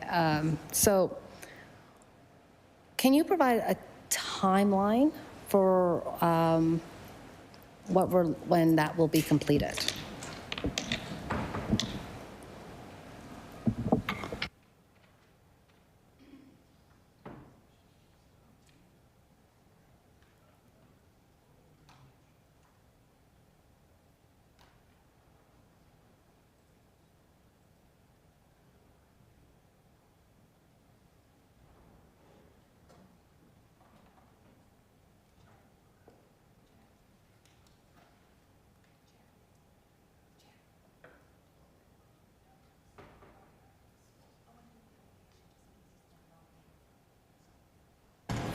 I recognize the MLA for Cape Breton Centre, Whitney Pier. I just realized I want to make sure that the minister was looking at the right thing, and that is the Grand Lake Road, Spar Road intersection, just to make sure that we're on the right track here. Thank you.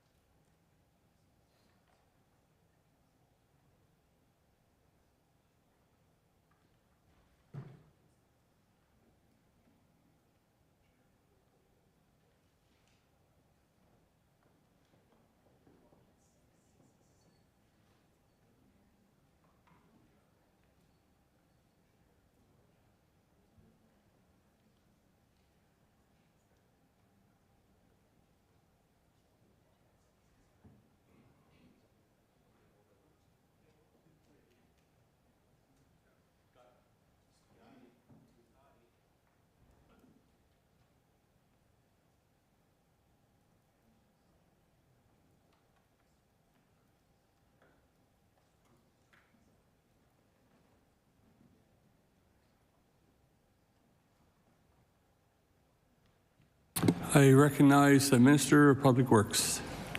Thank you, Mr. Chair, and we're currently working on the estimates for that project. Late spring, early summer, and then we'll work on tenders. But we can get back to you on a specific date. I recognize the MLA for Cape Breton Centre, Whitney Pier. Continuing with Grand Lake Road, it continues to be a problem, as most of it is in my riding. And the same potholes are continuously opening up every year. The road has been done a few times, yet I think a few times the past 20, maybe 15, 20 years, it's been done about 3 times, I think. And yet the problems are continuing to persist in the exact same spots, as I'm sure the minister knows from having to drive that road to NSCC. And I'm wondering, what is being done within the department so that the department doesn't have to go back in 5 years and have to redo that same section? What issues on irrigation are we looking, or that engineers are looking at to ensure that this road has a good shelf life?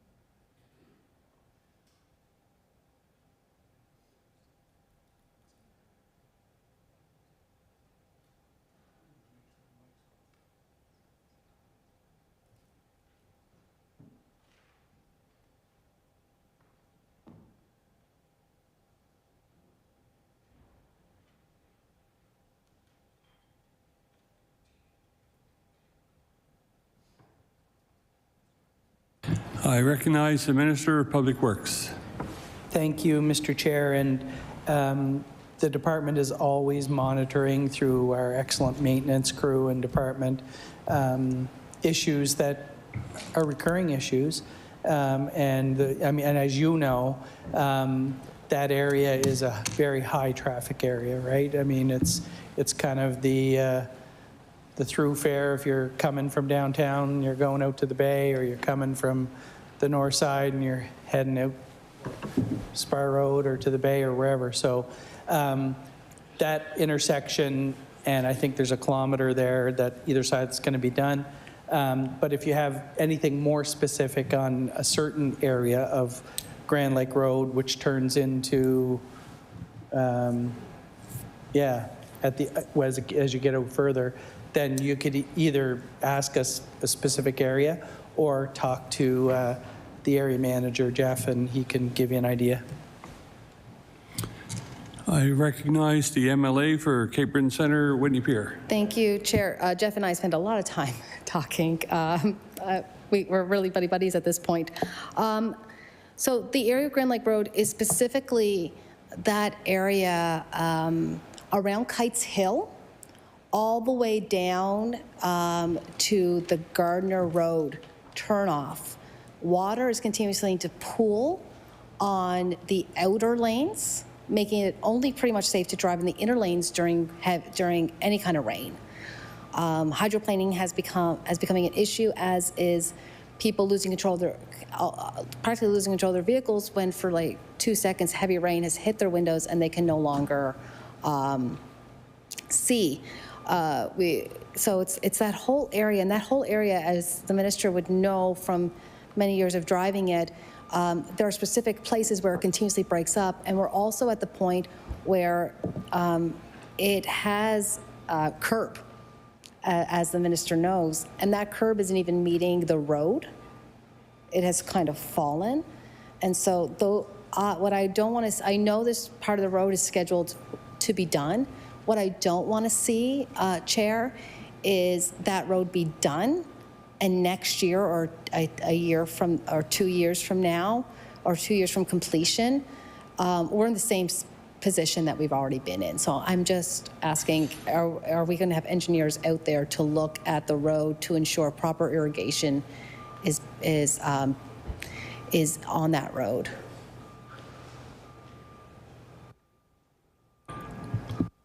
I recognize the Minister of Public Works. Thank you, Mr. Chair. And so the sections of that road that are going to be completed this summer, the main section that you're talking about is from the Wash Plant Road through to the Gardner Road turnoff, and that's what's going to get done this summer.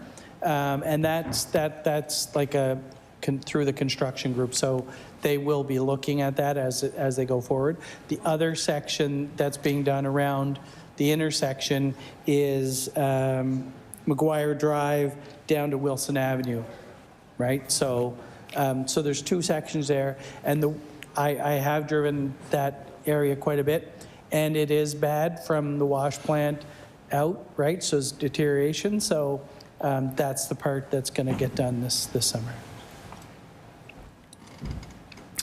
I recognize the MLA for Cape Breton Centre, Whitney Pier. Thank you, Chair. I guess keep it on Cape Breton highways. The 125, is continuously needs to be fixed due to ruts forming in the road almost immediately after it was done not so long ago in the recent past. These ruts started appearing in the road, as the minister would know. What is the department doing to ensure that, one, we don't throw, good money after bad? And so what are we doing to find out what the underlying cause of those ruts are, so that we can have roads that are safe and sometimes not taking your car?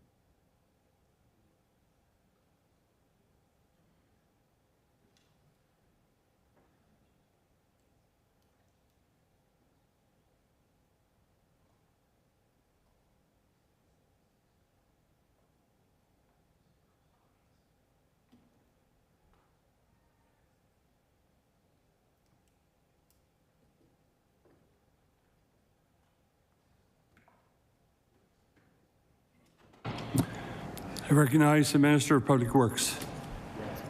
Thank you, Mr. Chair. And, you know, the 125 is near and dear to my heart. It borders partially on several constituencies in Cape Breton. It's a very well-traveled road. And, you know, it has seen its share of traffic over the last number of years. And you're right. So we want to fix the 125, but we want to make sure that we fix it so that it doesn't happen again, right? So under previous fixes, it didn't last. You know, when I think about rutting, it's a difficult thing because it's, I mean, and the member would see it as well. It's you know, when we're from Cape Breton, we say, oh my God, it's not really a Cape Breton thing. It happens in a lot of areas, and we travel through some of those areas as we come here. But we're currently working on investigating what's, you know, looking at the asphalt mix, looking at the performance, looking at the traffic load. Is there something in that area that's causing the asphalt to deteriorate quicker than normal? It's you know, we live in a very challenging province when we look at damage to roads from weather. And over the last number of years, it's gotten worse with the freeze-thaw, and the traffic. But I definitely recognize that the 125 is an issue. We're gonna get that rectified. But we want to make sure that when we do, that it's the right fix and that it lasts. So I'm very confident in the team. They're, you know, we've talked about it, and they're really digging into what the fix needs to be, and yeah, so we'll have more on that later. But right now, it's a priority, and it's something that needs to get rectified. I recognize the MLA for Cape Breton Centre, Whitney Peer. Thank you, Chair. I'm happy to hear from the Minister that this is being investigated. I think many residents will be happy to know that this is also going to be investigated, because, as the Minister knows, this is becoming it's a problem. It's a safety problem. It's becoming an economical problem for people who are having, you know, experiencing some damage to their vehicles. I want to talk about RIM, and could the Minister,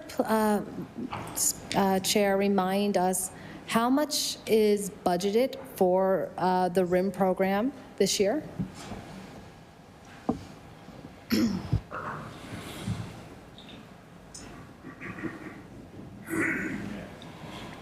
I recognize Minister of Public Works. Thank you, Mr. Chair. And for this year's budget, there's $22 million been budgeted for RIM. Recognize the MLA for Cape Breton Centre, Whitney Peer. Thank you, Chair. I'm wondering if the Minister could tell me how the $22 million will be allocated.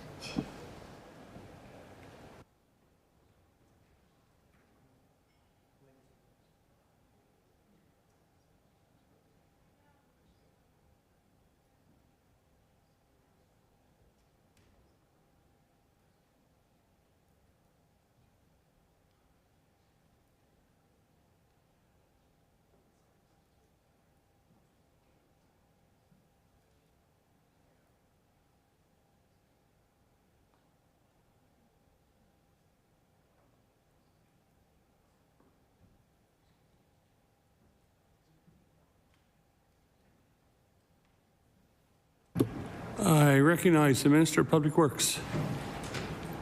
Thank you, Mr. Chair. So there's a formula that allocates it out, and it's by activity type and the number of kilometers of road in a particular district. So that's how it would be allocated by activity, by kilometer of road. Recognize the MLA for Cape Breton Centre, Whitney Peer. Thank you, Chair, and to the Minister. I'm wondering in the budget, the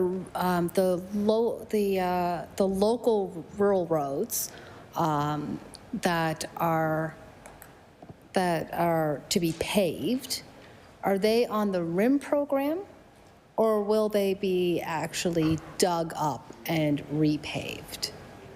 Because most of RIM is just kind of big patchworks rather than the digging up of some of those local roads.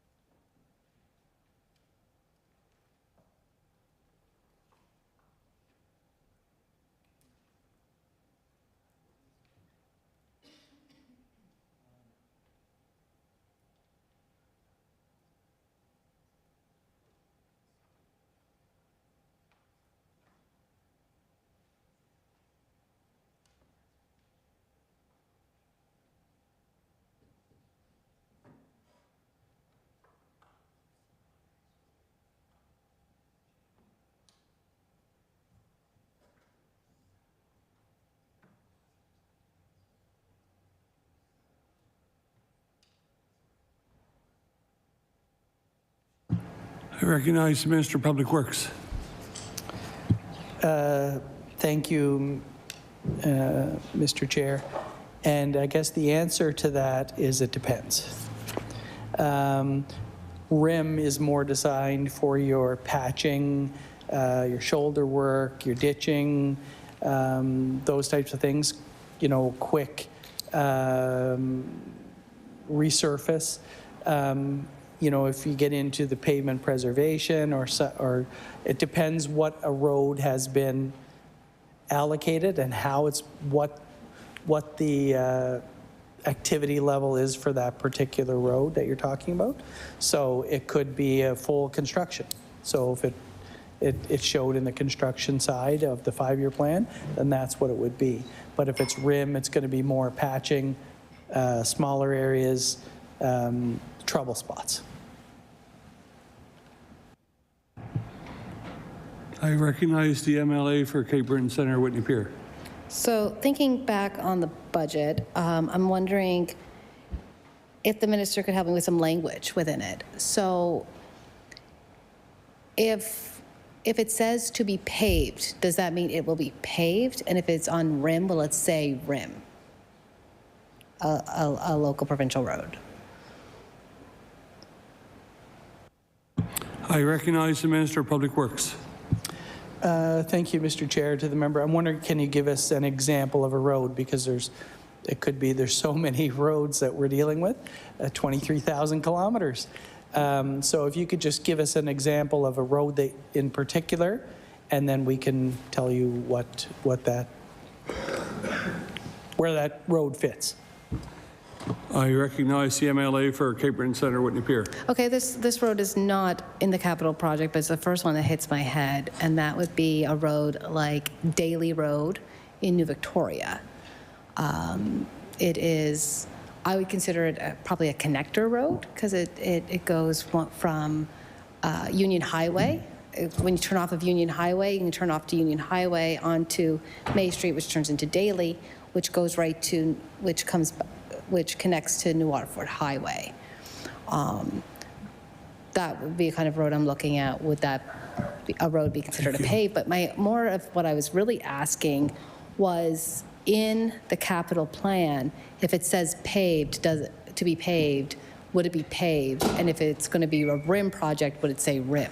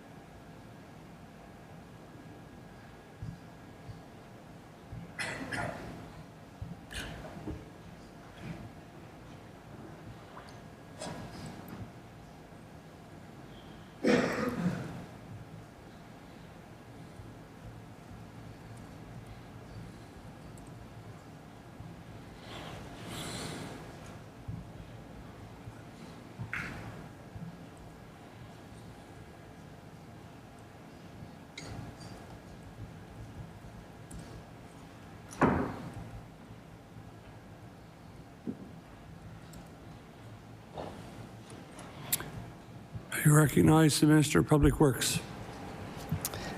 Thank you, Mr. Chair. So I'm sure this is not the answer that the member, because it's not definitive. So it'll depend on the particular road, because some, or on the condition. So if it's, you know, a maintenance pave, or is it a complete reconstruction of the road? So we have two different crews. We have maintenance paving, and then we have the construction, right? So the construction would be come in and do everything, do all the ditching, do all of the shouldering and all that stuff, as opposed to the maintenance stuff, which is smaller jobs. So I guess if it's in the 5-year plan, it's a paving job. And we don't put the rim jobs in the 5-year plan, because they're, you know, they can come up at any particular time, because an example that I can think of on the Little Pond Road, there was all of a sudden a, you know, residents were calling. There's a lot of crock pits undermining in that area, and underneath the road kind of washed away. And then there was a hole that developed in that road. So, and then the hole just kept getting bigger, and people would hit their tire in it, and then next thing you know, you got flat tires and forms that come in looking for tires. So that's something that, you know, is not something that it just happened. It was like, boom, there's a hole in the road, so we need to get that fixed. So that would, you know, either be under the local department's budget, or maybe there was rim that could be applied to that job. So, you know, the patch was this big, but underneath is where it had to be filled and compacted and made room for, to ensure that it wouldn't just drop again. So it depends really on the particular road. But if you want to send us a list of the roads that, you know, we can certainly tell you what, if it's in the 5-year plan, what's going to be done with that particular road. And I think in your area, if I'm remembering, and one of the things that I'm super proud of when we looked at the 5-year plan is that there's projects in all 18 counties of Nova Scotia. So we try and spread the work out across the province as best as possible, because everyone's, you know, roads are super important for everybody. So we do our best, and I know that, you know, from chatting with you, I know you have your regular meetings with your local. The other thing I would encourage you to do as well is to have your when the time comes every year to meet with the chief, you would do that as well. And then they'll put up and I think there's some paving projects in your, well, that one is certainly yours on Grand Lake Road from Wash Plant Road to Gardner, and I think there's some down as well. I recognize the MLA for Cape Breton Centre, Whitney Pier. Thank you, and thank you to the minister. I do all that. So I guess what I'm going to ask the minister now is the Department of Public Works, is the government, this government, committed to paving, not just RIMP, a lot of them are really deteriorated, the local provincial roads that are residential areas? So I'm not talking about Grand Lake Road or Sydney Road or New Waterford Highway and trunks. I'm talking about the smaller roads where people are living on, that, you know, they haven't seen their road done since possibly the 60s, the 70s, and their roads are just deteriorating. And you know, they're not J-class. They belong fully to us. There's not an agreement between municipalities and the province. This is our own roads.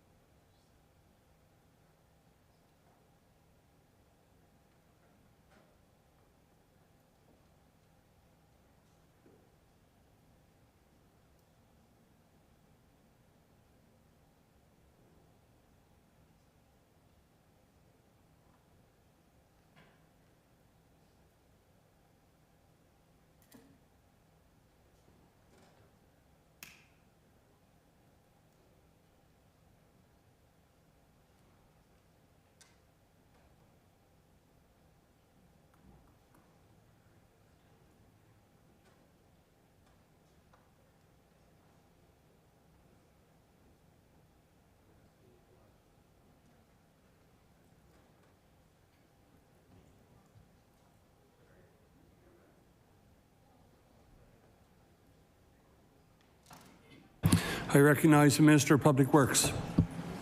Thank you, Mr. Chair. And so when it comes down to the municipal roads, or roads within the municipality, so we continue to work with the municipality, municipal affairs on roads that are not, so with J-Class, we know how that works, right? So the municipality sends their list. It's a matching, it's shared 50-50 with the municipalities, and that's how J-Class roads get done. If there's roads that aren't J-Class but are considered residential roads, that's something that, we would look at how we need to refurbish a road that belongs 100% to us. But we're constantly working with the municipality, the traffic conditions, the road conditions. Some of that stuff we can do through RIM or through local budgets. But at the end of the day, I think what we have to do is look at the particular roads, look at negotiating with the municipalities on the service agreements for those roads, and figure out, which, obviously the priority has to be the 100 series, trunks, routes, those types of roads where, I'm really proud of the work that we're doing there. And also with the J-Class, there's a mechanism for that. So I'd love for the member to send us some examples, maybe work with the local councillor in the area as well, and in the municipal council, and we can chat about service agreements, because that's one of the issues. I mean, in my particular constituency, I would have a lot of subdivision roads, Cantley Village, some of the subdivisions in Westmount, in the north side, all of Florence, Alder Point, all of these areas all flow through. They're residential areas, but they're areas of the former county, right? And when the service agreement was negotiated in, I think it was 96, those roads weren't dealt with. I've heard stories of, they just said, oh, we'll put them over here and we'll deal with them later. And they never actually got dealt with. So one of the things that we need to do is take a look at that. But I hear you on the residential side with regards to the plowing and with regards to all of those services that have to be taken into account for the residential type roads in their communities. I recognize the MLA for Cape Breton Centre, Whitney Pier. Thank you, Chair. Okay, so I'm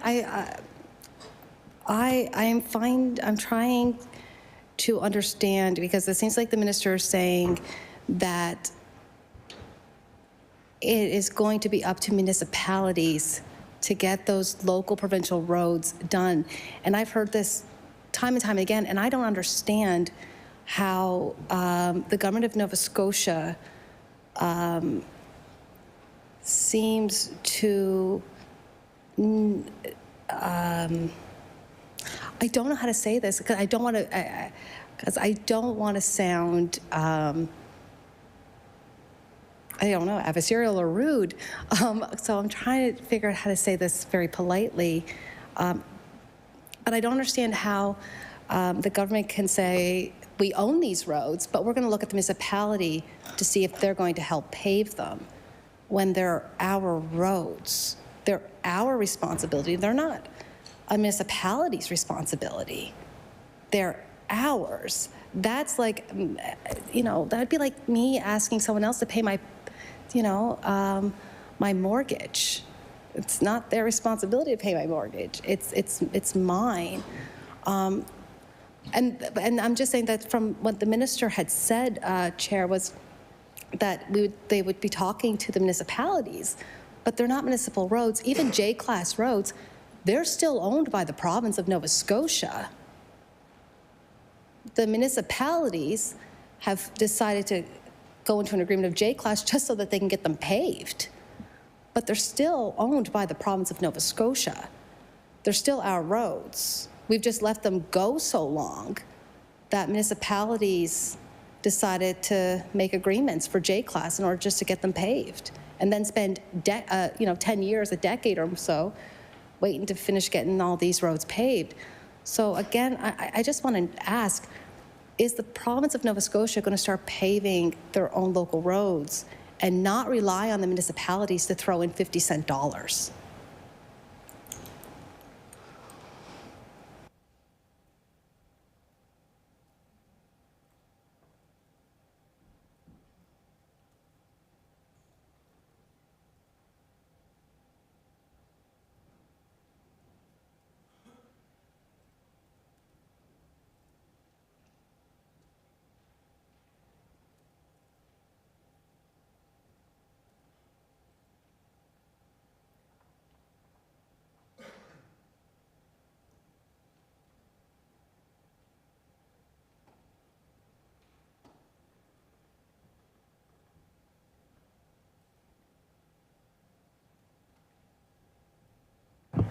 I recognize the Minister of Public Works. Thank you, Mr. Chair. And with regards to J-class roads, I just want to talk about those for a second. They are actually, based on the 1995 service agreement, they are the responsibility of the municipal governments. We do the 50-50 cost shares to help out, but the responsibility for J-class is on the municipality. But the $2 million provincially is there to help with that. We do work on local roads that are not classified as J-class roads. We do, but when we determine what type of work and what needs to be done, there's a decision matrix that takes place, which is, traffic volume on the road, condition of the road. Are there businesses on the road? Are there churches on the road? Are there halls on the road? So all of these things come into play when determining what actually gets done on a local road.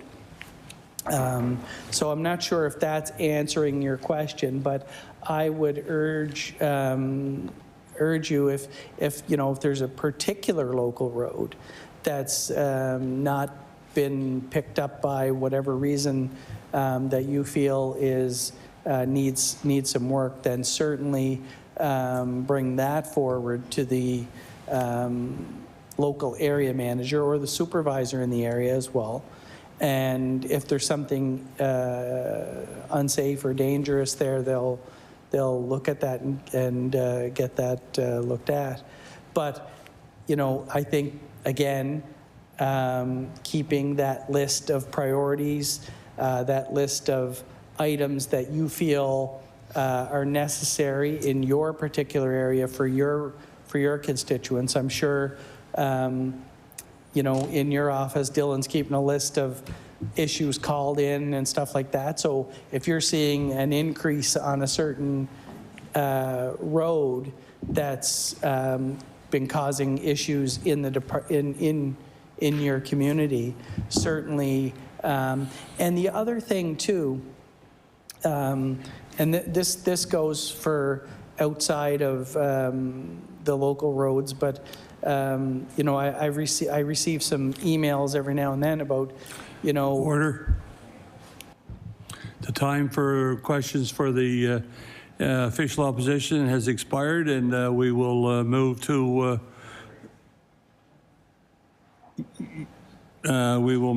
the third party, and I recognize the MLA for Timberley Prospect. Thank you, Mr. Chair. I want to thank the government officials for being here this evening into the night to help the minister for answering questions. Super important department that the minister has taken over, and our roads, the condition of them, keep people safe across the province, and it's a really important role. I worked really well with the local team in the Halifax region and the Timberley area at the Beachville Depot. I know many of the senior management people who have been all great over the last number of years that I've served, and even some of the new senior managers that have been in different departments. So the minister is well supported with outstanding staff. I will start with the J-Class Road discussion because I think it's an important one, and I think we got a big problem with it. So I guess I'll start with the comments around the agreement, the service agreement in 1995-96 that was a supposed negotiation with municipalities, which are really creatures of the province. And my understanding is it was quite arbitrary in terms of what roads were deemed J-class roads. A certain amount of kilometers were put into a J-class category with no semblance of any reason of why somebody in, I'll give an example, in my area, in Brookside, would be in a J-class road, and then somebody right across the street would be in an actual provincially maintained and owned road.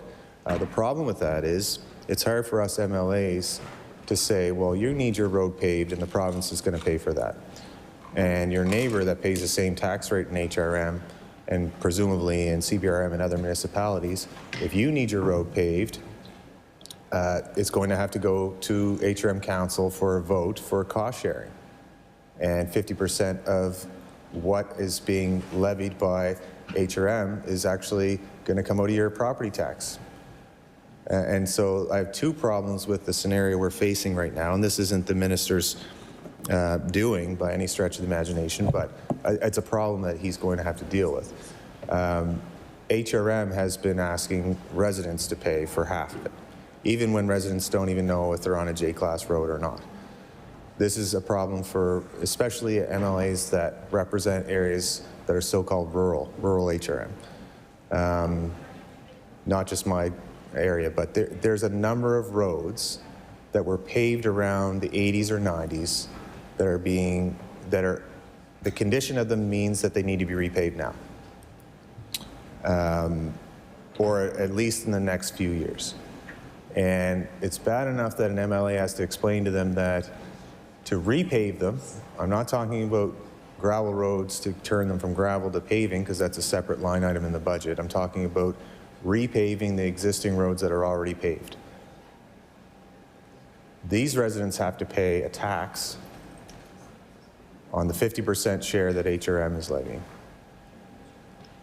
And on top of that problem is that there's only so much in the provincial budget.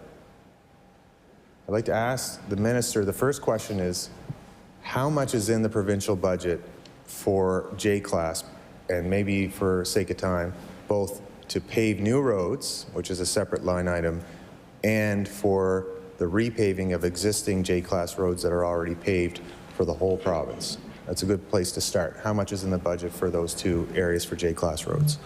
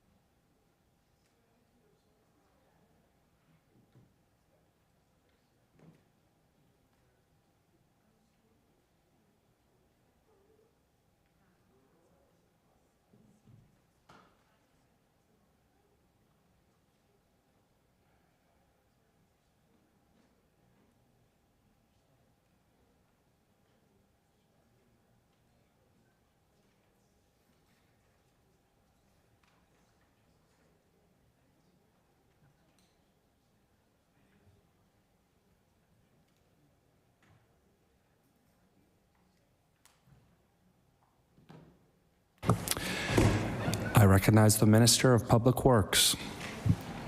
Thank you, Mr. Chair, and to the member. So they're cost shared at 50-cent dollars. So it's basically evenly split, about $1 million for new and $1 million for repaving provincially, which would be 2 and 2 with the split. I recognize the member from Timberley Prospect.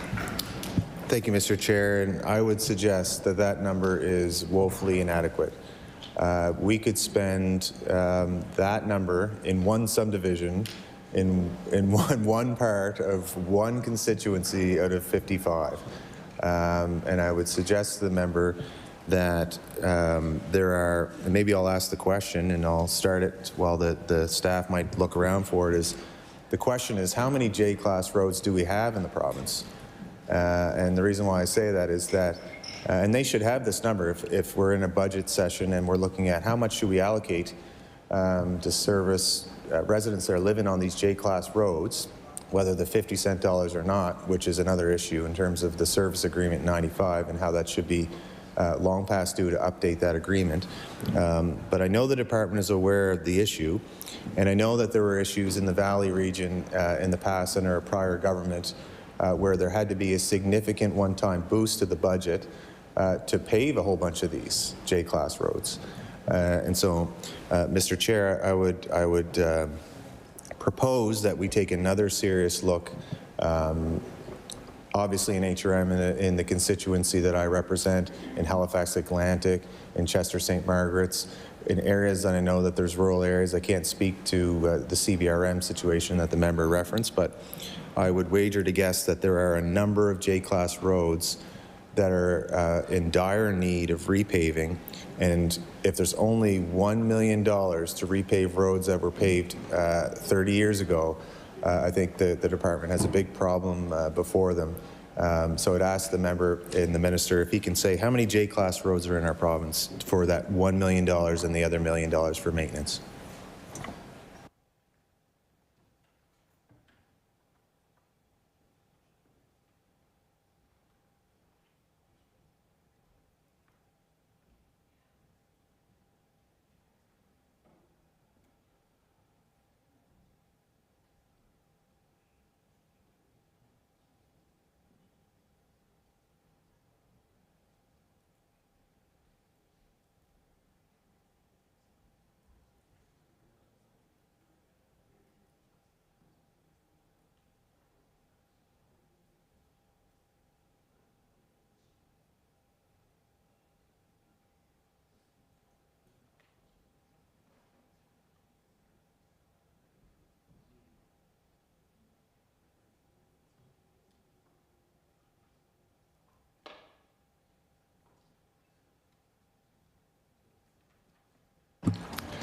I recognize the Minister of Public Works. Thank you, Mr. Chair, and I just want to note that they're currently renegotiating with the municipalities on J-class, so that those talks are ongoing. But there's approximately 1,300 kilometers of J-class roads throughout the province. I recognize the member for Timberley Prospect. Thank you, Mr. Chair. I really appreciate that answer. So we have 1,300 kilometers of road, and I don't need to go into the math to show that $2 million is really not going to go very far for asphalt for those stretches of roads. I'd like to ask the minister if a municipality or a council votes to actually approve some of these roads and there's not enough in the budget, will he make sure that that's presented to Treasury Board to increase the budget, especially with the government's record of asking for additional appropriations throughout the year? Would he make sure that that those requests are honored through the municipality to take care of those J-class roads across the province?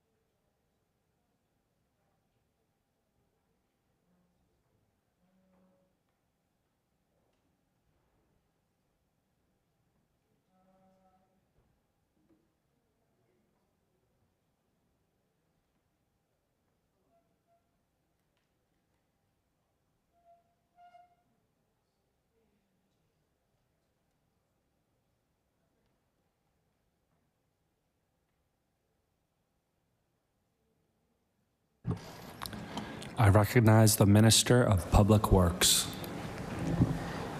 Thank you, Mr. Chair. And you know, we do have a great relationship with our municipalities around the province, and we work quite closely with them. And you know, if a proposal came through, I'm sure we'd talk about it. But the other side of the coin here is that Municipal Affairs is the group that manages that relationship with regards to J-Class and the negotiations. So we would have to work with our colleagues there. You know, and I think the thing to note too is that every municipality in the province does things differently with regards to J-Class. I heard the member talk about asking residents to pay for roads and those types of things. So that's probably specific to one particular municipality. I hadn't heard that, but so I think at the end of the day, we would want to work with the municipality. We want to renegotiate that agreement, and we'll work with Municipal Affairs to see that that's whatever we can do to support them. I recognize the member for Timberley Prospect. Thank you, Mr. Chair, and I could spend more time on that, but I guess I'll just suggest that we just pave them all and transfer them over to the municipalities, or something of that kind of scenario. I think is really ultimately what would be fair. I'm going to ask about 100 series highways. I'd like to ask a budget question on that. Obviously, my interest is going to be the 103 highway that goes along the Timberley area into Tantallon. There's been some twinning as you go beyond that Tantallon into the South Shore, but we've had challenges trying to get budgets for the repaving of that 100 series highway. So my first question is, what's the allocation for actually repaving 100 series highways in the province, and how does that break out through the regions?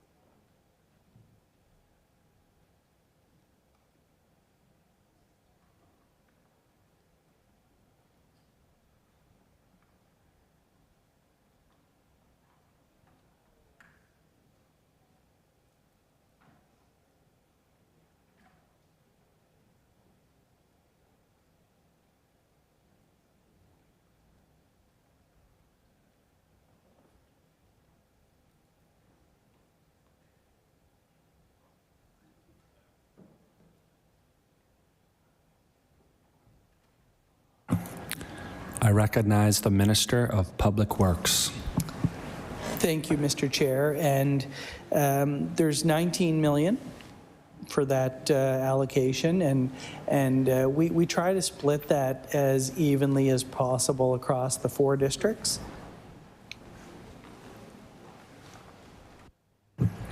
I recognize the member from Timberley Prospect. Thank you, Mr. Chair, and I do appreciate the precise answers. It is helpful. Is there a certain allotment given to the 103 series highway? And I know there's always exceptions based on the condition of them, but I would submit that the condition between exit 3 and 5 is by many accounts deplorable. So there was last year one section of that highway only eastbound from exit 3 into the city to what they call the Beachville overpass over top of the rails to trails, which is approximately 5 kilometers. But the westbound side of the highway was not repaved, which is full of potholes. This is a major, probably amongst the busiest highway. Anyone that's coming from the South Shore would have to go over that to get into the city. Anyone that lives in HRM would definitely travel that highway. Anyone coming out to the best constituency in the province, obviously, would be coming off that highway. It's only going to get busier. And I think that's why the priority was given to that section. As you go closer to the city, it's the most heavily trafficked. But only the eastbound side was paved and not the westbound side. Similarly, as you go past exit 3, between exit 3 and exit 4 to exit 5, both westbound, both eastbound, I would submit should be repaved. But I'd like to ask the Minister, what's the plan to repave the 103 between exit 3 and exit 5, and is there any budget allocation in the 5-year plan for that? Thank you, Mr. Chair.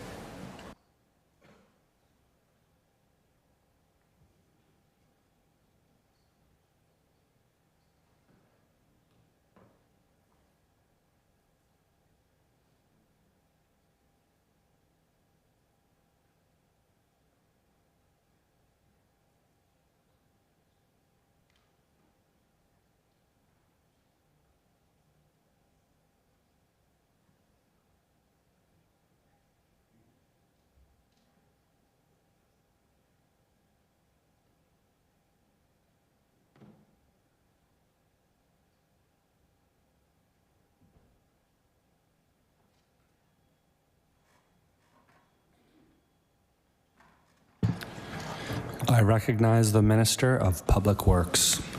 Thank you, Mr. Chair. And that area that the member speaks about has been identified as an area that needs to be addressed. It is a couple of years out, but in the meantime, they'll continue to do the maintenance to make sure that it's maintained so it can, and then when the time comes, they'll be able to use that allocation that we talked about, the 19 million, the share, to put towards that project. I recognize the member for Timberley Prospect. Thank you, Mr. Chair. So what I'm hearing is the 19 million is an annual fee that's put into the capital plan for 100 series highways, and that there is no funding going into this section of the 103 for this year. The minister mentioned that there's going to be some work in a couple of years. I'd like confirmation is if the section between exit 5 to exit 3 will be repaved in that 2-year time frame, or are we looking at a multi-year time frame? I'd like to ask the minister. I don't think that it is acceptable that no more work this year on the 103, given how busy that section is, and I could stand to be corrected if anybody knows of a highway that has more heavier traffic than that, the 103, especially that section. Love to hear it. But if there's no money in this budget for the 103 between those sections this year, just ask the commitment that there will be in the next year and what sections will be completed.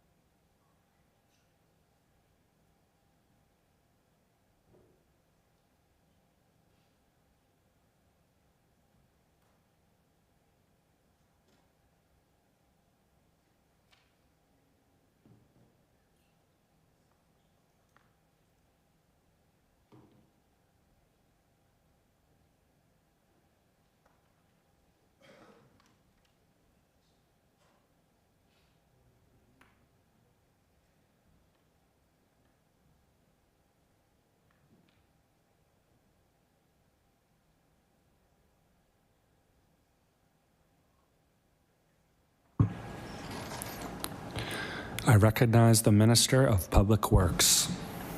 Thank you, Mr. Chair. And as we spoke, it has been identified. It's a couple of years out, and they will continue to monitor it for the future, just to make sure that everything's stays as is. But yeah, so it's a couple of years out. I recognize the member for Timberley Prospect. Thank you, Mr. Chair. And as we get closer into the city outside of my area, obviously the 102 is a point of congestion going into the Bears Road area for commuters. And I'll ask the question because it was brought up that there was some kind of a promise to widen the 102, and I don't see anything in the capital plan. I'd ask the question if there is a plan to widen the 102 leading into Halifax, what year that will be, and is this a recommendation that came out of the JRTA?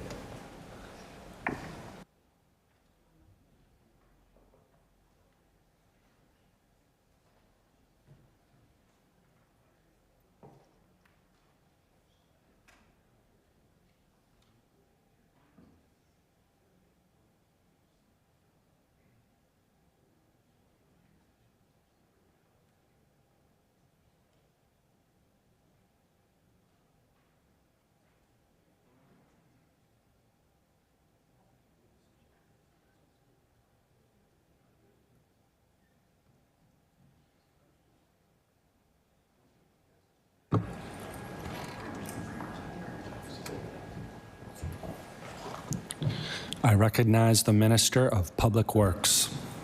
Thank you, Mr. Chair. And that area is under pre-engineering work. So whether it's, at this point it's under review, so we're not quite sure what's going to happen there. It's the JRTA would be part of their plan, and that's under review right now at the department. I recognize the member for Timberley Prospect. Thank you, Mr. Chair, and I actually have an idea. I believe the JRTA report was due some time ago. Will the minister release the report so we can actually look at the findings of what's being recommended? And if not now, when is that planning to be released to the public? I recognize the Minister of Public Works. Thank you, Mr. Chair, and I'm glad the member asked about the JRTA report because it gives me an opportunity to talk a little bit about the JRTA. I'm very happy and very proud of the work that this government has done by creating the JRTA. It's a program that's being looked at across Canada. It's the first of its kind in Atlantic Canada, and this government recognized the fact that there was issues with congestion. We need to fix the traffic issues in and around HRM and broader for Nova Scotia.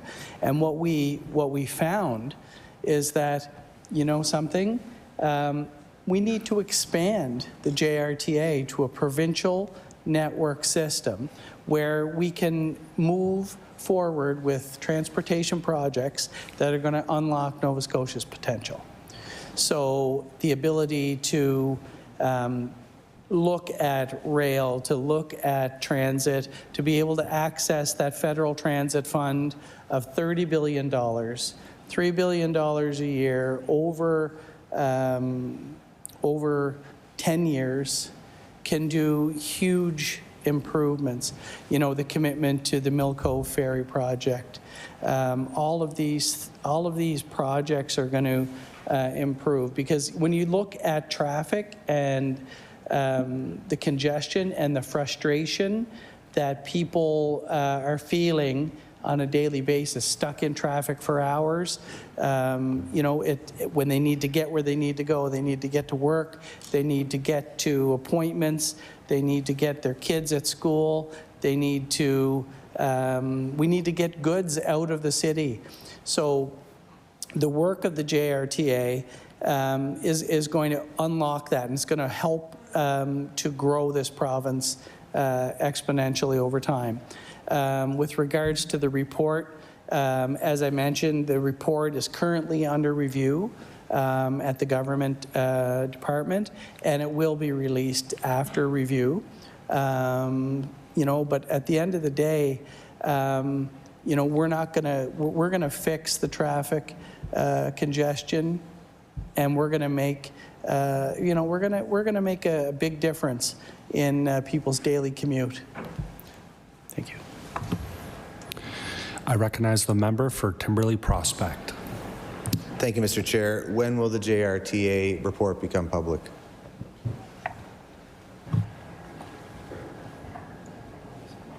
I recognize the Minister of Public Works. When the review is complete. I recognize the member for Timberley Prospect. Is the government not already announcing, and even previous to the election, some of the parts that are recommended in that report? Do they not already have the report? I recognize the Minister of Public Works. The report has been received, it's being reviewed, and it'll be released after the review is complete. I recognize the member for Timberley Prospect. Has any of the parts of the review been announced in the HRM area? Has the Hammonds Plains connector or any of the other ideas around widening the 102 or anything been part of this review?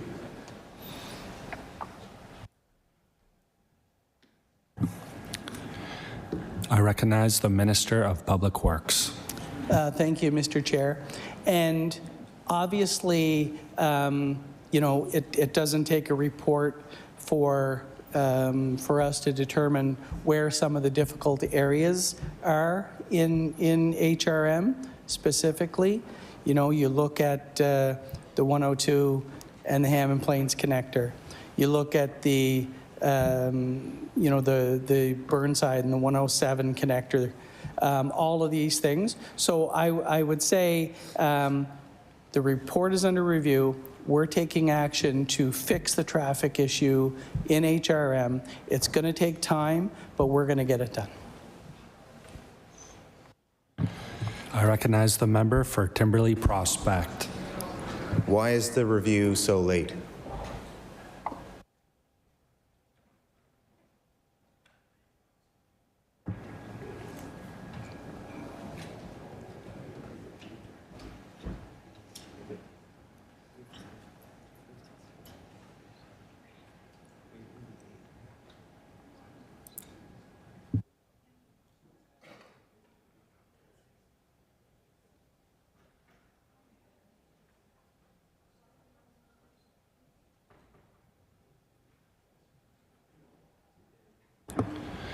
I recognize the Minister of Public Works. Thank you, Mr. Chair. And I wouldn't classify the project as too late. It's a very, very, very important piece of work that's being done. We want to make sure it's done right. It's being reviewed. It'll be released upon the finish of the review. And a lot of things happened in the last couple of months. There was an election. There was Christmas. Now we need to take a review of the report, and we're going to take our time to make sure we get this right. But at the end of the day, it's going to get done. We're going to fix the traffic issues here in HRM. I recognize the member for Timberley Prospect. Thank you, Mr. Chair. The government extended the environmental assessment for the Highway 113 area, the proposed Highway 113 area. Is the Highway 113 being proposed in the JRTA recommendations?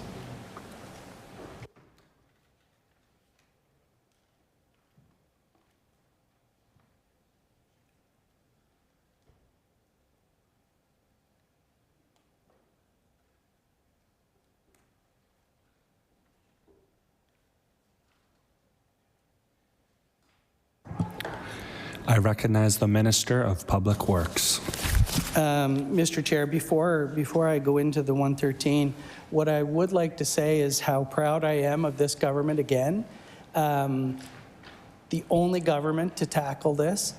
And if I look back, imagine if there was a JRT agency that was started when the NDP was in power. Imagine if a JRTA had been started when the Liberals were in power for 8 years. Imagine how much further ahead we would be today. But we're going to do this. We're making it happen. We're going to fix the traffic issues in HRM, but we're going to do it right. We're going to take our time, and we're going to make sure it's done.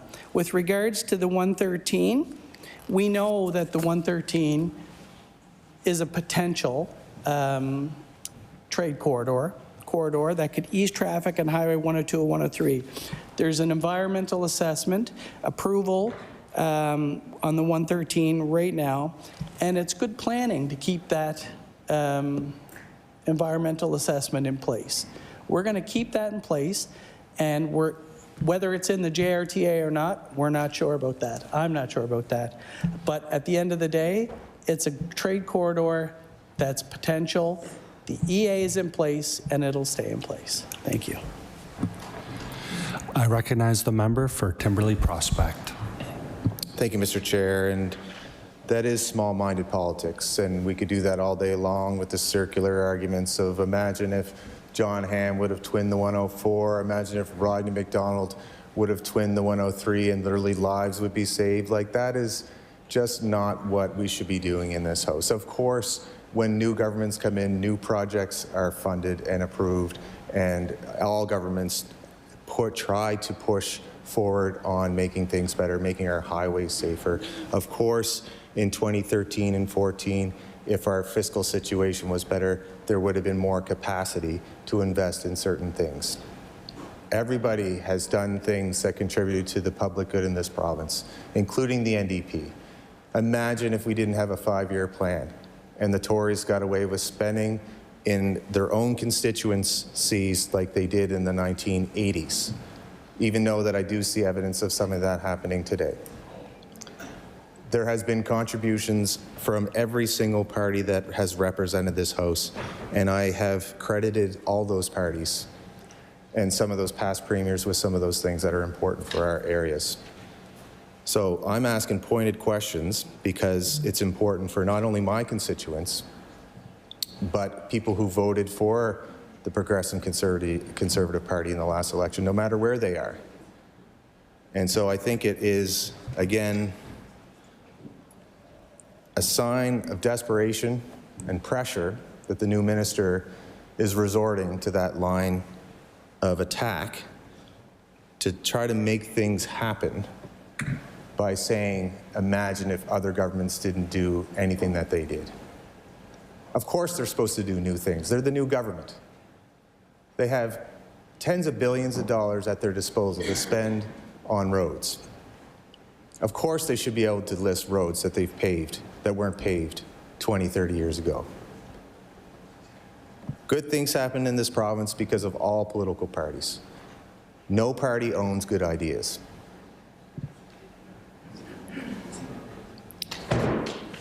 So in the spirit of trying to work together, I did appreciate the collaboration from your predecessor, the previous minister, on looking at the issues around Prospect Road, which is a busy intersection and road that goes into many distinct communities and has only one entrance and one exit out, unless you go all the way around to the Peggy's Cove loop area. There is a traffic study that I asked the minister about, and I'd like to ask the minister if he will listen to the recommendations being presented by CBCL in that traffic study to ensure that we're able to improve the Prospect Road, especially for safety of people that not only vote Liberal, people that vote for all parties in this House. Will he make sure that he listens to the recommendations from the experts for that study?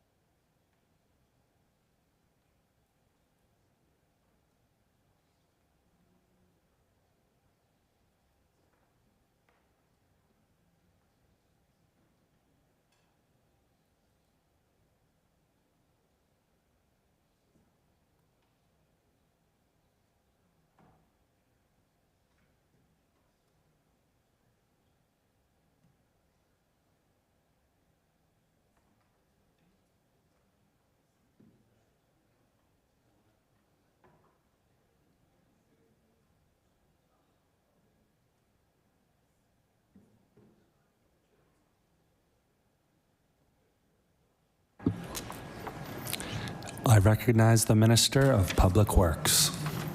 Thank you, Mr. Chair. I'd like to thank the member for the question. And it, you know, when we look at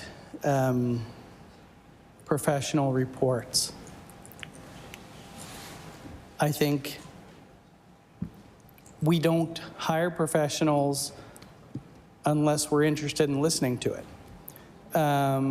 So certainly, it's, you know, when you know, if you look at the JRTA report or you look at traffic study, you do these types of things in order to get information, right? So it's a piece of information that would get added into the discussions, the decision-making, as to what needs to take place. And when you get a report with recommendations, no matter what the situation is or the cause or the reason for that report, you're going to look at that and you're going to say, okay, let's prioritize the report, let's prioritize the recommendations. What are some of the things that we can do right away? What are some of the things that can move along? When it comes to the study, the member and the community have been very much involved in the design and getting updates as they go along. And I think the department, as you mentioned, has been very cooperative to provide those updates. And they'll continue to do so, Mr. Chair. I think the question was around, you know, would we commit to listening to the report? Of course, we're going to listen to the report, and that's why we would commission someone to do a report. It's because we want the information. We want to be able to make the best decisions possible to help fix the traffic issues in that particular area. And I've been out to that area, and I know it's an issue with traffic, and we hear about that area as a very much a growing area. There's the exhibition park expansion is happening there, so we know it's a growing area. Certainly when it comes time to implement some of those recommendations, we will again prioritize, look at the ability to you know, what we're able to do at that particular point.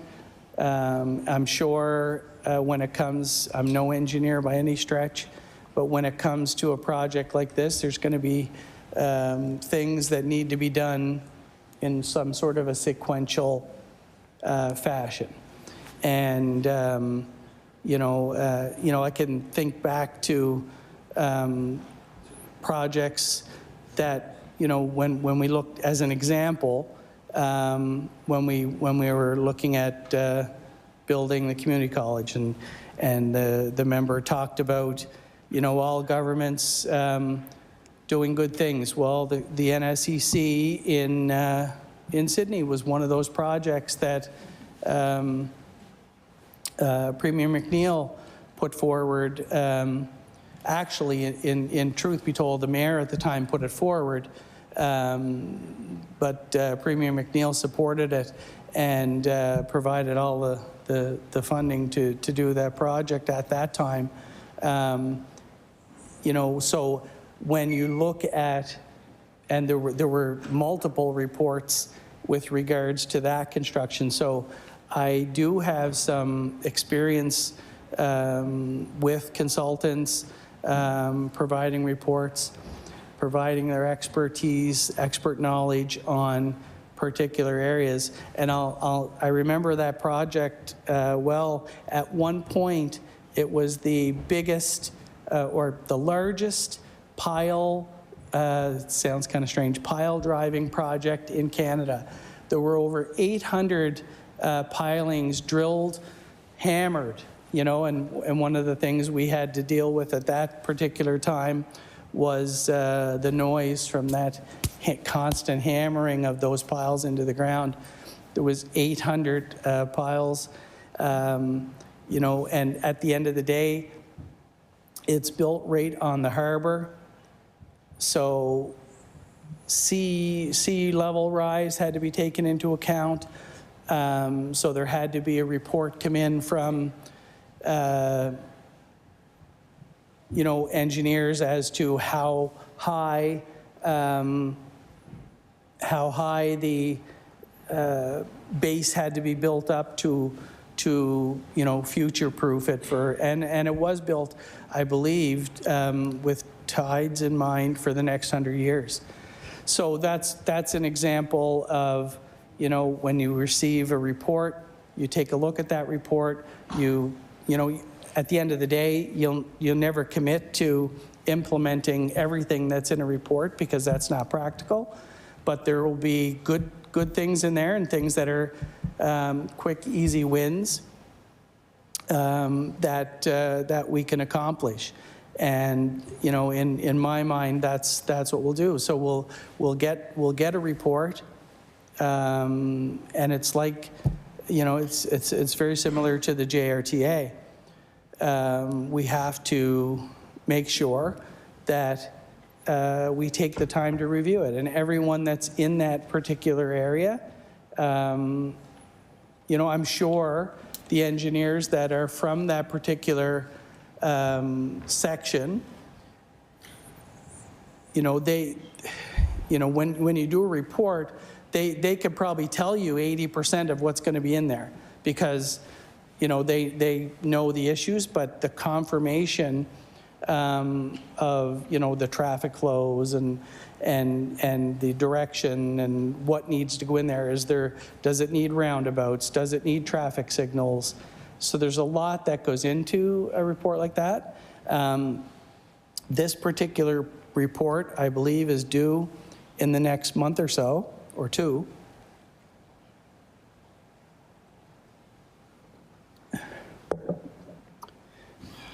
At which time, you know, we'll take our time to review it. And of course, the member and the community group probe would be briefed on that project. And then of course it'll be next steps after that. But I guess that's a long-winded way to come around to say that we will look at the report, we will listen to the recommendations, and then we'll figure out next steps from there. I recognize the MLA for Timberley Prospect. Thank you, Mr. Chair. I'd like to ask, before that this study was conducted, it was well known there's 2 intersections along Prospect Road that needed attention. I'm glad the minister referenced how there is local knowledge on this with the people that work in the department. They would know very well the intersections of Brookside Road and Mills Drive. In my view, both of those intersections need some traffic calming in the way of traffic signal lights, especially the Brookside Road that has now a new development at that intersection with commercial business opening up already. I'd like to ask the minister if he can say whether or not the warrants are there to require a traffic light and make sure that we have that modest investment before that the study can actually look at some of the more longer term, more capital intensive investments that are required for the Prospect Road.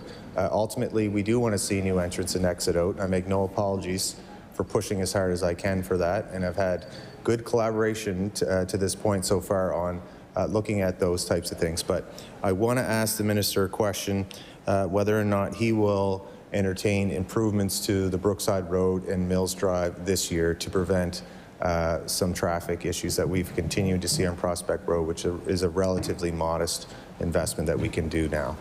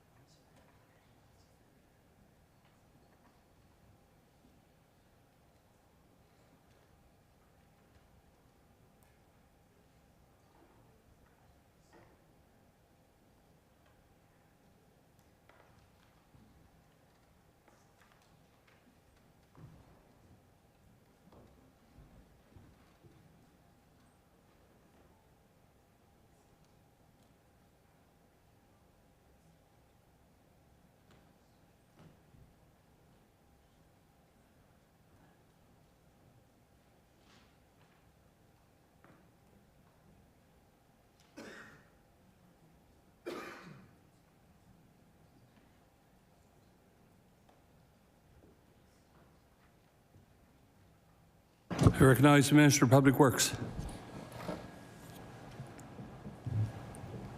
Thank you, Mr. Chair, and I believe that, you know, we've done some work on some intersections on Prospect Road, like Terrence Bay, for example, and just taking a look at some of the information on the study, traffic signals, intersections, that's all part of it. So we're looking forward, I mean, the report's a month or so away, so once we get that report, as I mentioned, there could be some quick fixes, quick wins in that report that we'd be able to take a look at. I recognize the MLA for Timberley Prospect. Thank you, Mr. Chair. Really appreciate the answer. Another issue that was brought to me by a landowner on the Prospect Road is that there is a spring closure from, I think, at the beginning of Prospect Road all the way until around the Club Road intersection. Trucks are allowed going to that point, and then the rest of the road, trucks aren't allowed on. The reason why that's an issue and goes back to the minister's comment on unlocking potential of Nova Scotia with JRTA, and so we do have a shortage of light industrial land across the province and in HRM, and I know there's industrial land that is already zoned I-1 and I-3 further down Prospect Road in Bayside area. So I committed to ask the question because presumably there's some kind of parameters or criteria where this is based on evidence, and so I thought I'd at least ask the question, why is it that that section of Prospect Road has the closure for heavy trucks, given that there is an opportunity for industrial land that's further down? Is there a specific criteria around why that is the case?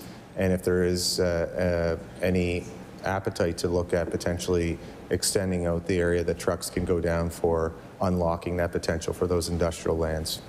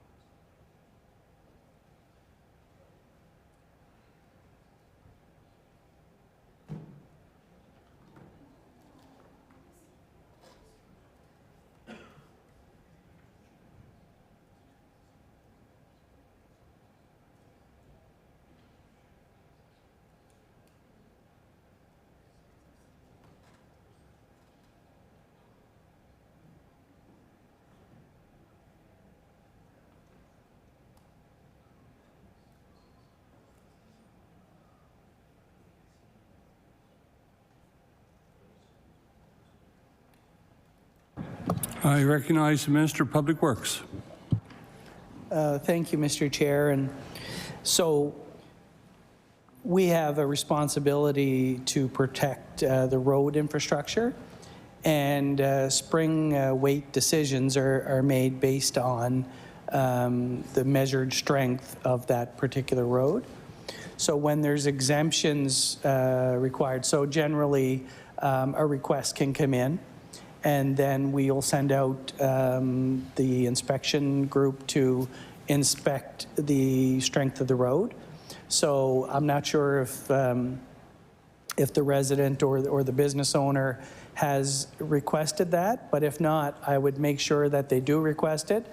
And then when, after the spring thaw, we can send out our tester and then determine if the road can handle that. And if so, we would move forward. If not, then what does it need? Does it need an extra layer of asphalt, or what needs to improve that strength? But it would be an engineering, science-based decision at that point. I recognize the MLA for Timberley Prospect. Thank you, Mr. Chair. And I guess I just found it odd that part of Prospect Road would have the spring thaw threshold and the other part wouldn't, because I would presume that the entire stretch, the whole loop would be the same specs when it's repaid, but I could be wrong, and I'll look further into those details. The minister mentioned local and RIM budgets. I'd like to just ask, how does that get divvied up? Is it based on regions, or is it based on another criteria? And what's the budget for local and RIM budgets this year in this budget?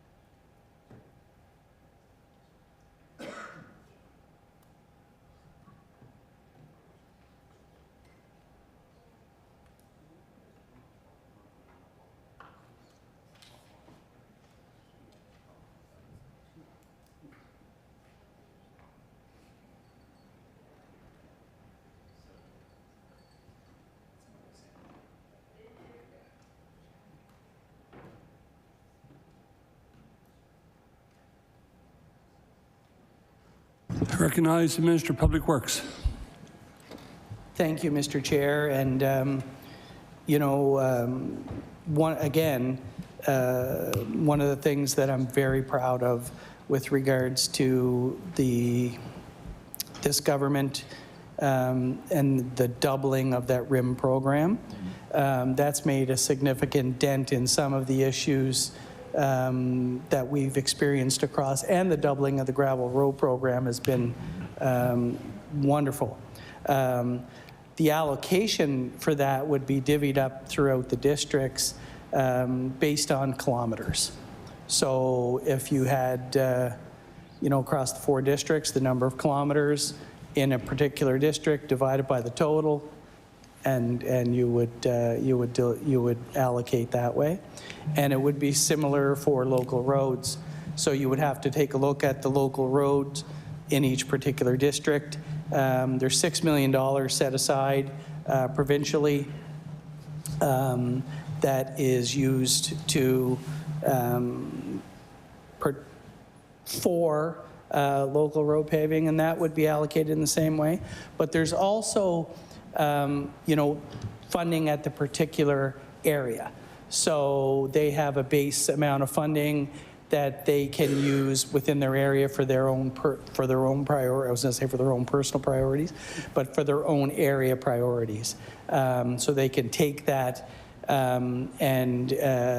so it's a more difficult question to answer with regards to the local road stuff, because some of it depends how the district is prioritized. So it can be based on taking from their allocation to do that, or using their local-based funding to cover some of those programs. And in some cases, they may determine that RIM is the appropriate way to go to fix a particular road.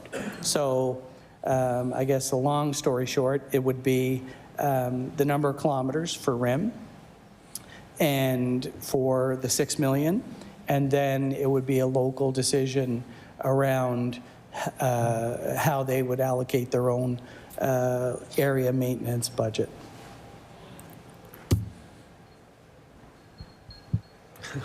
Order. The time for the Liberal caucus has expired. We're going to move to the official opposition. First, I want to know if the minister would like to have a break. Yeah. So we're going to, we're going to take a recess. Good minister.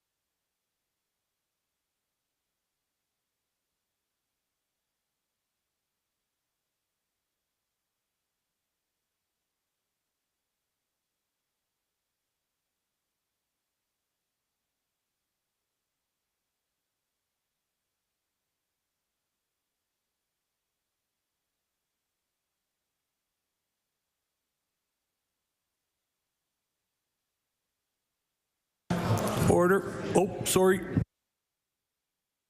Order. I recognize the member from, I'm sorry, Cape Breton Centre, Whitney Pier. Thank you, Chair.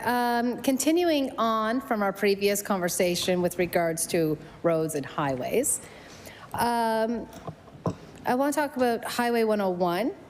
So there's a section of the 101 from Windsor to Mount Uniacke, exit 423, where the repair took over 6 months. So this is coming from someone who actually sent me an email. And the resident told me when the work was finished, there was a bump sign erected on that, and also on the 101 between exit 4 and 5. The repair of the bridge over the river started in early spring. It took 7 months to repair. The resident also was expressing concerns about the time it takes to complete a project, and if there is language in the contracts about length of time it takes to complete such a project. And can the minister explain, and also was asking if we could find out if the minister could explain to the residents what occurred here for such a long repair time.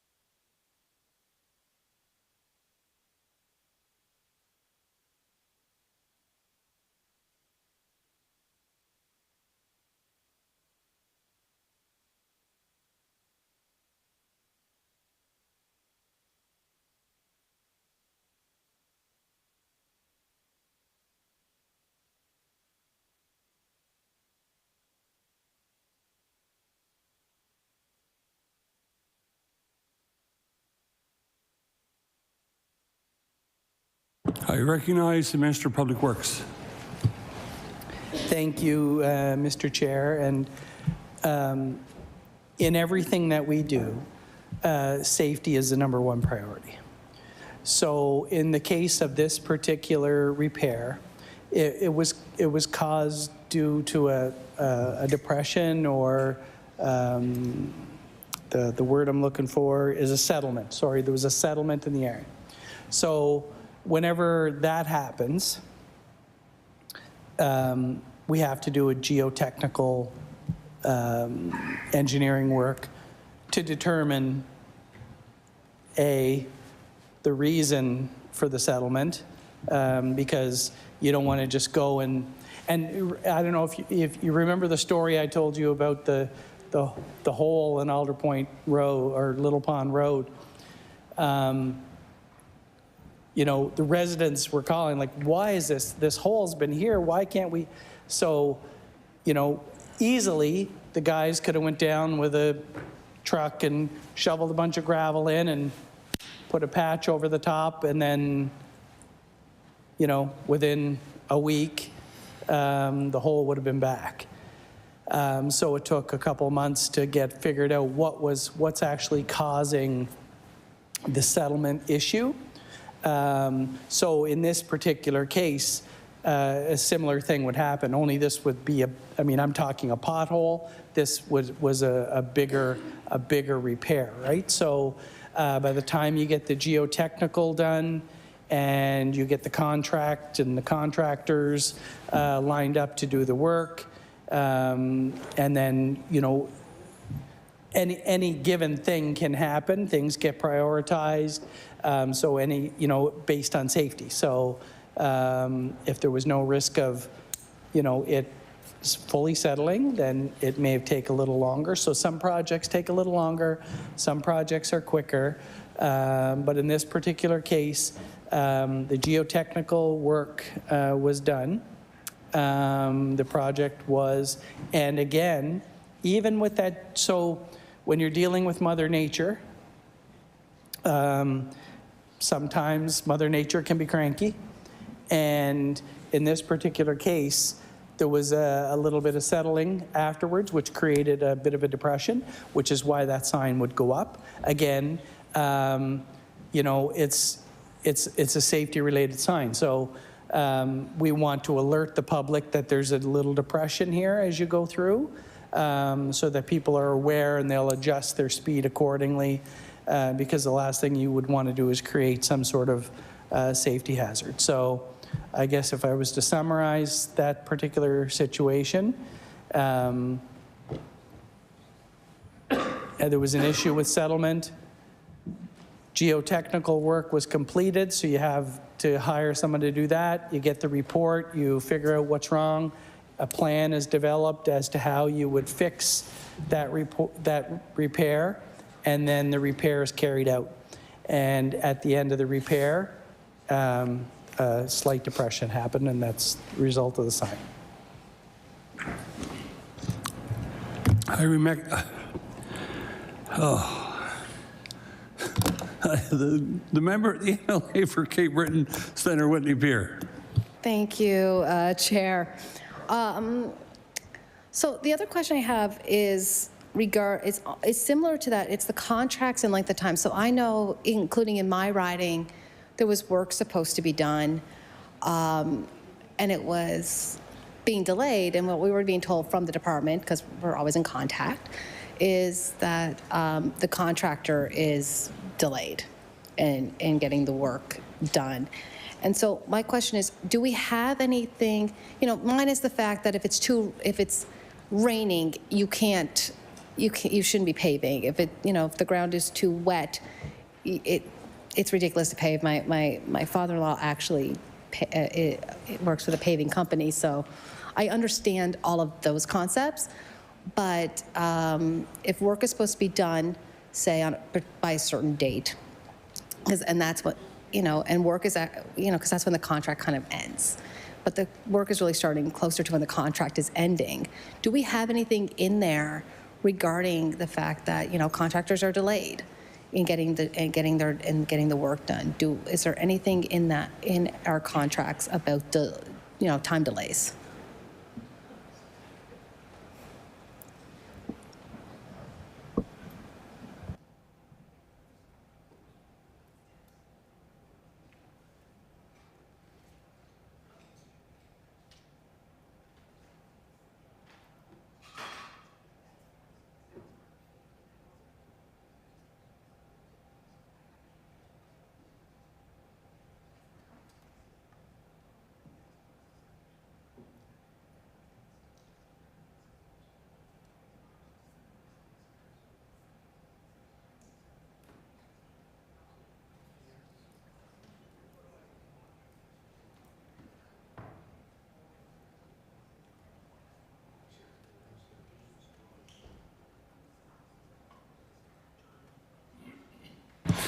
I recognize the Minister of Public Works. Thank you, Mr. Chair. And I think the member partially answered her own question, which is great, because it's nice to have someone questioning that understands weather can play a havoc on construction and paving projects. But with regards to the highway projects, for instance, so when you sign off on a tender, you would sign off on a completion date, right? And then after that completion date, it's called liquidated damages. So it's kind of like a penalty or a fine, and every contract could be different, but it's not as cut and dried as that, because there could be extenuating circumstances. So, for instance, this was a very rainy season, and sometimes you can't wear a wind. It's got to be safe, right? So there could be a negotiation that takes place on that. But if it's a blatant issue with a contractor, then there is a mechanism in the contracts to do that. It's called liquidated damages, basically. Yeah. So, short story, yes, there is a clause in there, and B, it could be negotiated based on the circumstances that are happening. I recognize the MLA for Cape Breton Centre, Whitney Pier. Thank you. Just a follow-up to that. Has the government of Nova Scotia ever had to use that clause of liquidated damages in the recent few years? Maybe let's go with 2 years. I recognize the Minister of Public Works. Yes, every year. I recognize the MLA for Cape Breton Centre, Whitney Pier. I probably should have added, thank you, Chair, I probably should have added this. How many times have we had to use it in, say, in the past year?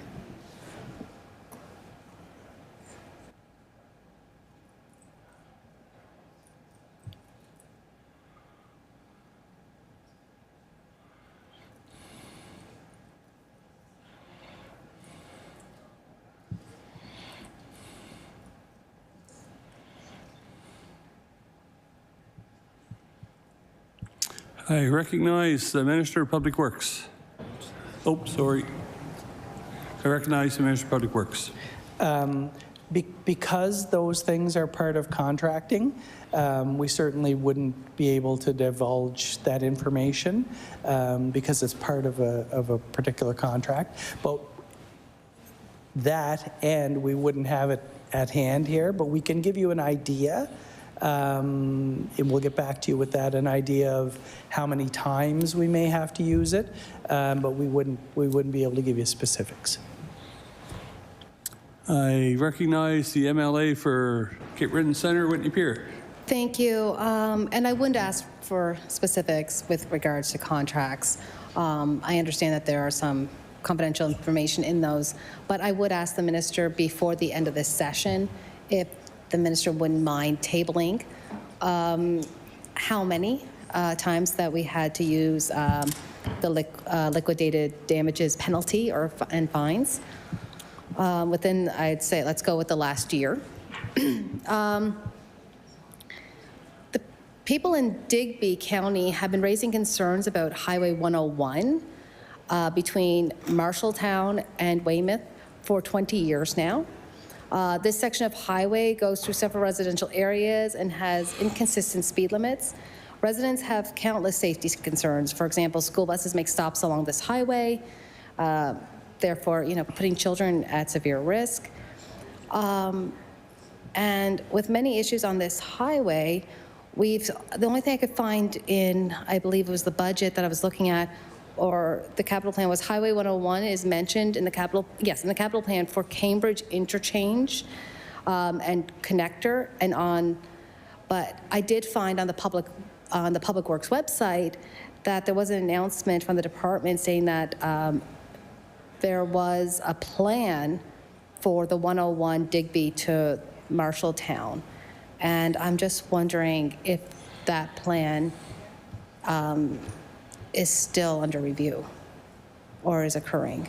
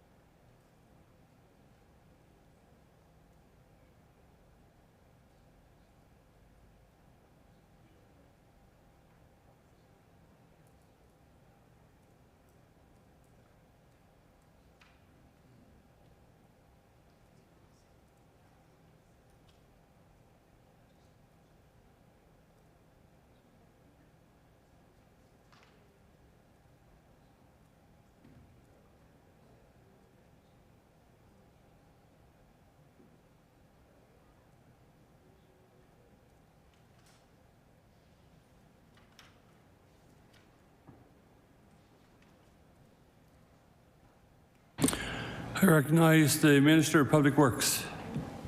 Thank you, Mr. Chair. And there's, when we talk about areas of the province, there's plans for all kinds of different areas. And in this case, the member's correct, there is a plan for that area. The plan is very dated. So there's a lot of work that would need to be done to review and update that plan. But in the meantime, and there's been public consultation down in that area as well. There's been public meetings, that type of thing. But in the meantime, a safety audit has been commissioned for that area. And when that report comes in, we'll certainly be able to take a look at that and see if any upgrades or changes are needed at that particular time. But safety is obviously the #1 priority. And within the structure, there are safety or road.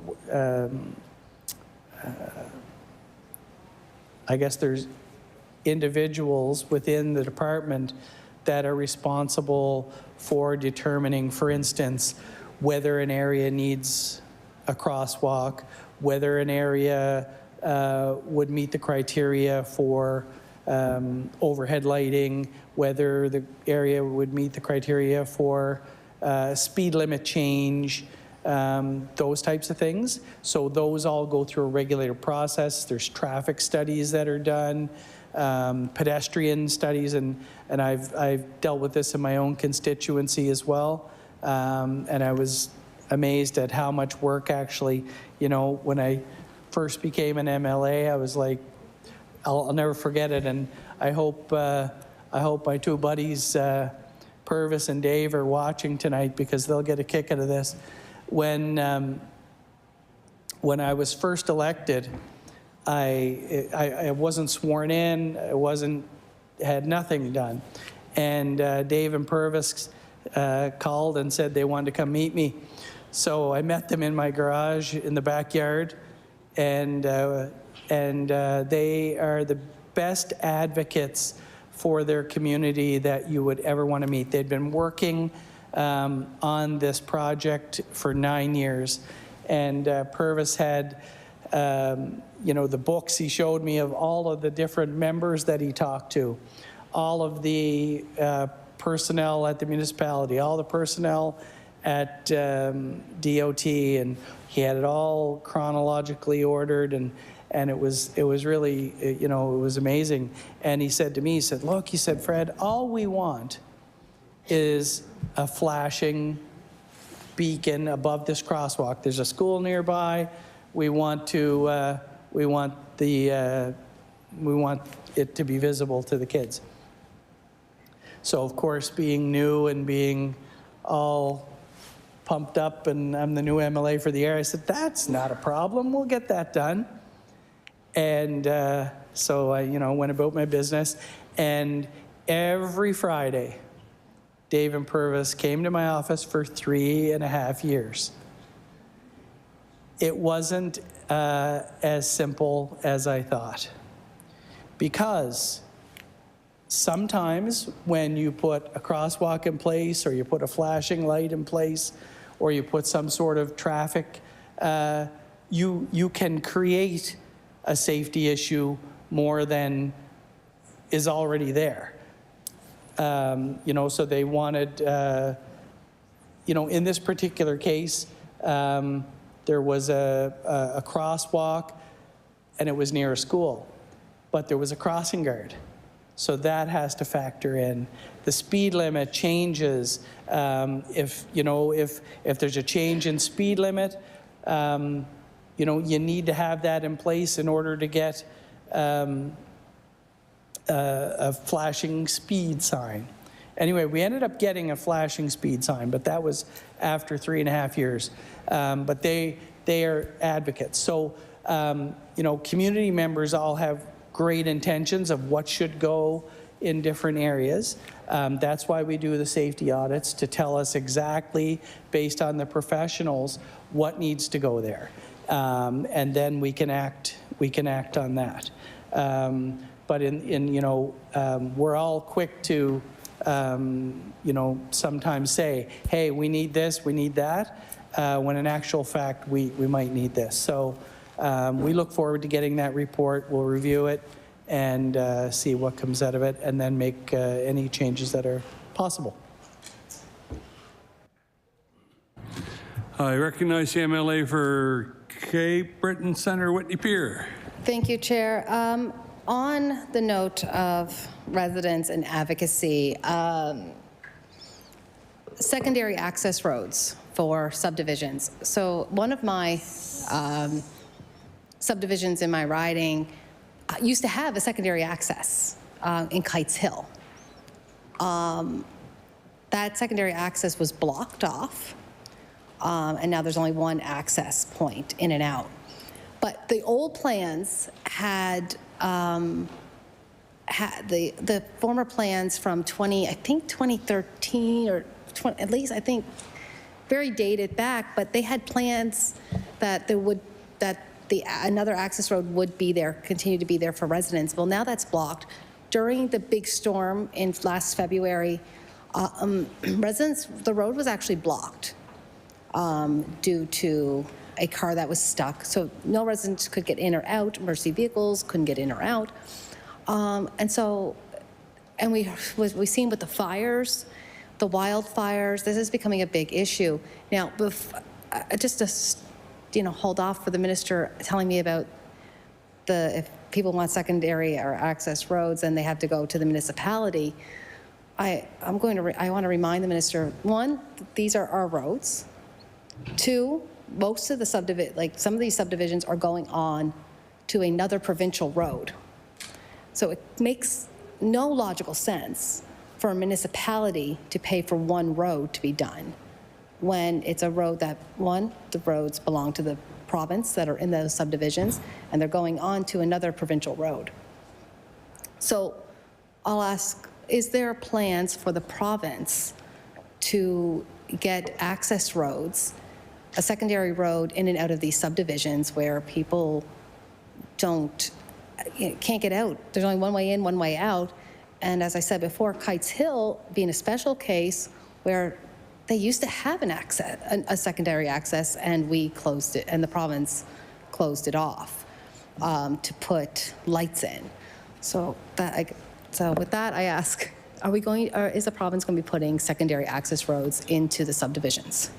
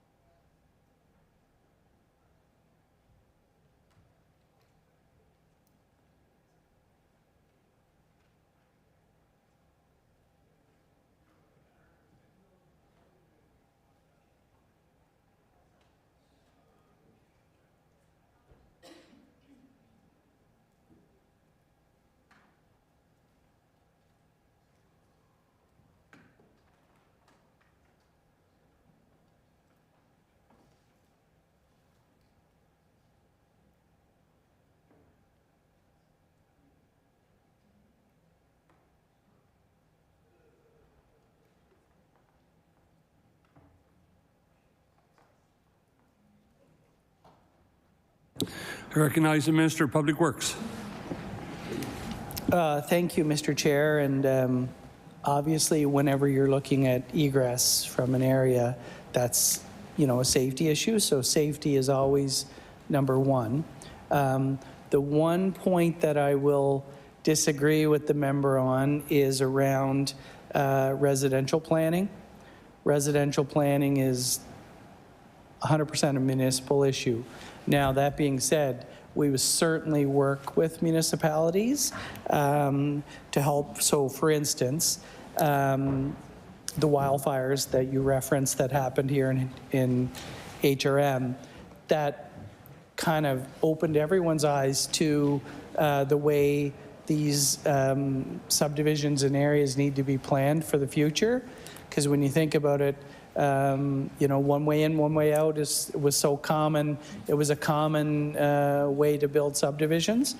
But now we're realizing that that's probably problematic in certain areas. So when HRM wanted to build some secondary egress, we provided the land. So to create more emergency exits, and we worked together with them.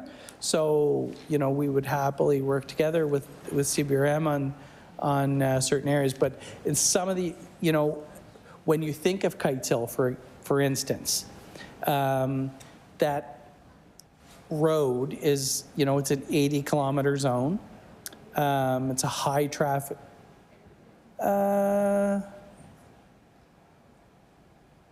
70, 80, it's still, whatever, it's still fast, right? But if it's 70 in that particular area, it's 80 further on. And what I would argue is if it is 70, there's very few cars on that road that are going 70. Most are going further. Can I see? Yeah. Most are going further than that. But again, so it's safety. So when you look at a secondary exit, a lot of those that we've done have been gated. So they're only for an emergency. So it's locked and gated. If there's an emergency, then it's open so you can have multiple ways out. Because if you think of Kites Hill with the lights, to have another set of lights in that, you know, again, going back to the traffic flow and the traffic rules and all of those sorts of things, that would something that I'd be happy. But we'd be happy to work with HRM on that.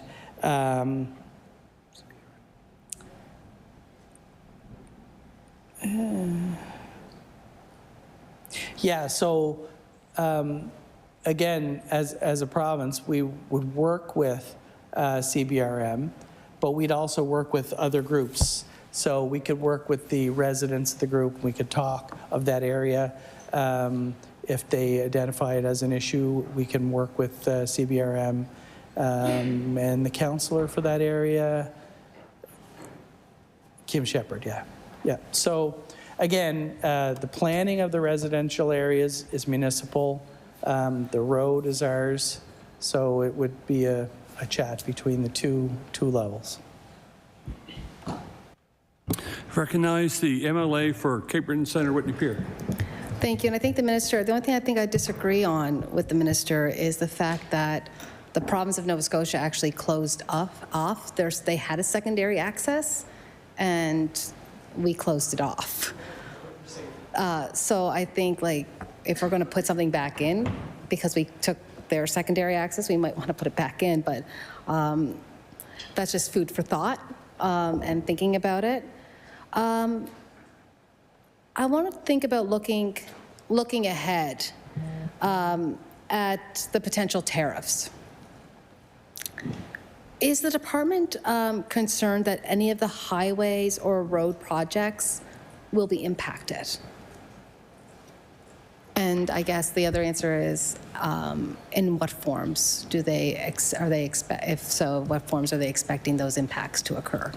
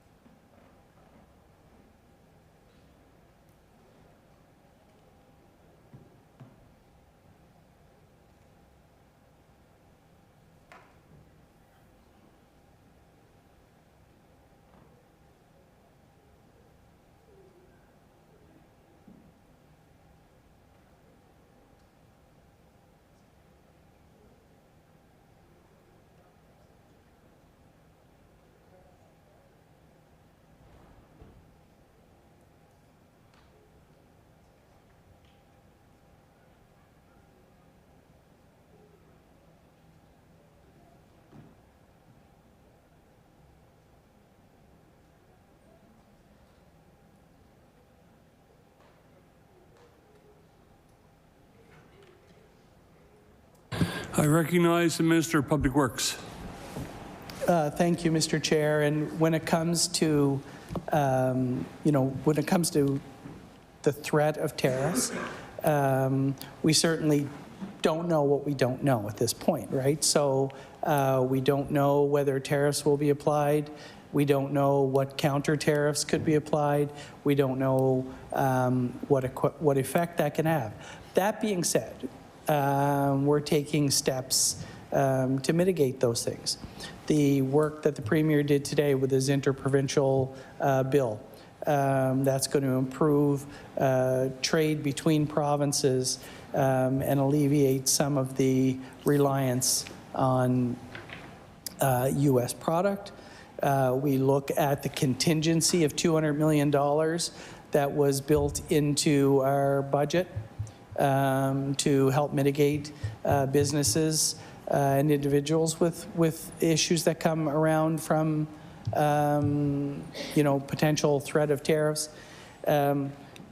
One thing we do recognize is that the work that we do every year, and this year you can look at $500 million worth of work, employing 10,000 direct and indirect people within the province is a significant impact on our economy. We're going to continue to build roads. We're going to continue to make it safe for people to travel around this province. We're going to make it easier for Nova Scotian businesses to get their product to other parts of Canada and beyond. So all of these things will help to mitigate the potential threat of tariffs. We want to make sure that we are, we're looking after our interprovincial piece, because that is where we can see some benefit. And our Premier's taking the leadership. We were the first province in Canada to look at the threat of tariffs. The first province in Canada. The Premier has written to all the other premiers in Canada to say, hey, we want to reduce trade barriers with you. Let's work together and let's make Canada stronger. And by doing that, we make Nova Scotia stronger, and we help to mitigate any potential threat of tariffs. I recognize the MLA from Cape Breton Centre, Whitney Pier. Thank you, Chair. So for years now, and I know there's one answer I already know, so you don't worry about it. I'll answer part of my question for you. We've been receiving many, and I'm sure the minister has too, many road and driving concerns from our constituents. And one constituent has raised a number of them have raised the concern about the type of paint now being used by Public Works, which I know is federally mandated. I know that. I'm very much aware of it. And it's fading too quickly. It's unreliable. So what my question is to the minister is the minister working with his counterparts federally to find a solution to this problem that is making our roads unsafe for drivers as well as pedestrians with this paint that fades too quickly, but I know it's federally mandated?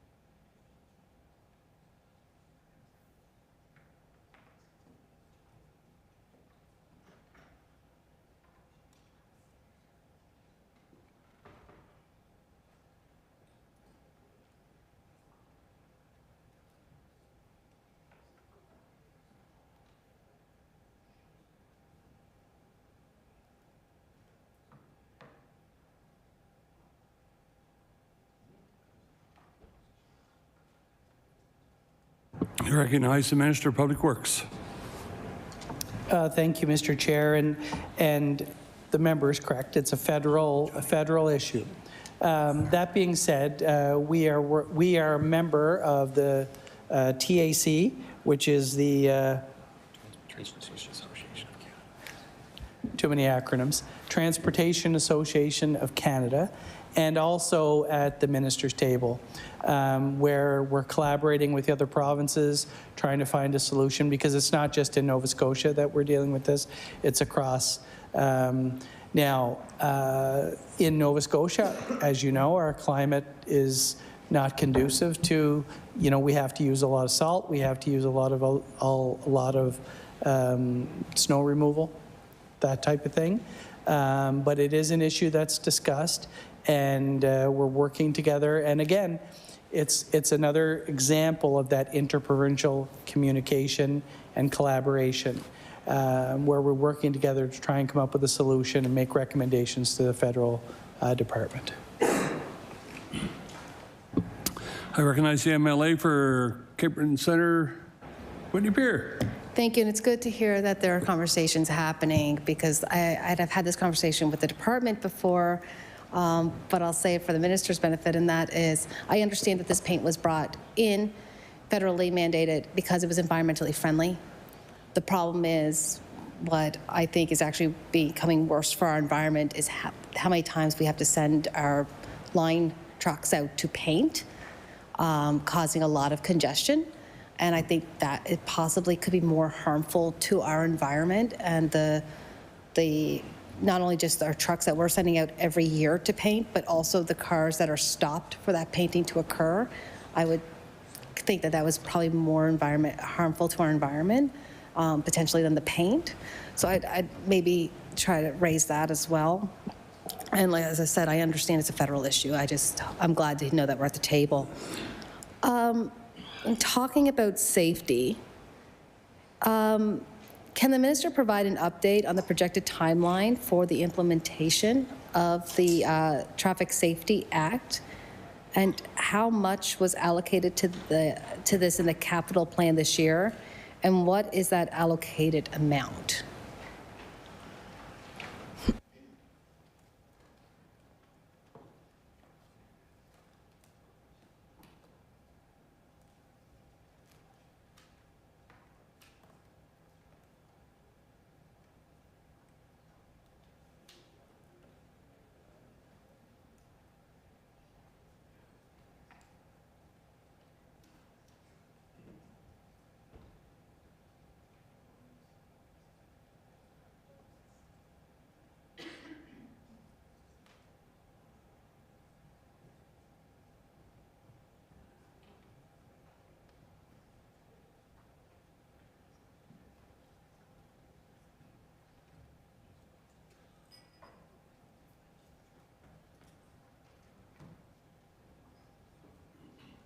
I recognize the Minister of Public Works.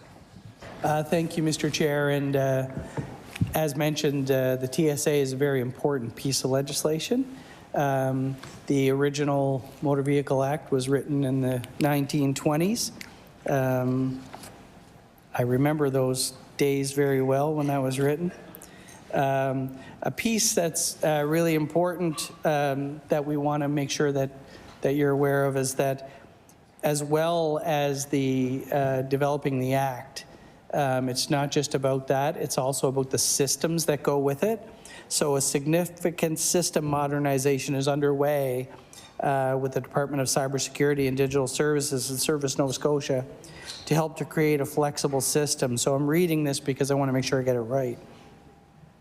So any amendments that we make to the TSA need to be reflected in our systems that monitor it, that support it, and that that are the backbone of it.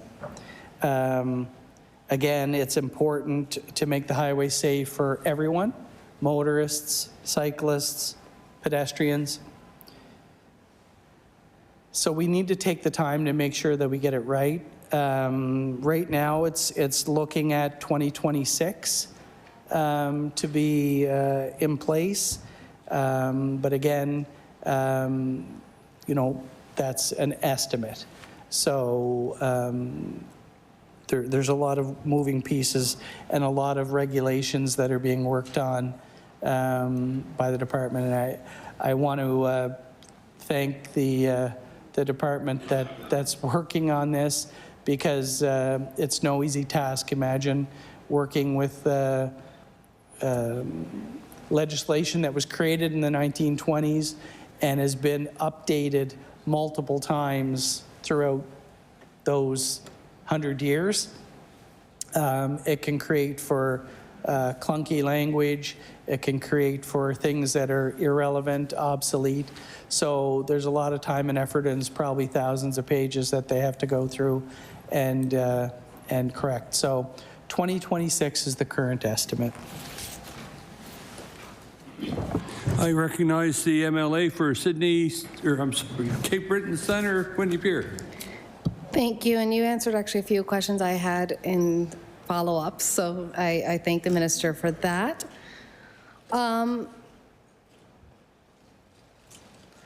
So part of the traffic study set out a number of areas for municipal action, and I'm just wondering, have the municipalities kind of gained access to these areas? Because I know one is municipalities being able to set, want to be able to set traffic speed limits. And so I'm just wondering, you know, has this work started within the responsibilities of municipalities, or providing municipalities with a little bit more responsibilities?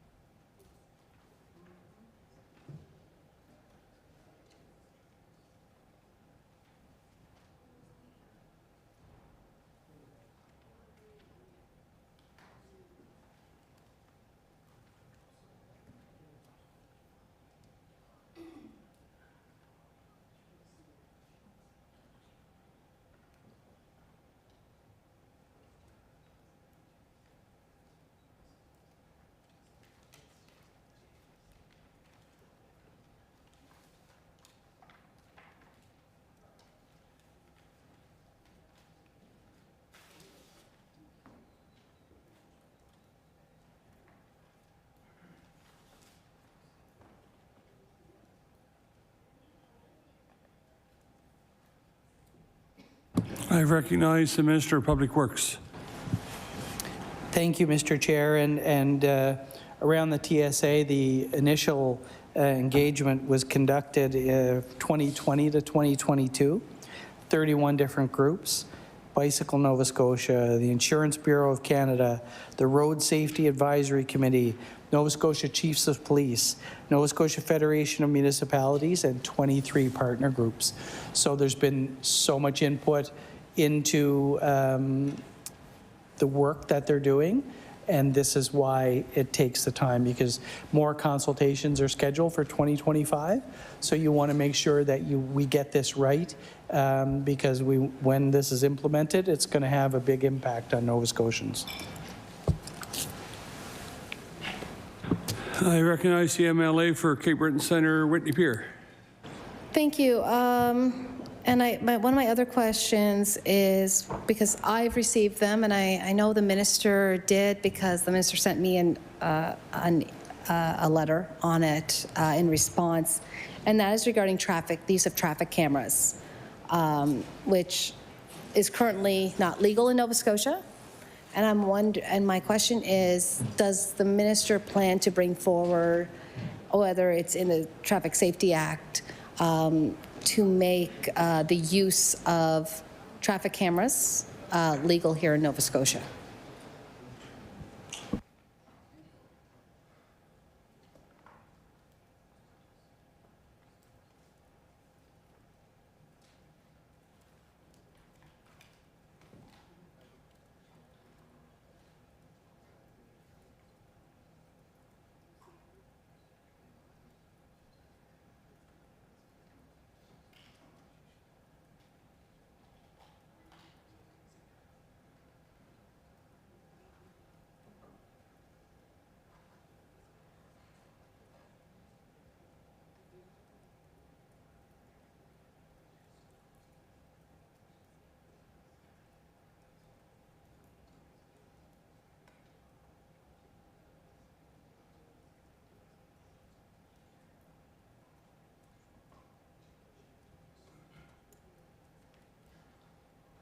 I recognize Minister of Public Works. Thank you, Mr. Chair. And that is something that we've heard from municipalities for sure. But I wouldn't want to presuppose what will end up in the Traffic Safety Act after all of the consultations from police chiefs, from the different stakeholders and partner groups that are involved in developing or providing advice and guidance as to what will come out. So, but certainly we have heard that feedback from municipalities. I recognize the MLA for Cape Breton Centre, Whitney Pier. Thank you. Switching a little bit in gear here to talk about extreme weather events. So as the minister knows, it's been 1 year this month since in many areas, but including our area of CBRM, faced a state of local emergency due to 200 centimeters of snow. People were trapped in their homes, on their streets, and I got my hats off to Public Works. They did yeoman's work. It was they did an amazing job with the equipment they had.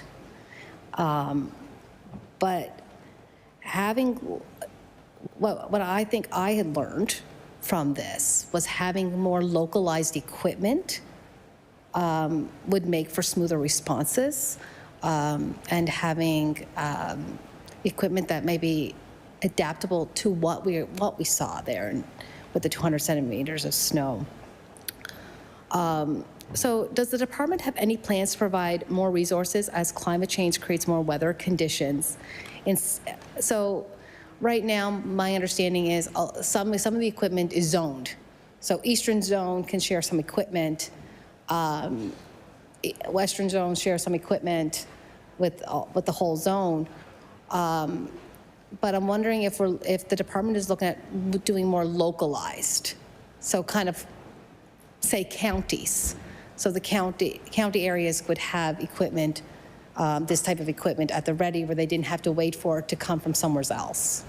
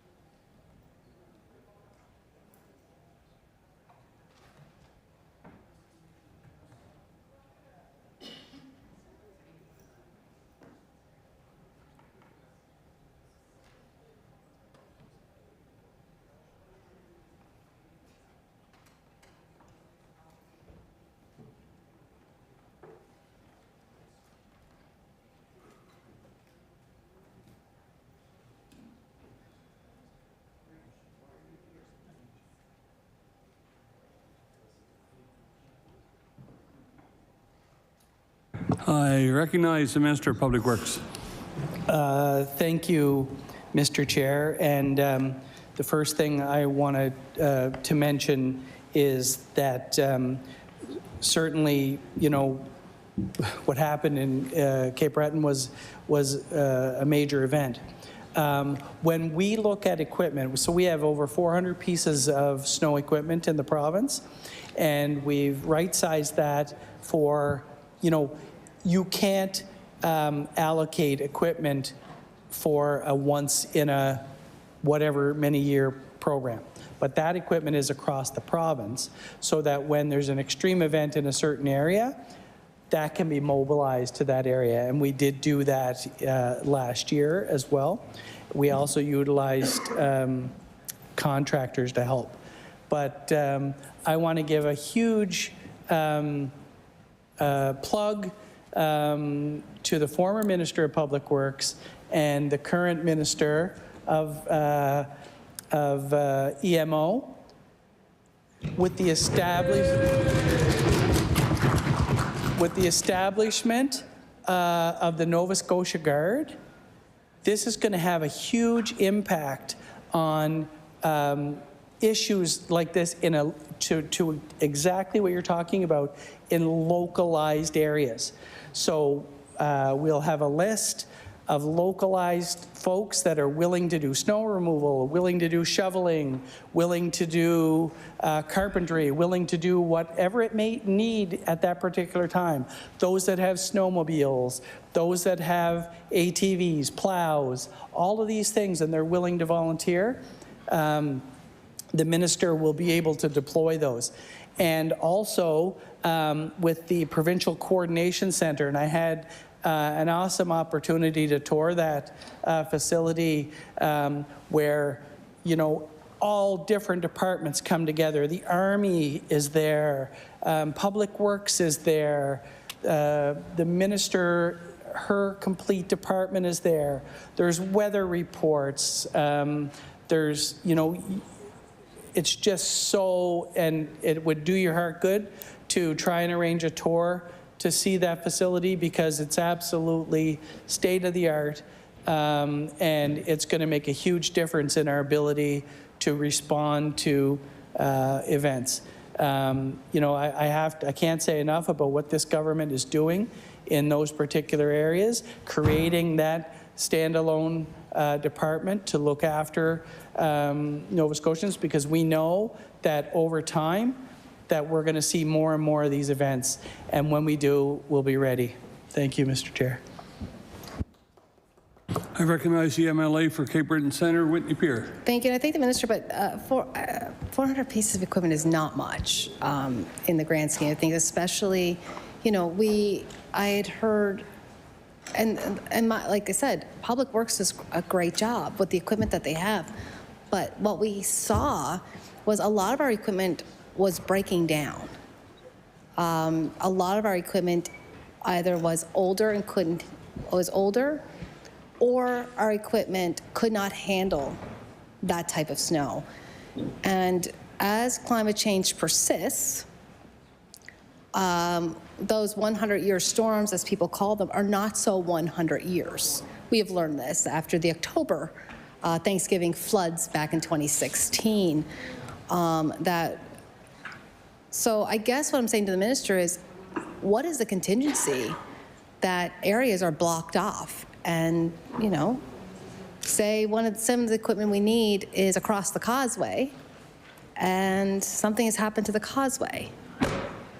We're not going to be getting that, potentially getting that equipment to Cape Breton. So I guess that's why I ask, so that we have equipment in local areas in case of emergency. Yes, we can move them around the province, but when we know there's going to be a weather event, have some things around the areas where we know it's going to be heavily impacted quickly.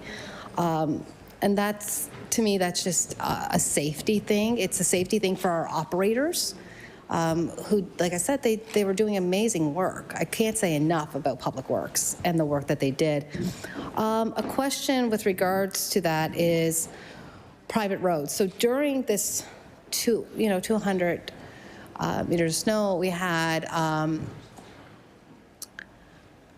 there was private roads that were left on their own.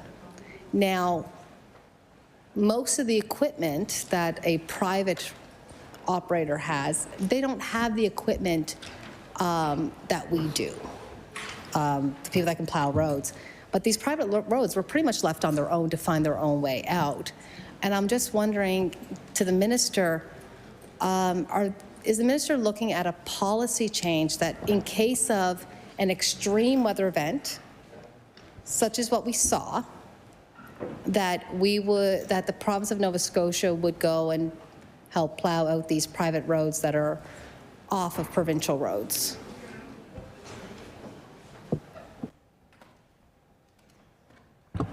I recognize the Minister of Public Works.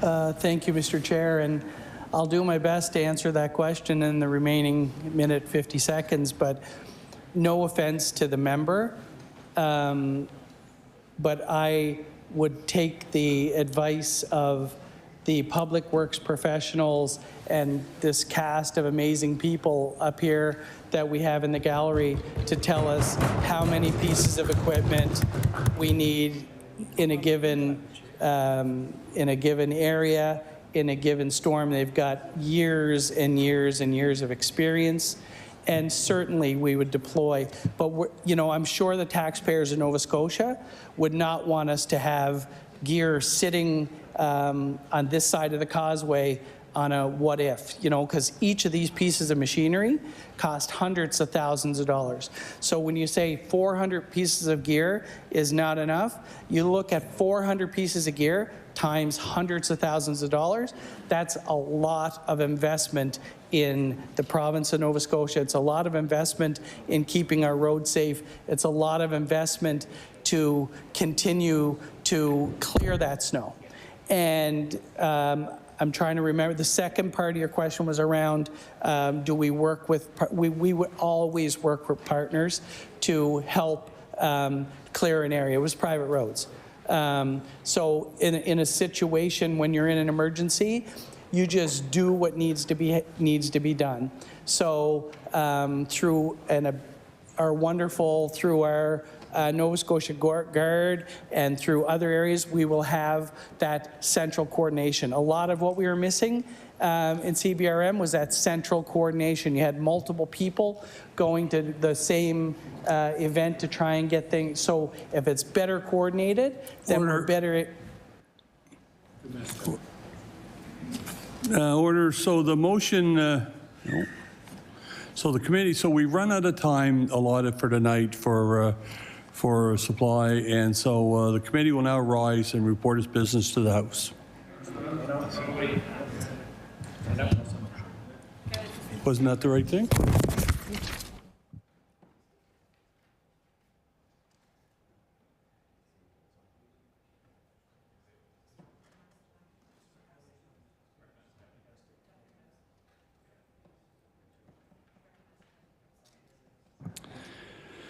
Order. The time allotted for consideration of supply today has elapsed, and I recognize the Deputy Government House Leader.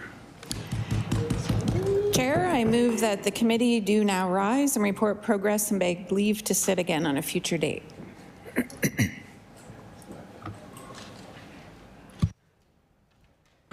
All those in favor? Aye. Carried.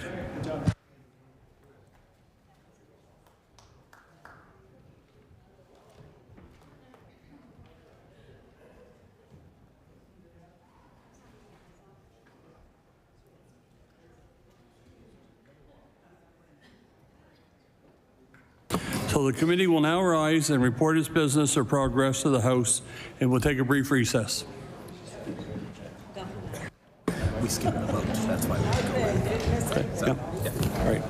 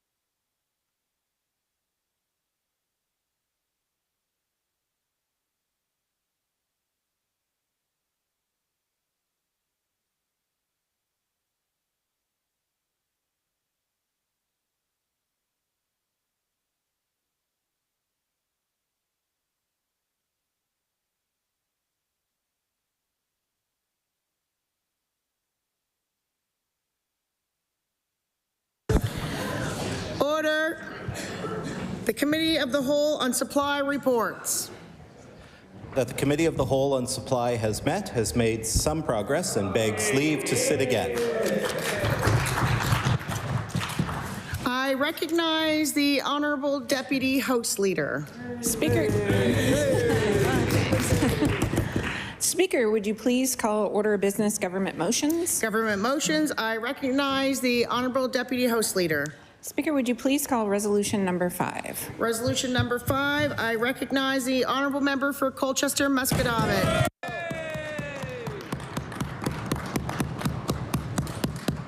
Well, thank you, Madam Speaker. I also want to thank the member for Cumberland North for giving me 2 minutes to get started the other night. We appreciate that. And I did just get started, and I had referred to the member from Sackville-Cobequid's speech, which I actually thought was a well-written speech. I thought he made several good points. I don't agree with a lot of the points he made, but I thought it was sincere. And I'm going to discuss what I believe is really happening in terms of this resolution, why we're taking the steps we are. And there's also been some criticism of how we're doing this. So I'm going to talk about the what, why, and how in the next few minutes. And I hope I can clear up some misconceptions that may have been relayed by the opposition. So I mentioned that in response to his speech, the member from Sackville-Cobequid, where he relayed some quotes from Shakespeare. Romeo and Juliet was highly quoted. And I talked about how my favorite play by William Shakespeare, of course, was Hamlet. And my favorite quote was, "Thou doth protest too much." And that's what I really think is happening here.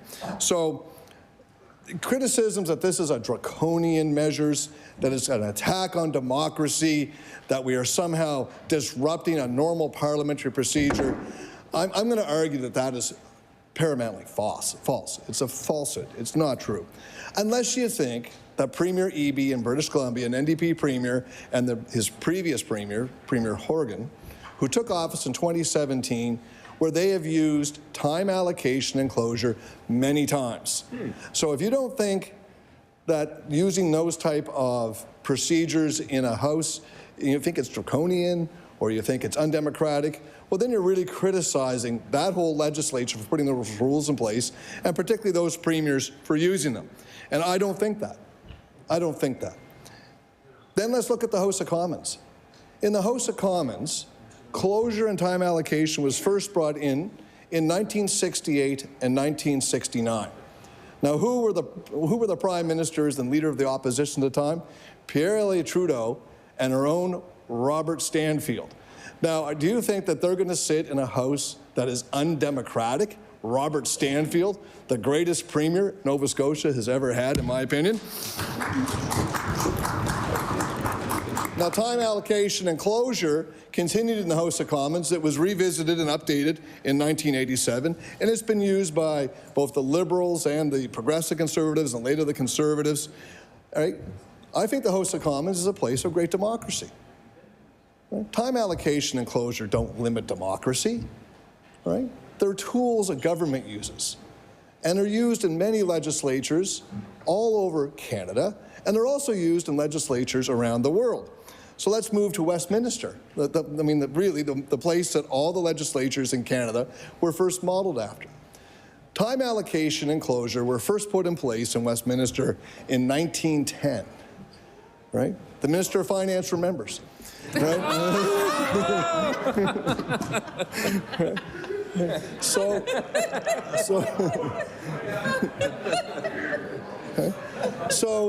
since 1910 in Westminster, those measures have been used. Now, I think England's a pretty democratic place. They managed to get through the First World War shortly after. They got through the Second World War. They got through the IRA crisis and the pandemic. And they've always been able to use time allocation, closure, other parliamentary techniques.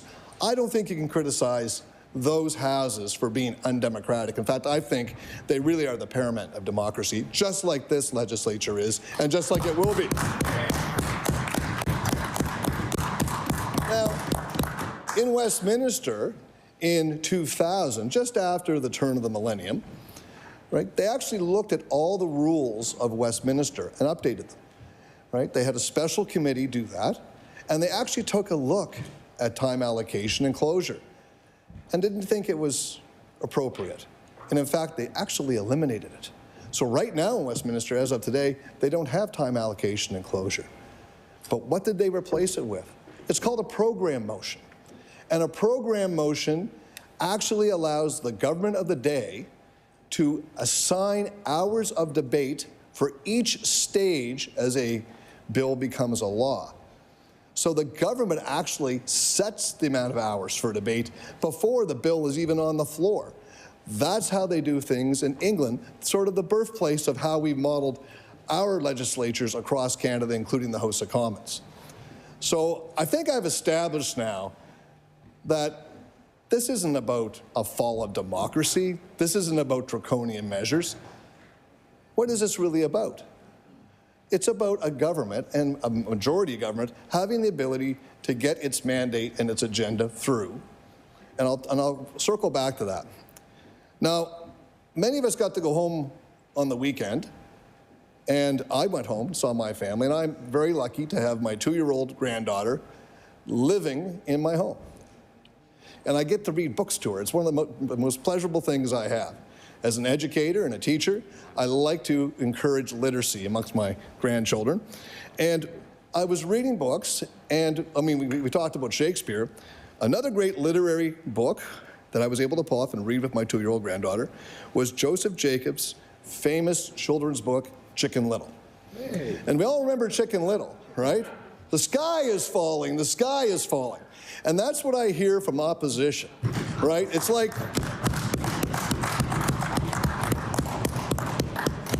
I mean, you'd think time allocation and you'd think closure was the worst thing that could possibly happen, right? It really sounds to me like Chicken Little, what Jacob said. So as I was reading this to her, you know, she liked it because of the pictures of the chicken. But it kept dawning on me. I go, this seems so familiar to me. I've heard it all week long, right? It's the sky is falling, the sky is falling. Well, the sky is not falling, right? This is normal parliamentary procedures. They exist all over. And all we're doing is updating the rules and modernizing. And there's several rules we're updating and changing. But I can tell you, just this week, once again, the Premier showed that he's open to listen. He's going to hear people's concerns.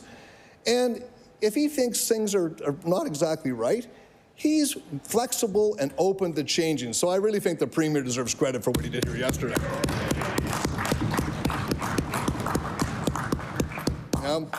I know that the member from Cumberland North is a good friend of mine. She talked about how the opposition doesn't have many tools and how this legislation, or this resolution, I'm sorry, changes their ability to use some of the tools they have. And, you know, it limits the amount of time, but time allocation is, there's still going to be time to debate. When I was a member of Parliament in the House of Commons, we had time allocation and closure, but there was always time to debate. Right? It was just a set amount of time. So you had to be frugal with your time, and you had to get to the point, right? You couldn't slow things down and disrupt the whole process and try to speak too long on one bill, which blocked another bill that was coming later on, which is the one they really wanted to stop. So it's a way for government to get the mandate and agenda the people gave them through without being obstructed, okay? Now, does time allocation and closure, is it used on every bill, every piece of legislation that goes through? No. That's not how it works. It's actually used quite rarely.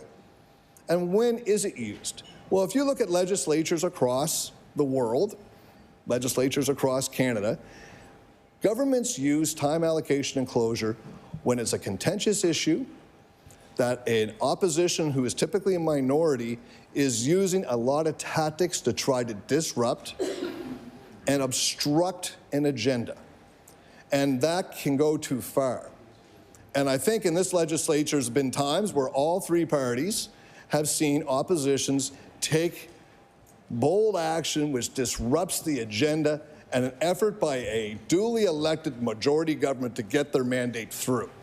And that's when you'll see time allocation and closure used in this legislature.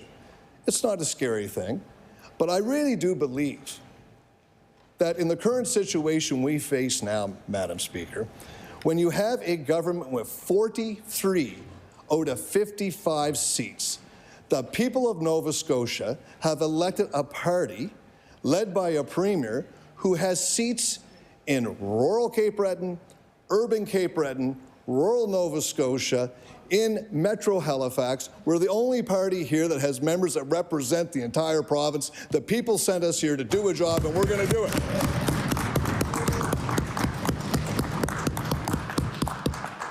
So, it's a normal parliamentary tool. Order. Order.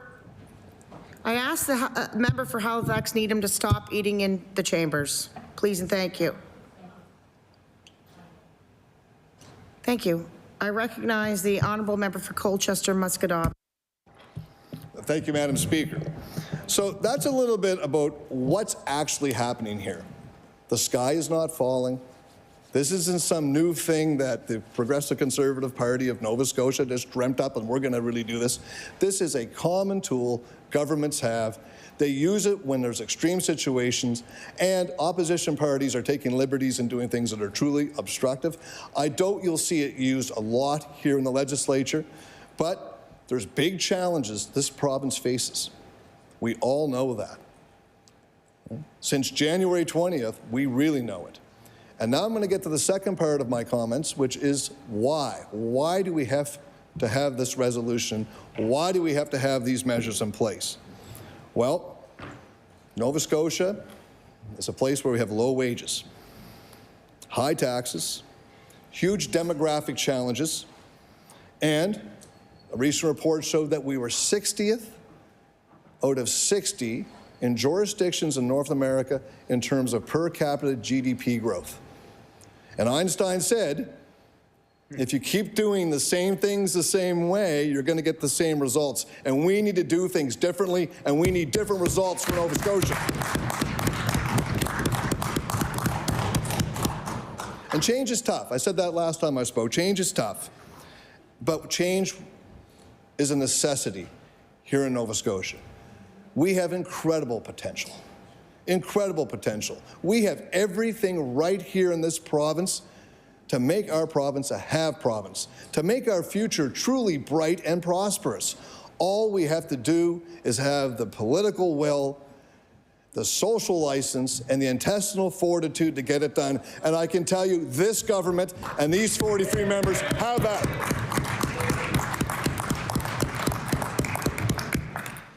Now, prior to the President of the United States being inaugurated, we kind of got awful used to relying on our trade with the United States.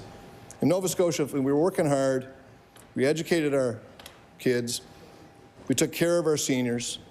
I wanted to credit the Minister of Health for defending the estimates. My goodness, she did a great job.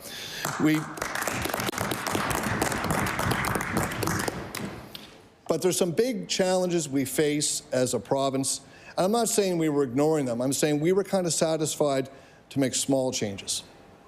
But then, with the incoming administration of the United States, it really showed us, wow, we need to change what we're doing here because we can no longer count on north-south trade like we really have since Confederation of Canada. So, change is a must. And change we will. You know, when I look at the relationship between Canada and the United States, it's always been our best friend. We travel back and forth. I mean, I don't know how many of you people did this when you were young, but I can remember going to Maine on March break, you know, going down to the Bangor Mall and buying a bunch of stuff, and then my dad stopping just before the border with his scissors, cutting the tags off so he didn't have to claim them. Some of you guys knew my dad. That was my dad. Yeah. You know, he still had his first dollar he ever made, you know, like that was what he was like. But many families were like that. But that was trade barriers. And then we had free trade and things changed. But things have changed again. And I don't think we can no longer count on the United States being as close a friend as they've been.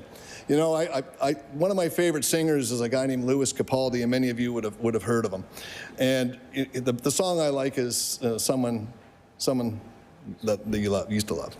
And it says, like, dawn breaks, the night fall, right? And he talks about, you pulled the rug out, used to be someone you loved. I mean, it's a great song. and he's a great singer, but it talks about a relationship that's breaking up. And that's what I feel right now with the United States. Now, I think, just like all relationships that break up, we can put it back together. We can reunite, but you can't count on it. So it's our responsibility. In fact, it's every province and the federal government's responsibility to do what's right for our people and make sure we take the necessary steps to protect ourselves and protect our economy, to protect our future in case this relationship doesn't ever get back together the way it was. And if we let this moment pass us by and we do not take these necessary steps, that's on us. We are failing this generation and next generations of Nova Scotians, and we will not shirk that responsibility. We will do what it takes to support this generation and future generations by taking necessary steps, and that's why we're putting this resolution together. So we have the tools as a government to take the necessary steps to modernize our economy, support our finance minister and his budget, support our premier, and support the future of our province. That is why we're doing this.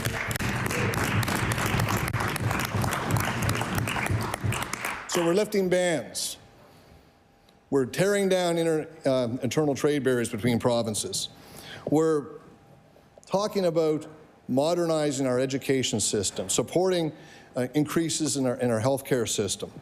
You know, and we need an education system. We have a great education minister, Minister of Education, Minister of Advanced Education. And I'm going to talk about two members of my family, because we need an education system that's going to help us move to the next stage of our economy. And the first one is, you know, some people say kids today, they don't know what they're doing, they don't work hard, they get their phones out, you can't hire them, they won't show up to work. Well, my nephew Colton is part of a new economy. He is what they call an influencer. And about 2018, he went off to Acadia, and he was a photographer, he was a gymnast, he's very popular with his peers, he's got a lot of skills. And he went off to Acadia, but and he was taking business, and it was okay. But he came back at Thanksgiving. He said, "You know what? I'm going to keep going to school and keep doing business, but I want to use these skills I'm learning for my business classes to actually help me become an influencer." And I didn't know what that was. I said, "What's an influencer?" And he said, "Well, you go online, and you get followers." And then you can sell advertisement, and that's how you monetize. And he explained it all out to me, and I didn't know what he was talking about. I really didn't. So I started looking into this because I quite liked him. He was a smart young guy. And it sounded to me like, you know how when sometimes these kids come to you, I want to be a rock star, and so I'm quitting school and I'm going to join a band, and the parents flip out. You see the little movies. Well, that's kind of what that conversation was like. And I said, you know what, he's too smart to just throw his life away. I'll see what he's up to. So what he did was, he's on TikTok. And I know TikTok's got some issues, and hopefully that all works out. But today, that young man has 10.2 million followers on TikTok.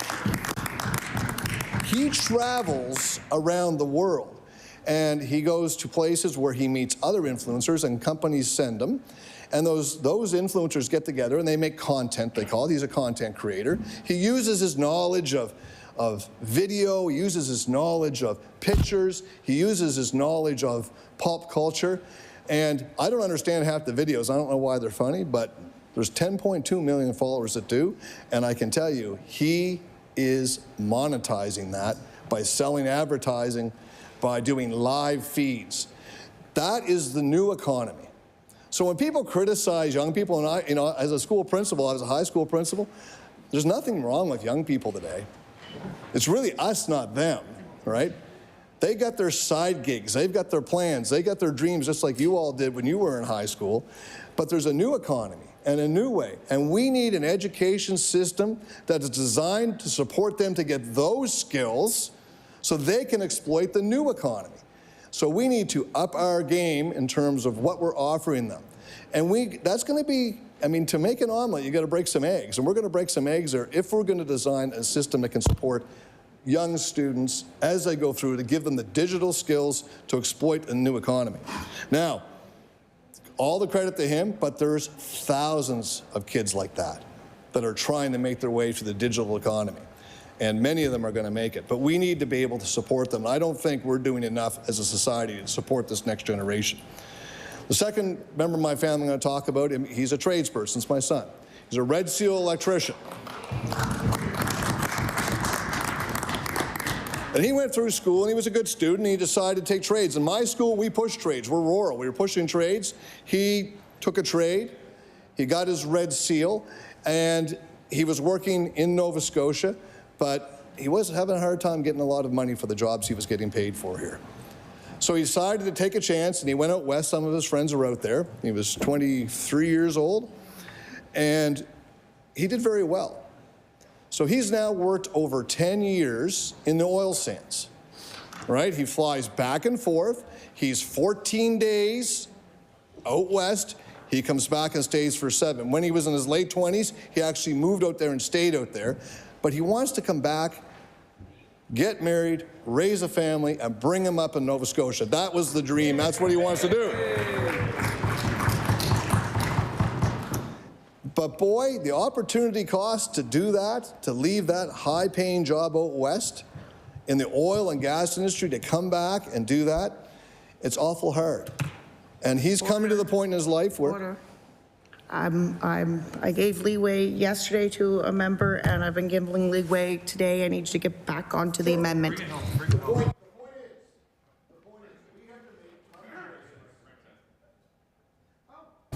Yeah, I recognize the honourable member for Colchester Musquedobbin. Okay. Point of what I'm saying now is we have to make tough choices and big changes to embrace the economy of the future. And these are the decisions we have to make. So we have thousands of young people like my son who have had to leave Nova Scotia and work out west because we didn't develop the resources here in Nova Scotia that God put under our feet. And that is a choice this government is going to make so that, one, we can protect ourselves from the tariffs by diversifying our economy, make better use of our natural resources. But you know what, Madam Speaker? If we do that and we get it right, we're going to be able to bring our people home.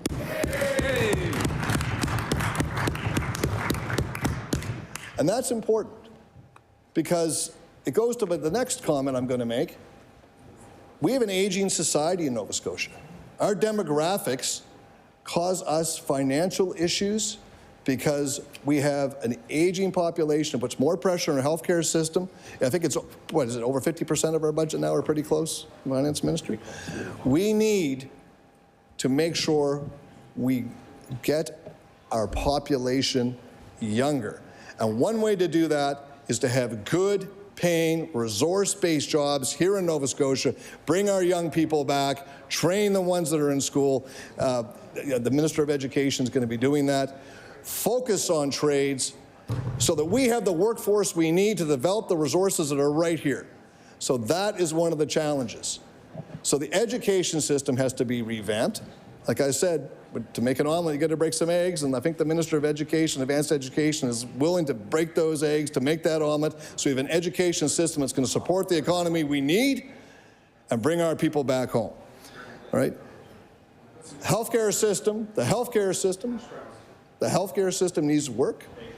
We are moving it. The numbers are coming. The need a doctor list is shrinking, but the younger our population is, the more resources we'll have to put in the healthcare system so we can take care of the generation that sacrificed so much in this province. So that is the reasons, some of the reasons, why this resolution's here.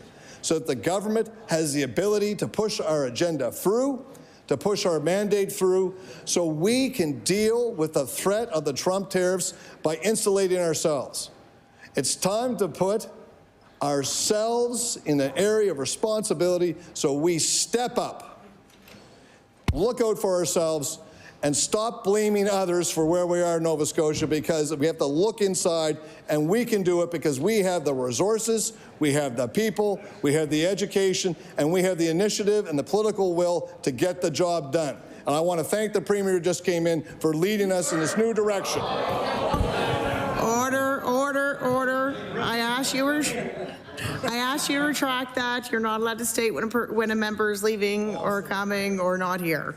I recognize the honourable member for Colchester Musquedobbin. I retract that, Madam Speaker. I apologize.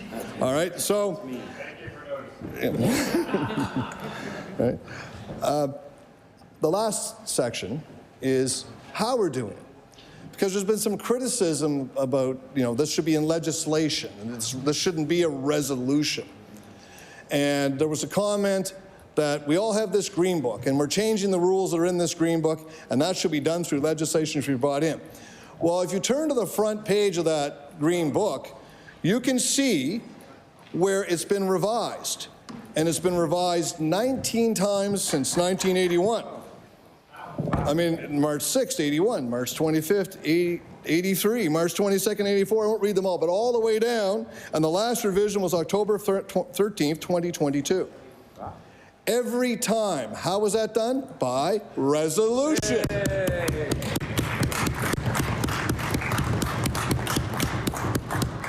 So we've done it by resolution. Why would we change it? That's how we change the rules in the House.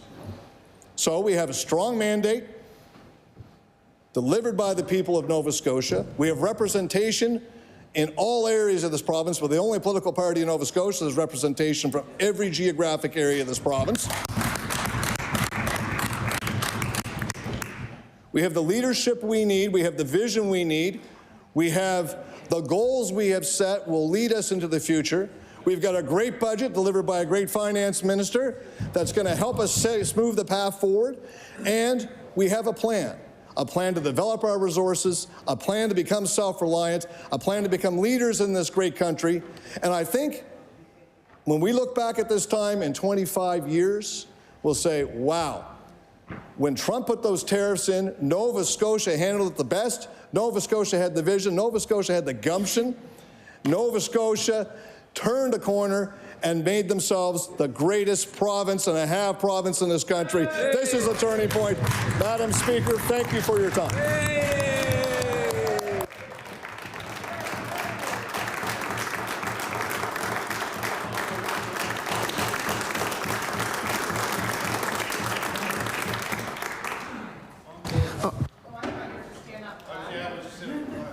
I recognize the honourable member for Sydney, member 2. Well, thank you, Madam Speaker. I'll promise to not use that word I used the other night so much and broke the rules, but I do want to get up for a few minutes and talk in response to the member from Cumberland South, if I'm correct. Colchester, I'm sorry. Yeah, we met many years ago, him and I. But that had absolutely nothing to do with the amendment, the speech. But I will make a few references to the amendment. Oh, awesome. Thank you so much. And again, I go back to the history of being in here as long as I have with a few others. And, the government probably would be through most of its bills right now if it probably just would have followed the regular process instead of trying to change everything.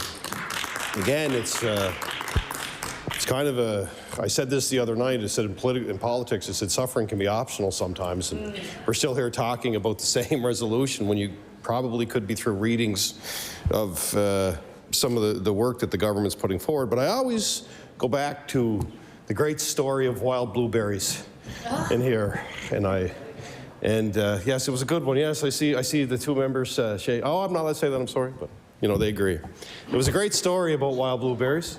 You know what? I never knew a thing about blueberries until I heard that the two riveting, almost like Christmas time, the stories about wild blueberries, and. And from experts too. One expert for sure, a farmer, yeah. And the point I'm making is that that's one great example. The current House leader for the government would still be ringing the bells if he could, from many years ago, because he really loved to ring the bells too. It was almost like Christmas time for him to hear the bells ringing. And I've seen the great filibust of law amendments. Which would probably cancer couldn't even keep up with the speech. It was so riveting for all of us who had to sit there and take it for all those hours. And the point that I'm trying to make, Madam Speaker, is that when I see this stuff as a guy that's been around, and hey, I've done it. Like we've given on all sides of the government. We've done it. We've sat or stood in our place and spoke for hours and hours and hours on things that may or may not have anything to do with what we're trying to pass as law, but it was a strategy that all governments did and many members in this House used on all sides. So when I see these changes come through, and on the amendment, Madam Speaker, when we're talking about changing the time, I just question the motive behind it because I've seen so many of the government members actually use the time to their advantage, right? Over the years, they have. So, you know, for me, I want to get on my feet and just kind of mention that there's a lot of history that comes with being here, and I always go back to the wild blueberries. It was an important moment of my political career to learn so much about such an important berry in our province. But you know, there was a lot said by my colleague in his comments, and you know, I took a couple of notes about what he said, and you know, he did reference that the sky, you know, the opposition will pretend that the sky is falling, and not really. You know what I mean? We're going to debate issues, Madam Speaker. The sky isn't falling on this one for me. You know, there's other you know, issues that I'm more concerned about. For example, and I'll table it. And thank you so much for the Ledge Library for doing this. But like my bigger issue today is that I'm reading this article out of the States saying the White House moves to pick the pool of reporters who will cover Trump. So now we're into the States where they're actually picking reporters, the ones that they like, that are going to report on them. And a letter went out from the party that's currently the government, Madam Chair, through you, that talks about contribute to us so you can block the media. And I'm going back to the resolution. Well, you know, and I always respect your ruling, Madam Speaker. We just went through a half an hour of none of the resolution. Yeah, I'm not. No, I'll go to the resolution. I will absolutely go to the resolution. So that's a concern. That's a concern for me when you're talking about this resolution about the time. This, you know, changes. People will agree or disagree. As I said, the government. You know, we're here talking about this again. How many nights? Well, we've been only here 8 days, so the sky really isn't falling. Like, it's been 8 days. And estimates is going on, so it's going to take a little bit longer because, you know, we have the debate that happens with estimates. So again, so we're here talking about, and we're having a debate about the time, and I'm just going through my notes again that didn't really talk about the amendment, but you know, we talk about, you know, we heard about the trade, and we learned about lifting bans, and we learned about mineral resource development, and we learned about you know, being elected on a campaign of healthcare. So I'm again rephrasing what my colleague from Colchester said, and I'm trying to tie all of this into the amendment of time. So again, we've seen multiple people in this place use every tool to their advantage to delay. And not delay just for the sake of delaying, but delaying because we want to ensure that stakeholders have a chance to be part of the process. You've seen delays with public, or not with public accounts, sorry. We're not even meeting, public accounts isn't even meeting right now. But we've seen delays with law amendments that parties have used in the past where they would pass motions at the end. They put a motion to the floor in the end to extend time in law amendments. A number of conservatives did that over the years. That was kind of one of their strategies back when I started in 2015. Was the best way they could delay law amendments was that they would pass motions in the end to extend the time. right? That's what they did. That was part of the strategy. You know, we're in a situation right now where we're, you know, debating this this amendment to the resolution, and you probably could have been through a chunk of your work by now. There's certain things that the government are putting forward, of course, we're going to debate, and there's certain things that our caucus supports. So, again, we're 8:40, nothing's moving tonight. We'll go here till 10 o'clock.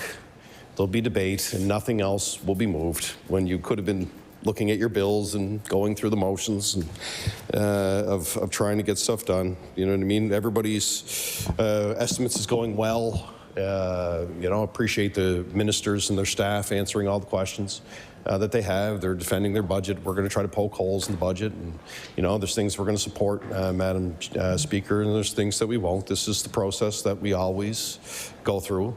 But now, you know, and the member from Colchester talked about, you know, being elected in 43 seats, and they have a mandate, and, you know, we've all congratulated the government on that. But again, I just don't understand why you want to be, or sorry, why the government, Madam Speaker, wants to continue down this road and make all these rule changes when they really don't have to.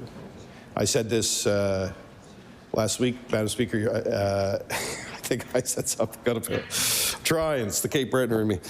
But I said this the other night. I said, Madam Speaker, the government has seen press release after press release after press release after press release of negative media. When in turn you would hope any government, you know, well, somebody's got something to say, Madam Speaker, and happily stand up and say it. But, you know, instead of hearing more about the budget that they've tabled and talking about some of the things that the government would want to talk about around resource development, which is, Madam Speaker, a whole other debate for another day, because I know enough to know that, you know, they're creating their own problems for resource development in the province. And there's a whole bunch of scenarios there. And it's, again, that's time. We're talking about time tonight. It's been negative article after negative article after negative article after negative article about this debate we're having tonight on the resolution, about, you know, their relationship with the media, which has been problematic, with some correspondence that has gone out. And instead of pushing through their agenda, we're here again tonight talking about this. And you don't, the government, I just don't understand, Madam Speaker, why this is so important to them when they won 43 seats.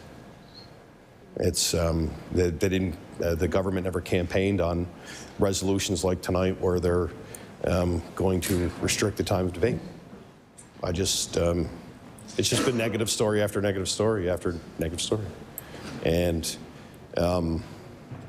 it put the government on defense right away, instead of being out there talking about their budget. So I understand what the member was doing last night. I understand what the member was doing tonight, trying to tie things in regards to stories and whatnots. This I am not quite understanding as much. Let's talk about the resolution, please, and thank you. I recognize the honourable member for Sydney. Yeah, thank you, Madam Speaker. So, like, I'm trying to tie time into what I'm saying tonight, because that's as part of the rules. We actually, you know, got to stay on topic of the resolution.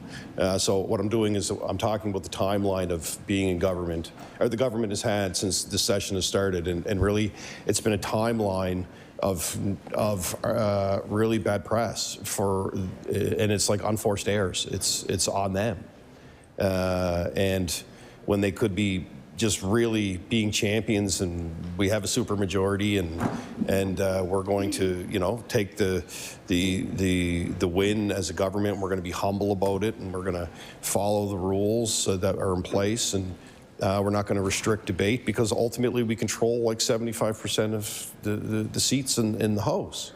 So it's you know, we can get pretty heated in here during question period, and you know, we'll debate the issues and the topics. But I'm just really getting on my feet, just scratching my head, and just saying we're here debating a resolution on time when you have all the time that you need. 43 seats in here.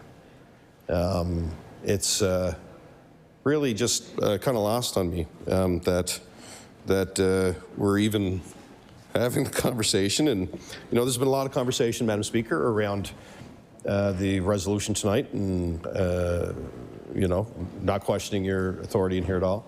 You know, we all got to stay on topic on this stuff. It's hard to respond to some of my my colleagues' comments because I know I'm going to get called out of order, which is fine because that's your ruling. But again, I'll say this, and I'm not going to. I don't plan on spending an hour doing this because I'm restricted to the resolution. I continuously go back to the fact that you could be through bills right now. You could be through business right now. I'm not even coming at this politically or negative. It's just for me. You know, I've had the privilege of being here for a while and serving a couple of different positions on the government side and opposition side when it comes to House Leader and those jobs and responsibilities. And like, we've always tried to maintain a positive relationship, even when we were on the government side with the opposition, to keep the flow of business going. That's really ultimately a government decision on how they want to establish that relationship with the rest of the House. So again, we're here tonight having a conversation about a resolution when you probably could be through a vast majority of your business. You could have did your budget first or got into government bills after, or vice versa. But you're stuck. You're stuck in this situation right now where obviously the government's coming forward to change the time of debate. We don't have a lot of information around how that's going to look. I think one of the important questions we want to ask the government is how often and how they'll use it, because that's a big question as well. And all of this doesn't need to be happening. Just does, again. You'll see more, sorry, Madam Speaker, the government will see more negative press for no reason. Just on this resolution again tonight. The relationship, it makes it more difficult of a relationship with opposition. Doesn't matter, and like Madam Speaker, whether it's this government or a different government in a different opposition, you know, the rules have worked the way they have for so long, and they've all been used in some way, shape, or form by people in this legislature or the people before us or the people that will come after us.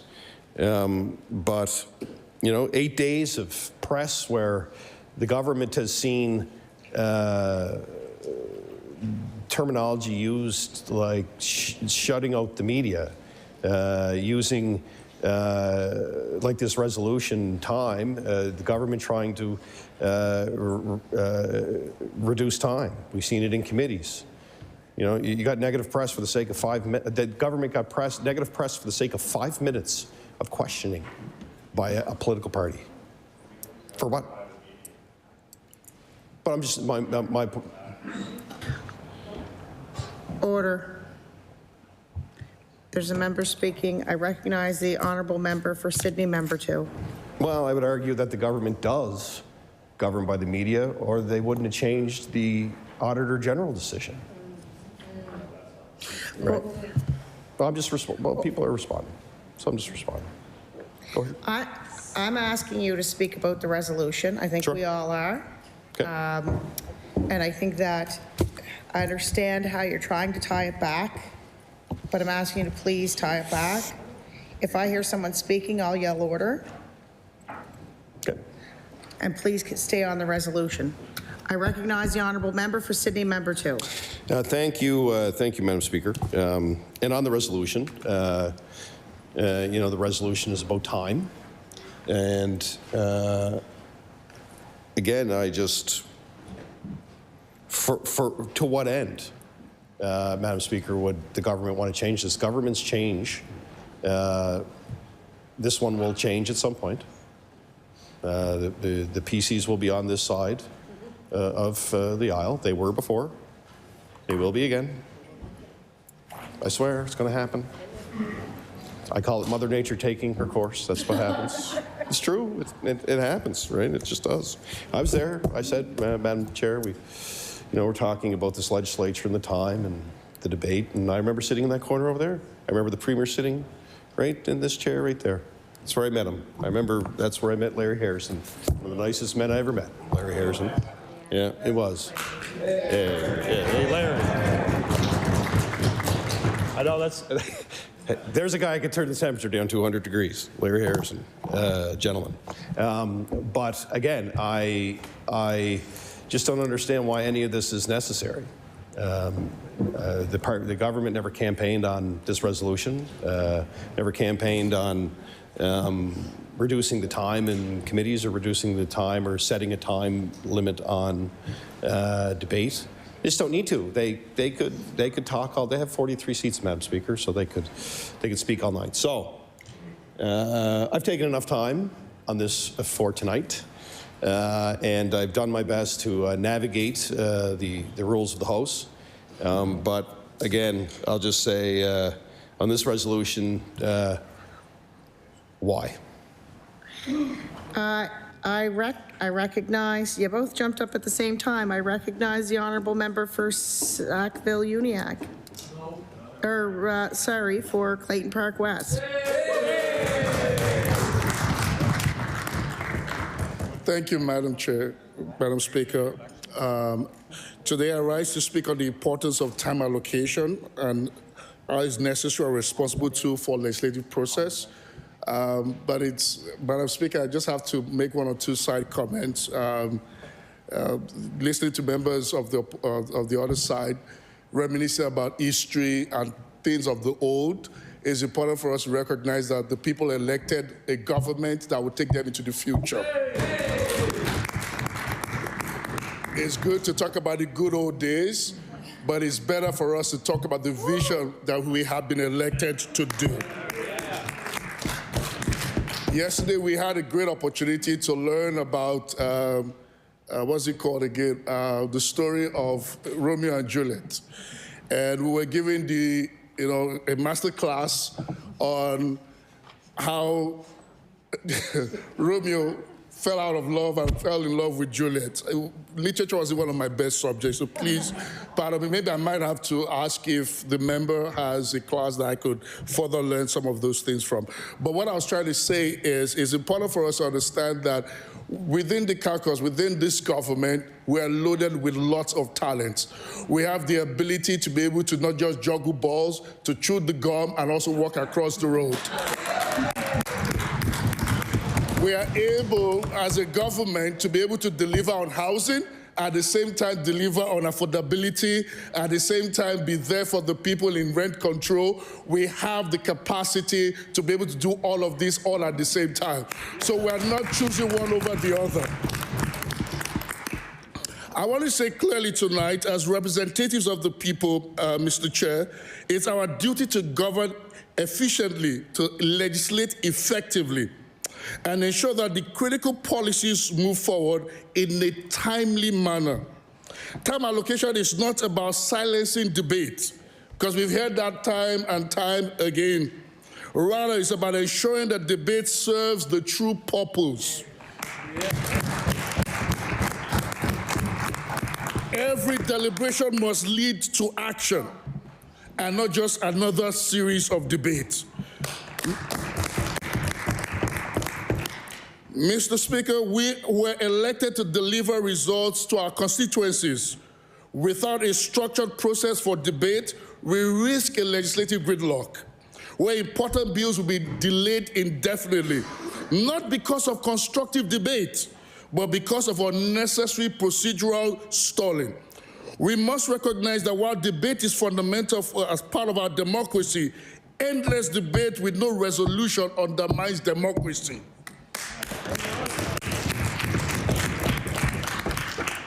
Time allocation ensures that legislative processes stays on track so that policies that benefit families and businesses and communities are not lost in procedural delays.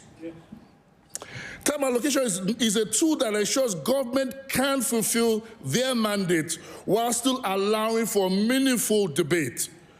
Without it, public trust in our ability to govern effectively declines.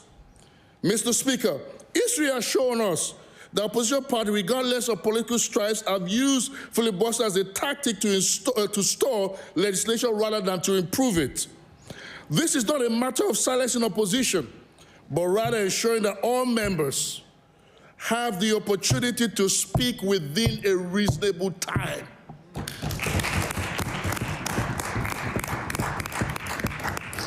Madam Speaker, when the time is allocated properly, members prioritize their arguments, and they will engage in focused, substantive discussions rather than prolonged rhetorics.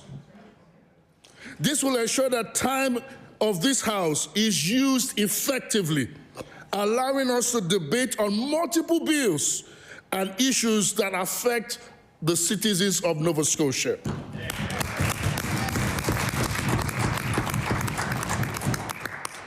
Madam Speaker, we are here to serve the people.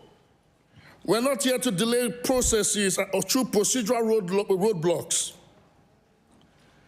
My colleague at the other side has spoken about United Kingdom and Australia and other Western minister-style democracies have long implemented time management rules to ensure legislative productivity. The UK Parliament uses program motions. The Australia uses the gluteron procedures, both of which have helped maintain balance between debate and decision-making, and democracy is alive and thriving.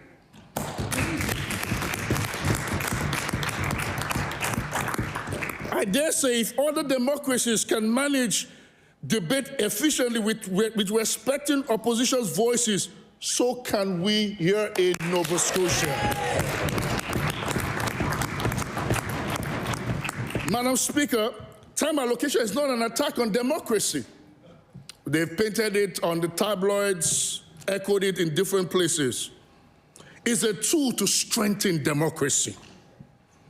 It ensures that we respect the right of members to debate while upholding our responsibility to govern. It is practical and a fair approach that allows us in this House to function as it should, with both discussion and decisive decision. We must govern with purpose, ensuring that our time is spent on meaningful, underline that, meaningful discussions that lead to action. Time allocation is necessary, true, that ensures our laws are debated fairly, passed efficiently, and implemented effectively. Our democracy depends not only on debates, because we hear that often, but on decisions. Decisions that impact the lives of those we serve. Madam Speaker, I stand today, or this night, I'm not even sure what time it is anymore, to support time allocation as a responsible, democratic, and essential measure for governance. It's time for us not just to speak about the good old days. You know, one of the members opposite spoke at length, literally read a speech of 2019, or I can't remember what year that speech was. But Nova Scotians are not asking us to go back to the past. Nova Scotians have elected the government to take them into the future.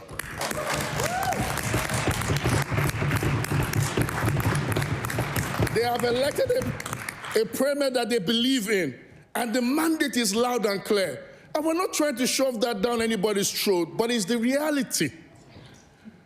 We have a job to do, and we're ready to do that job. And we want you to support us in the process. Thank you, Madam Speaker.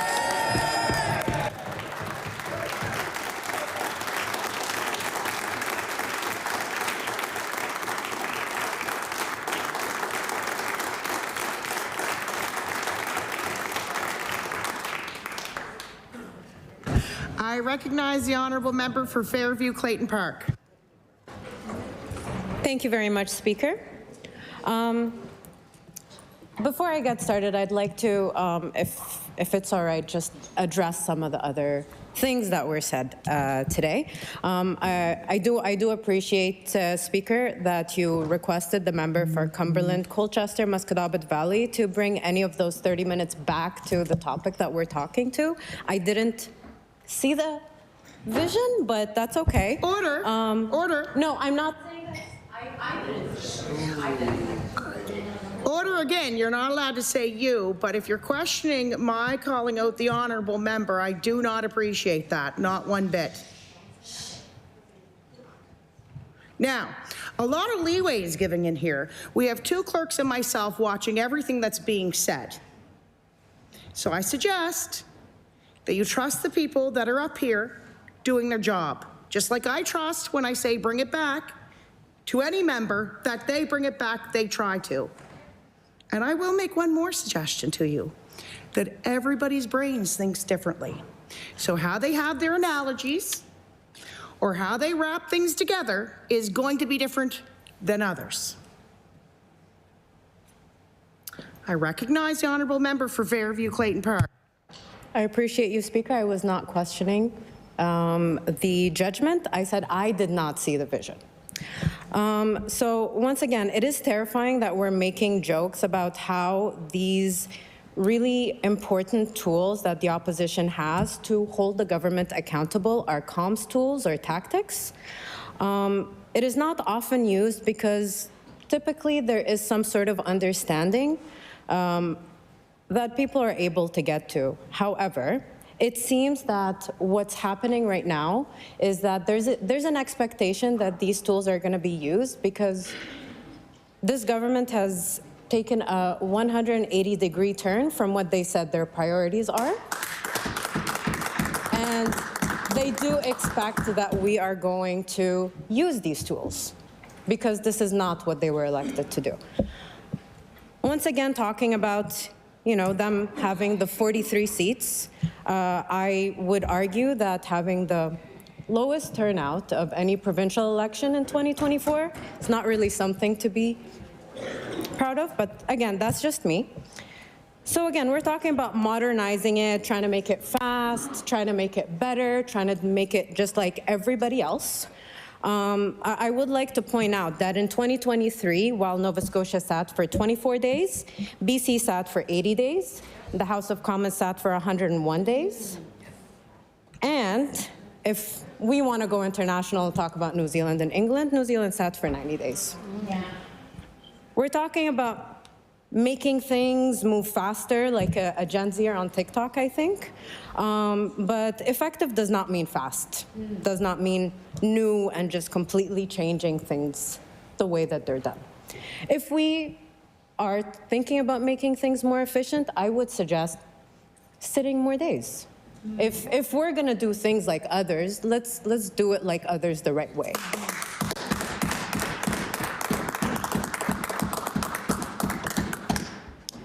There's also quite a bit of talk about how these tools and changing them is non-consequential because, again, they're not typically used. And why are we spending so much time talking about this when we could be talking about the issues that really matter?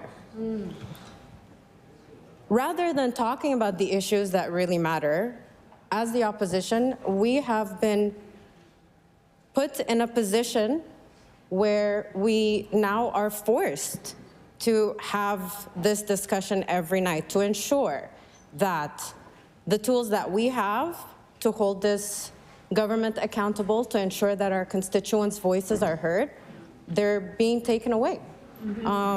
And so rather than talking about the things that matter, we're here talking about this at 9:04 p.m.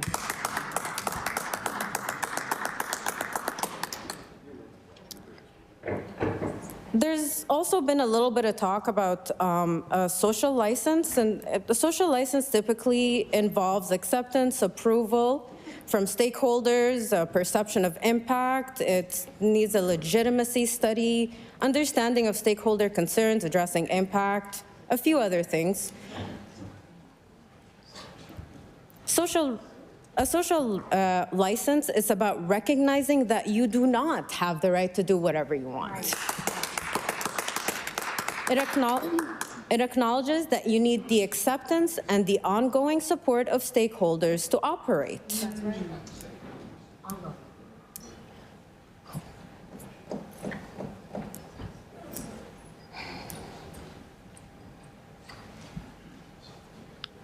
My apologies. So I had the opportunity to discuss yesterday how, you know, we're in this chamber that holds so much history. And this is not to talk about, oh, the days that we need to go back to. I, as a woman of color, would never suggest we go back to 200 years ago. I wouldn't even suggest we go back to when Robert L. Stanfield was premier. That was not a good time for people that look like me either.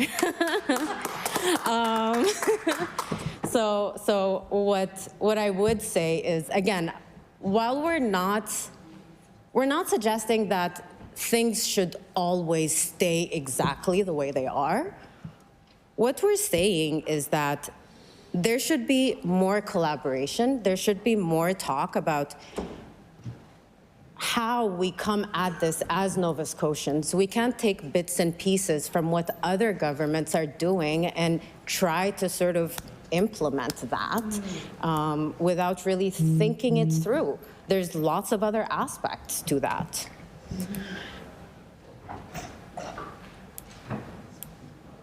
Now, for the potential impact that we're discussing here, that Resolution 5 would bring, we're obviously delving into the intricacies of the resolution and unpacking all the different parts of it, but the part where, discussing the time allocation, that I think is I don't know, I'm new. But I feel like that's the part that really is the most concerning to me. And I will talk about this again because I believe that the experience that I bring and the lived experience that I bring as a member is one that has not... Order. It's a little noisy in here. We have a member who worked very hard to get their position. Let's give them a little respect and keep it quiet. I recognize the honourable member for Fairview Clayton Park. Thank you very much. I appreciate that. So, again, I'm going to talk about my experiences and how that relates to here, because my voice is not one that has commonly heard in these halls, and so I will talk again about my experience as someone who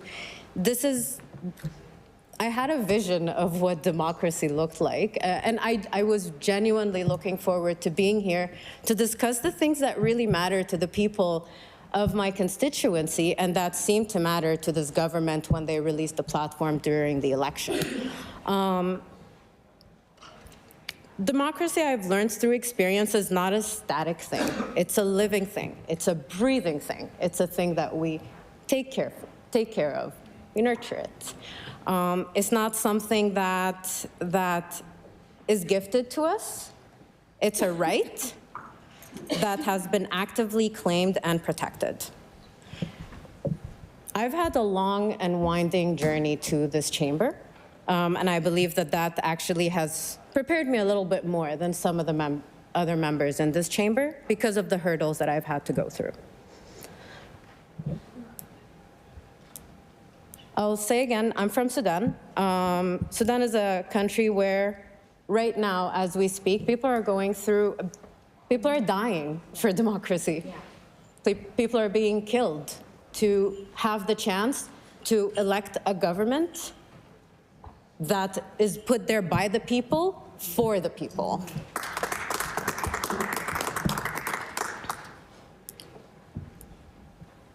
Millions of people in Sudan are right now facing this. People, my blood, right now are facing this.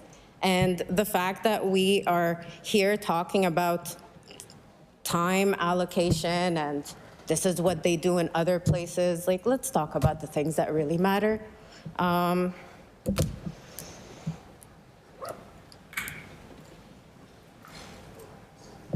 fear that with this resolution and with this amendment in particular, by restricting the time, we're really eroding the foundation of why we are here. The whole point of us being here is to talk things through with each other. We're here as colleagues. Why is time allotted for debate such an enemy? It's a tool, not just for opposition, it's for all of us. It's a tool that could maybe improve some of the things that the government wants to bring forward by listening to other opinions. Once again, I have a point of view that has not been seen in this chamber quite often. I would love the opportunity to be able to debate things, but knowing that that's going away is, again, a terrifying notion. And yeah, sure, it's not going away, but there's going to be control over it that's not controlled by any one of us. And that basically means it's going away. Now, again, it's been argued that limiting time is going to make it more efficient. It's going to streamline the legislative process and address more pressing issues more quickly. But why is quickly better?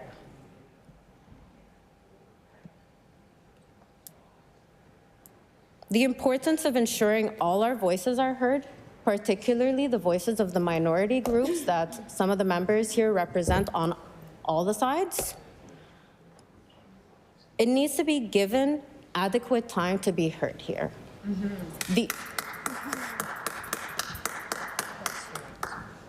The experience that I have as a woman of color and an immigrant, the experience that, I won't call out obviously other members, but other members have other identities that they identify with, and these identities require extra time in debate to ensure that the issues that are being debated do not harmfully impact them.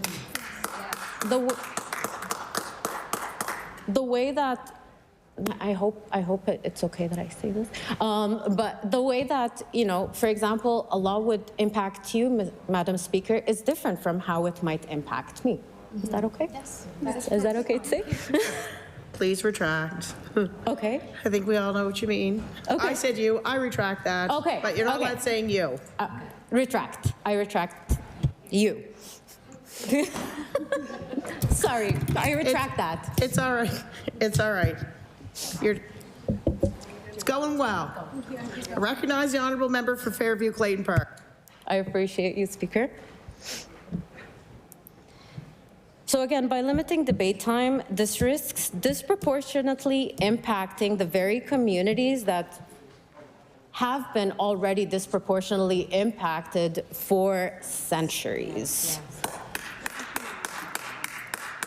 A democracy that doesn't listen to all the voices equitably, not equally, equitably. Those are two very different concepts. A democracy that doesn't listen to the voices equitably can we really call that a democracy? And, we're not trying to fearmonger as the honourable member tried to imply. We're not trying to fearmonger. But the reality is, this is what's at stake. What's at stake is our ability to be able to properly represent our constituents and to be able to properly represent people who have already been marginalized for, again, centuries. Let's ensure that we give this House and its history the respect it deserves by ensuring that we do things effectively, not efficiently. Yes.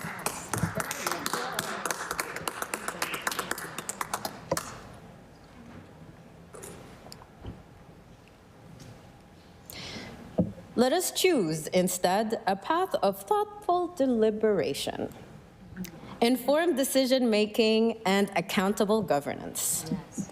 Let's honor the legacy of this House by upholding the principles that have guided it for centuries. Let us remember that democracy is not a spectator sport.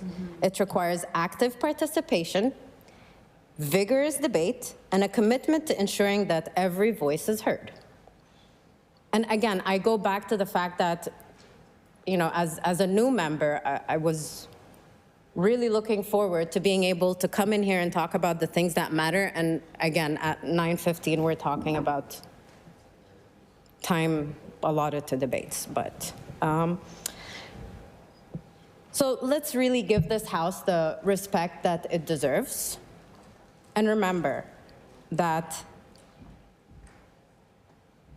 this democracy is something that, again, we have to work hard at and ensure that it's given the attention and the care that it deserves. And I will go back to the fact that things don't need to be static. The fact that I'm here in this chamber is proof that things are not static. Yes. Things change. Yes. We can change. That's okay. No problem. But let's talk about it together. Yes. Let's talk about how we can make this House more effective together.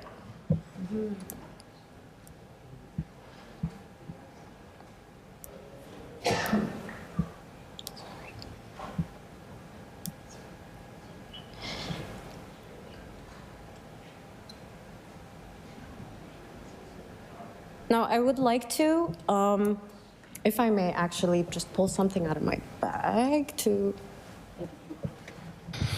You have 43 minutes and 32 seconds left. To pull that out of my bag. Amazing. Wow. You shouldn't have told me. Sorry. I shouldn't have known that. So I'd like to refer to... I'd like to refer to, you know, some other comments that were made in the House about how we need to change things because the face of Nova Scotia is changing. There's data to prove that, but there's also groups out there working hard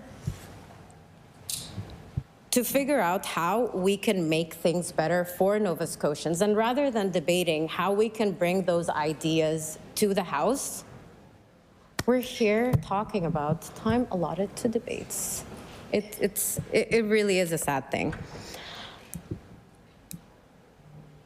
So what is the value of passing legislation quickly if the legislation is ill-conceived, poorly drafted, and has potential to harm the people we're elected to serve? True efficiency is not about rushing through legislation. It's about making well-informed decisions based on members, to engage in meaningful dialogue, to challenge assumptions, to explore alternative approaches, and to ensure that every voice is taken into consideration.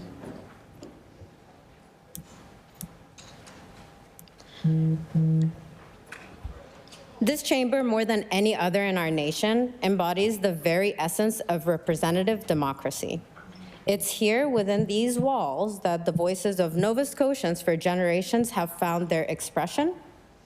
It is here that the fundamental principles of open debate, thorough scrutiny, and accountable governance, principle that I, as an immigrant to this province, hold particularly dear, have been forged, and I would even say defended through the debate that we are specifically trying to limit.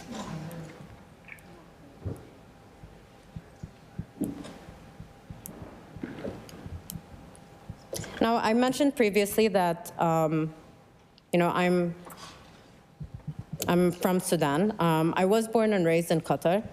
Qatar is a nation that presents a different but equally concerning set of challenges. While, you know, obviously more economically open and sound for individuals living there, it lacked very fundamental freedoms that I now cherish here in Canada as a Canadian.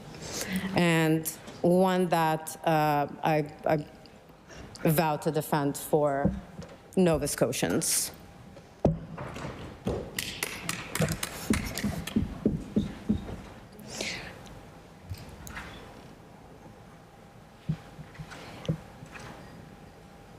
So the ability to express dissenting opinions, to challenge the status quo, was very severely limited by the fact that it wasn't even democracy. It was a monarchy, and I wasn't from that country, therefore I couldn't really participate in any of it. But coming to Nova Scotia, and realizing, oh wow, I have rights and I can talk about them and I can debate them and I can advocate them for myself and for others, and I can't wait to do that. And I did that, you know, through the advocacy work that I've done before. Once upon a time, I was outside this very house protesting, and that's something that I really truly cherish. And knowing that that's being taken away, limited by people who are not us, is again a terrifying thought, and the fact that we can make jokes about it is also even more terrifying. So I go back to let's talk about what changes we want to make. We want to be more effective. That's fine. We want to change things. That's cool. Let's change. But why now, actually? That's another question. Why now? This government has enough seats, we've heard that several times, to be able to pass things without changing the way that things are done. It just doesn't make sense. Why now? There's so much at stake at this point for Nova Scotians. People are barely being able to keep a roof over their heads. They can barely keep food in their fridges. People are having to choose between medication or rent or groceries. And the luxury of sitting here and debating allotted time is it's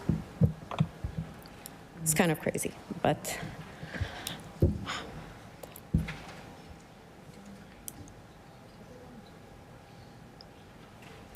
So Nova Scotians have told us time and time again what it is that they care about, what it is that is the most important to them. And we agreed with, I mean, maybe not the way, the means by which we get to the goal that we all have. Really, at the end of the day, we're all here for the exact same thing, to better the lives of Nova Scotians. That's why they put us in these seats.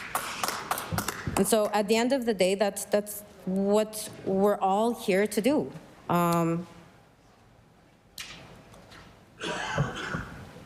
It doesn't make sense to me why this is an issue.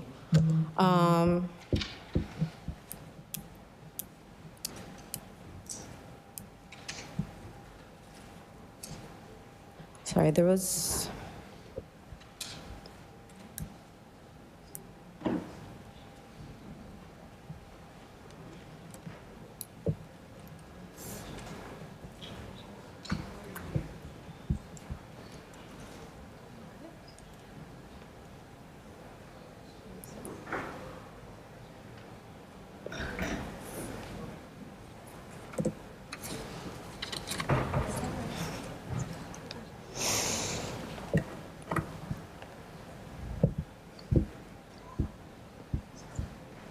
So just a quick little story. I think we were all nervous our first time. We spoke for an hour, and we're still nervous. Every time I press the microphone on, I'm nervous. I recognize the honourable member for Fairview Clayton Park. It's normal. I appreciate you. I appreciate that. Thank you. Thank you.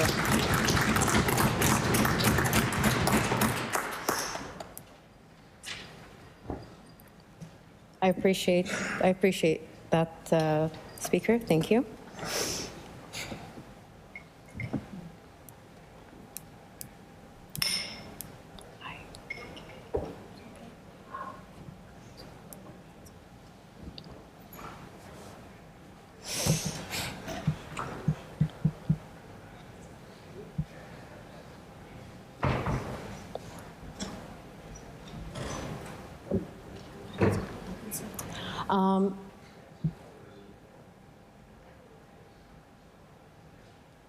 Thank you, Speaker.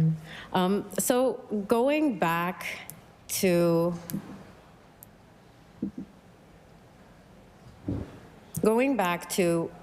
being able to effectively represent our constituents and the concerns that they have.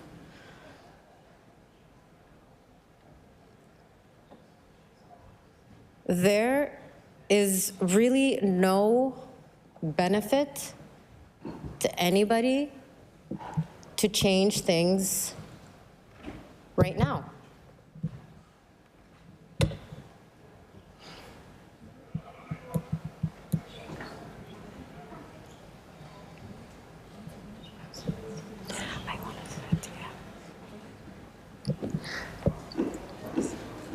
Thank you, Speaker.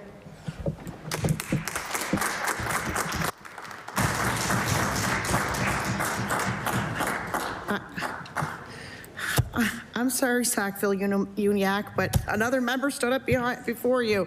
I recognize the honourable member for Lunenburg.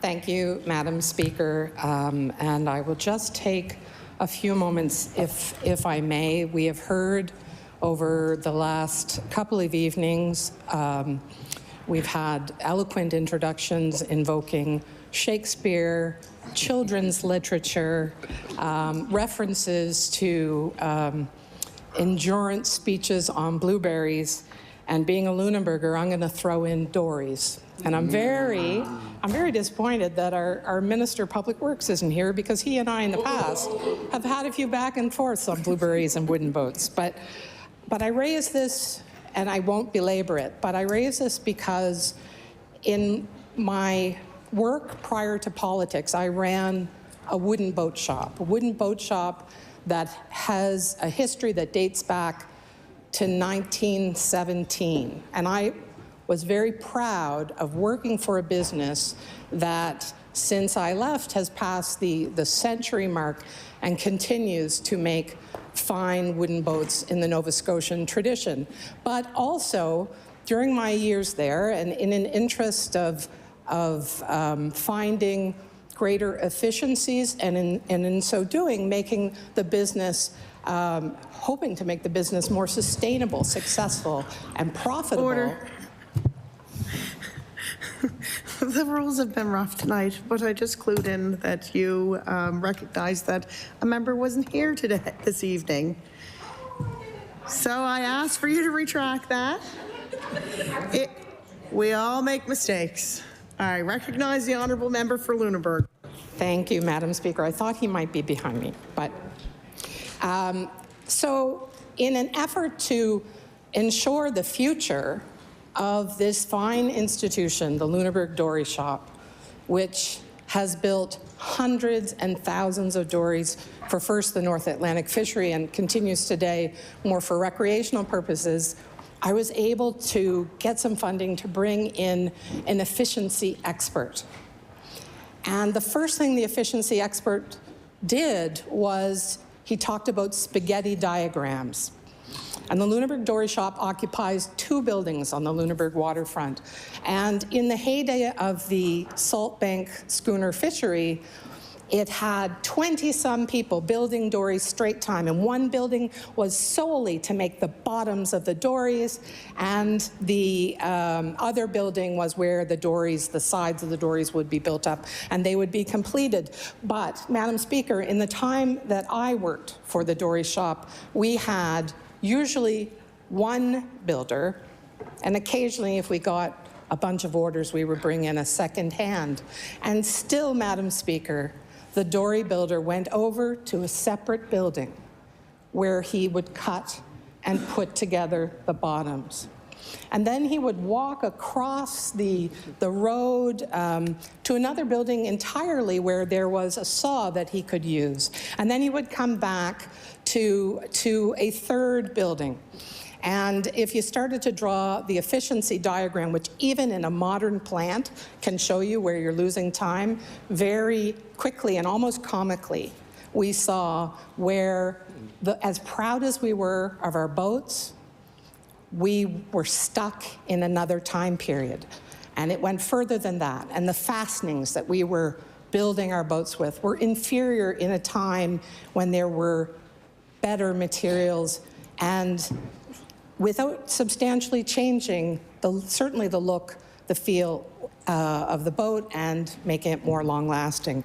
So change, Madam Speaker, is something that is constantly improvement. Change for the sake of improvement is a very fundamental thing. It's something that, as the government of Nova Scotia, we encourage our businesses and our organizations writ large to do, and we must apply those same principles to ourselves. But this evening, Madam Speaker, I want to speak specifically to one area. My honourable colleagues have spoken about the time allocations, I think, quite extensively.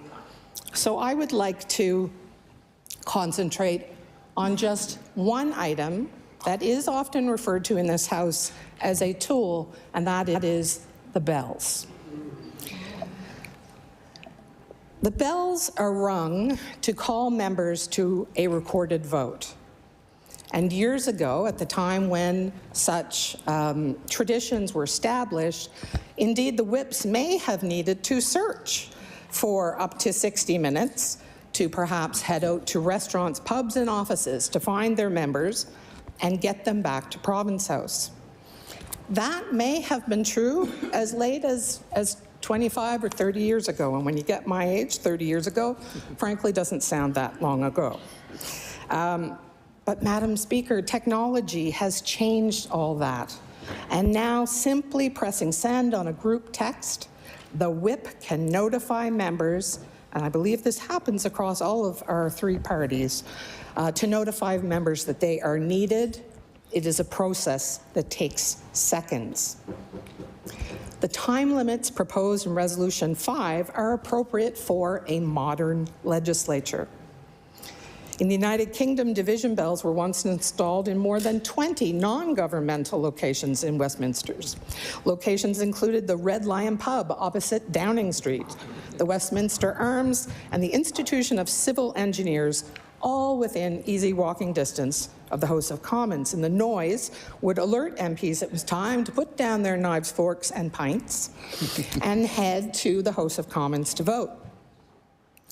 Repairing the bells, though, was expensive. So in recent years, when the bells stopped ringing in the restaurants and pubs, the owners just left them as they were an ornament on the walls.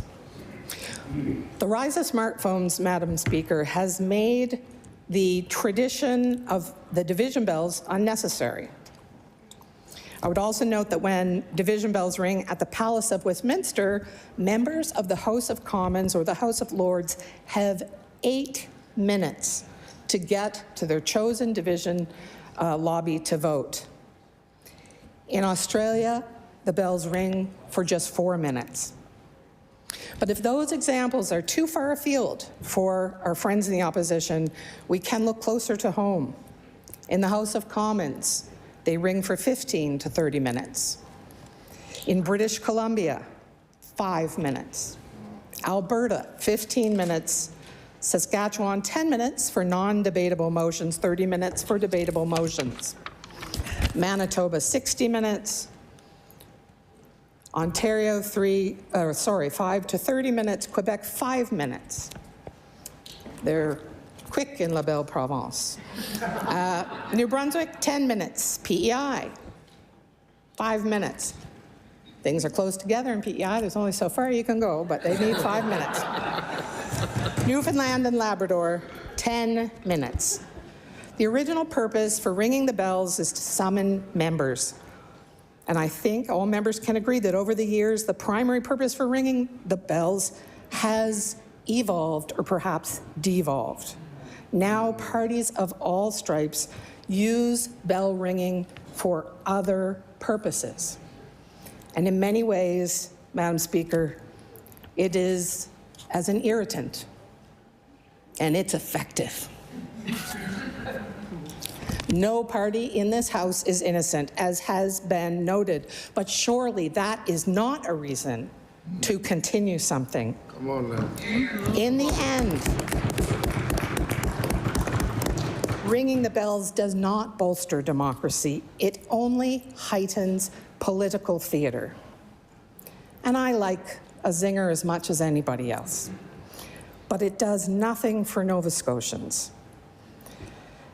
Maybe strong party supporters, those 20 or so people watching Ledge TV into the evenings who may slap their knees or hoot at the annoyed faces of the other parties. But really, it serves no real purpose outside of annoyance and a possible case of tinnitus for many of our members.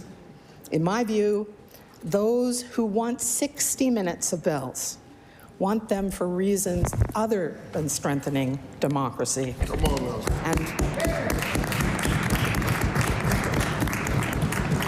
And so, Madam Speaker, I fully support the clauses of Resolution 5 to decrease the time of the bells from 1 hour to 10 minutes. Order. Just a nice long conversation about this. And although the resolution has the bells in it, the amendments doesn't. The amendments is about the time allocation, so I ask that you bring it back to the amendment. Please and thank you. I recognize the honourable member for Lunenburg. Thank you, Madam Speaker. And I will close just to reiterate my firm belief and our party's belief that these changes in the resolution are for the betterment and greater efficiency and effectiveness of this legislature. Thank you, Madam Speaker.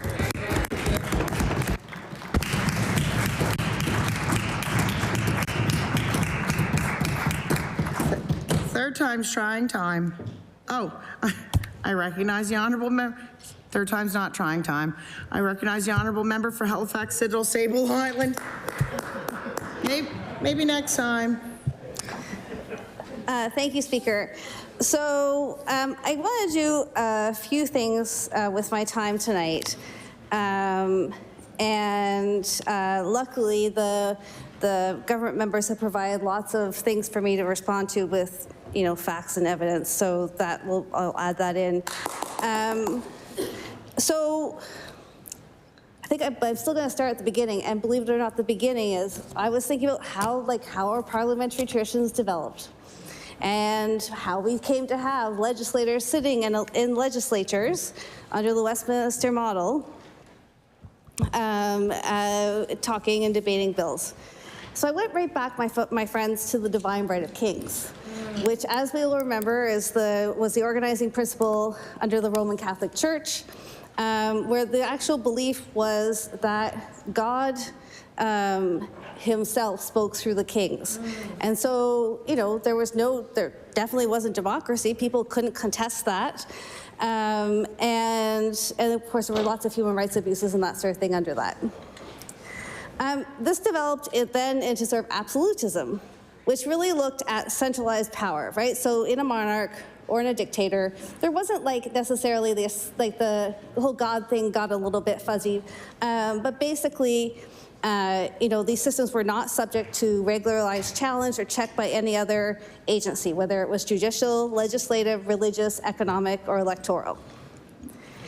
And like has been noted tonight, actually, we stand on the shoulders of giants. So, in 1758, the first meeting of the Nova Scotia legislature was held. At that time, of course, it was not representative of Nova Scotians. It was 22 men, landowning men. So actually, in fact, people came from Britain, Germany, and New England. But they had interest in Nova Scotia. And so, as I said, the majority of citizens at that point were denied the vote. But it was the first elected assembly of its kind in Nova Scotia, or in Canada. And so, as been noted, between parliamentary democracy, freedom of the press, and responsible government, we have set the standard for a long time about how legislatures have developed in Canada and around the world. And so it really influenced the development of responsible government. And what's a responsible government? A responsible government is held accountable by the people, and not by monarch or their representatives. So it's representatives, it's not one person in charge, and basically you have an executive or a cabinet who depends on the votes of a majority in the legislature or parliament. So that's how this is supposed to work.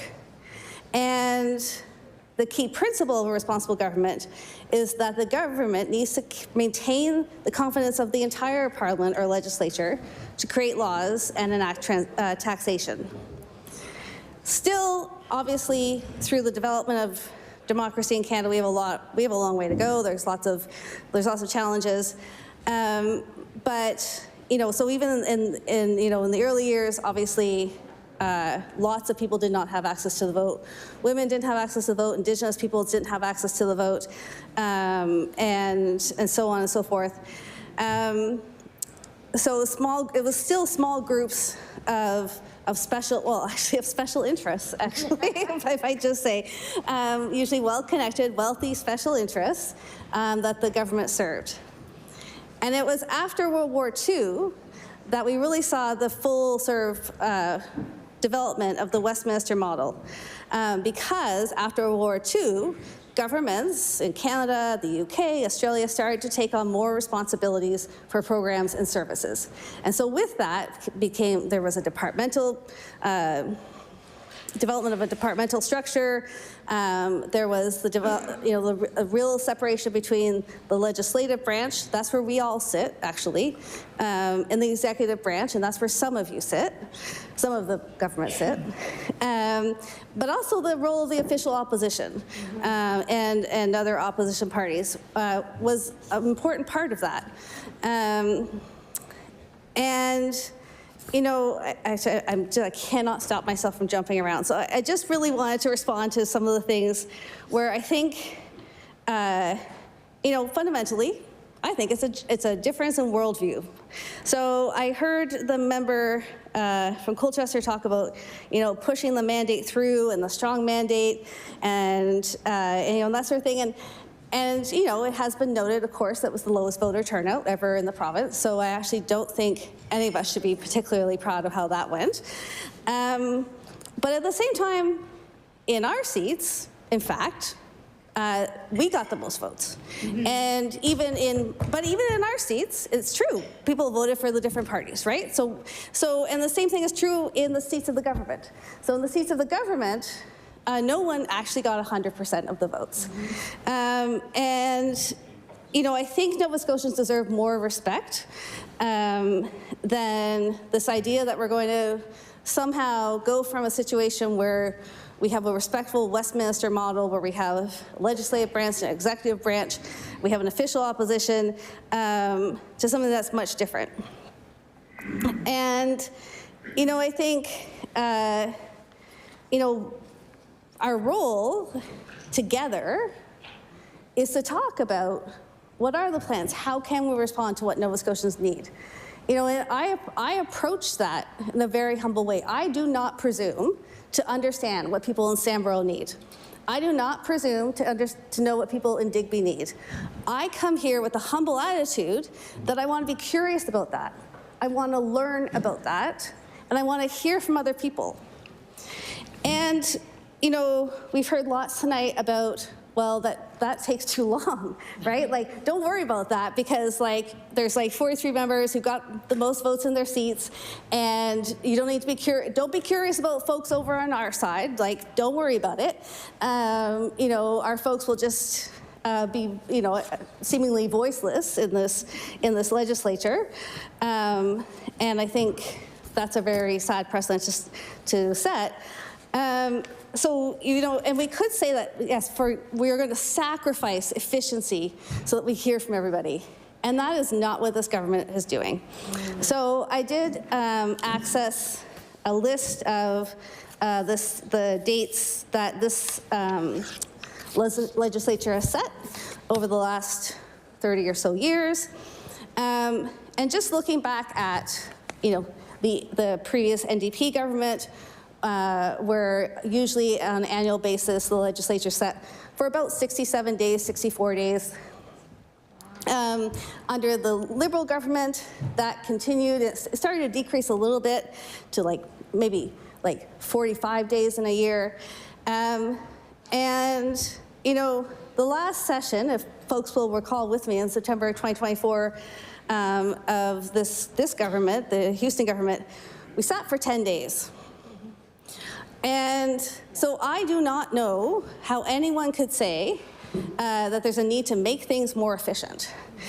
And when I look across at so many other jurisdictions, so for instance, you know, talking about time allotment, for instance, so in the UK, we had lots of lessons shared by the UK. So the UK, actually those program allocations can be applied in the House of Commons, but they can't be applied in the House of Lords. But I will say that in the House of Commons, in the UK House of Commons in 23-24, they sat 101 days. Wow. So, you know, in fact, there's lots of time to hear from all of you, from backbenchers, from the official opposition. And then I guess I also just want to dispute, so Australia was brought forward as another example. Since 1901, in fact, the Australian Parliament has sat 67 days over 20 weeks per year. So that's the average. So we'll, you know, assume some have been less, some have been more. But actually, the debate on bills is not subject to time limits. It's the only time that a time limit can be introduced is actually at the end of a parliamentary sitting. So if the end of, you know, say 30-odd days of a sitting is approaching, then they can consider actually adding a time allocation. And they probably have a calendar. And they have a set calendar. So this is the whole thing, right? Is that also, you know, when you have a set calendar, it means lots. I mean, the member from Colchester, Muscatavit, would know this, having served in the federal parliament. You could know, we work with our colleagues at the federal level all the time, and we know that they're sitting from like September to kind of like the first week of December, from the end of January to June. And so, you know what that means is that there is an expectation that government, say, will be introducing bills, and then stakeholders can get organized, right? So you're not, I mean, we literally, the government gives no notice to stakeholders, gives no notice to the opposition. I mean, we've had this time and time and time again. It's just like, it is at this point, like, you know, I guess honestly, I'm not even surprised by it anymore. But, you know, I think of two bills in particular that have been tabled without any consultation with existing stakeholders who are organized to talk to government, who are available to talk to government. One would be Bill 6 on the advanced education. So no university president that I've spoken to had any idea that this was coming forward. And even without this time allocation, you know, honestly, that bill's going to pass, right? That bill's like, this is going to be rammed through. Stakeholders are not going to have the opportunity to look at the legislation, to consider the legislation, to provide input. So the idea that somehow we're reverting to a system where, because the government won 43 seats, that eliminates the role for an opposition or role for stakeholders or special interests or folks to come forward and talk about the bills is actually quite ludicrous. I can't even think of a better word for it. You know, again, the member for Colchester, Muscatavit, talked about, you know, that the government has a plan. And I actually think that's quite funny because this government has not produced a lot of the plans that it's even committed to. A student housing plan, you know, there hasn't been an economic development plan. And, you know, and I would argue that, you know, because legislation is being rushed, that the full implications are not being considered. We're here to ask questions. We're here to liaise with stakeholders. We're here to bring things forward. It's not that we think we're smarter. It's not that, like I said, I approach this with a humility and a curiosity. It is not that I assume that I know lots of things are better. I want to learn about it from stakeholders. So, I mean, my one example I might bring forward is the Interprovincial Trade Act that was tabled today. which I think is really important. We all know it's really important. I think the tariffs are coming. But when I ask, I don't think people have answers about how that's going to affect some of the flagship programs and services of this government. So the Trade Act removes any consideration, the proposed Trade Act, the bill, removes any consideration of the difference between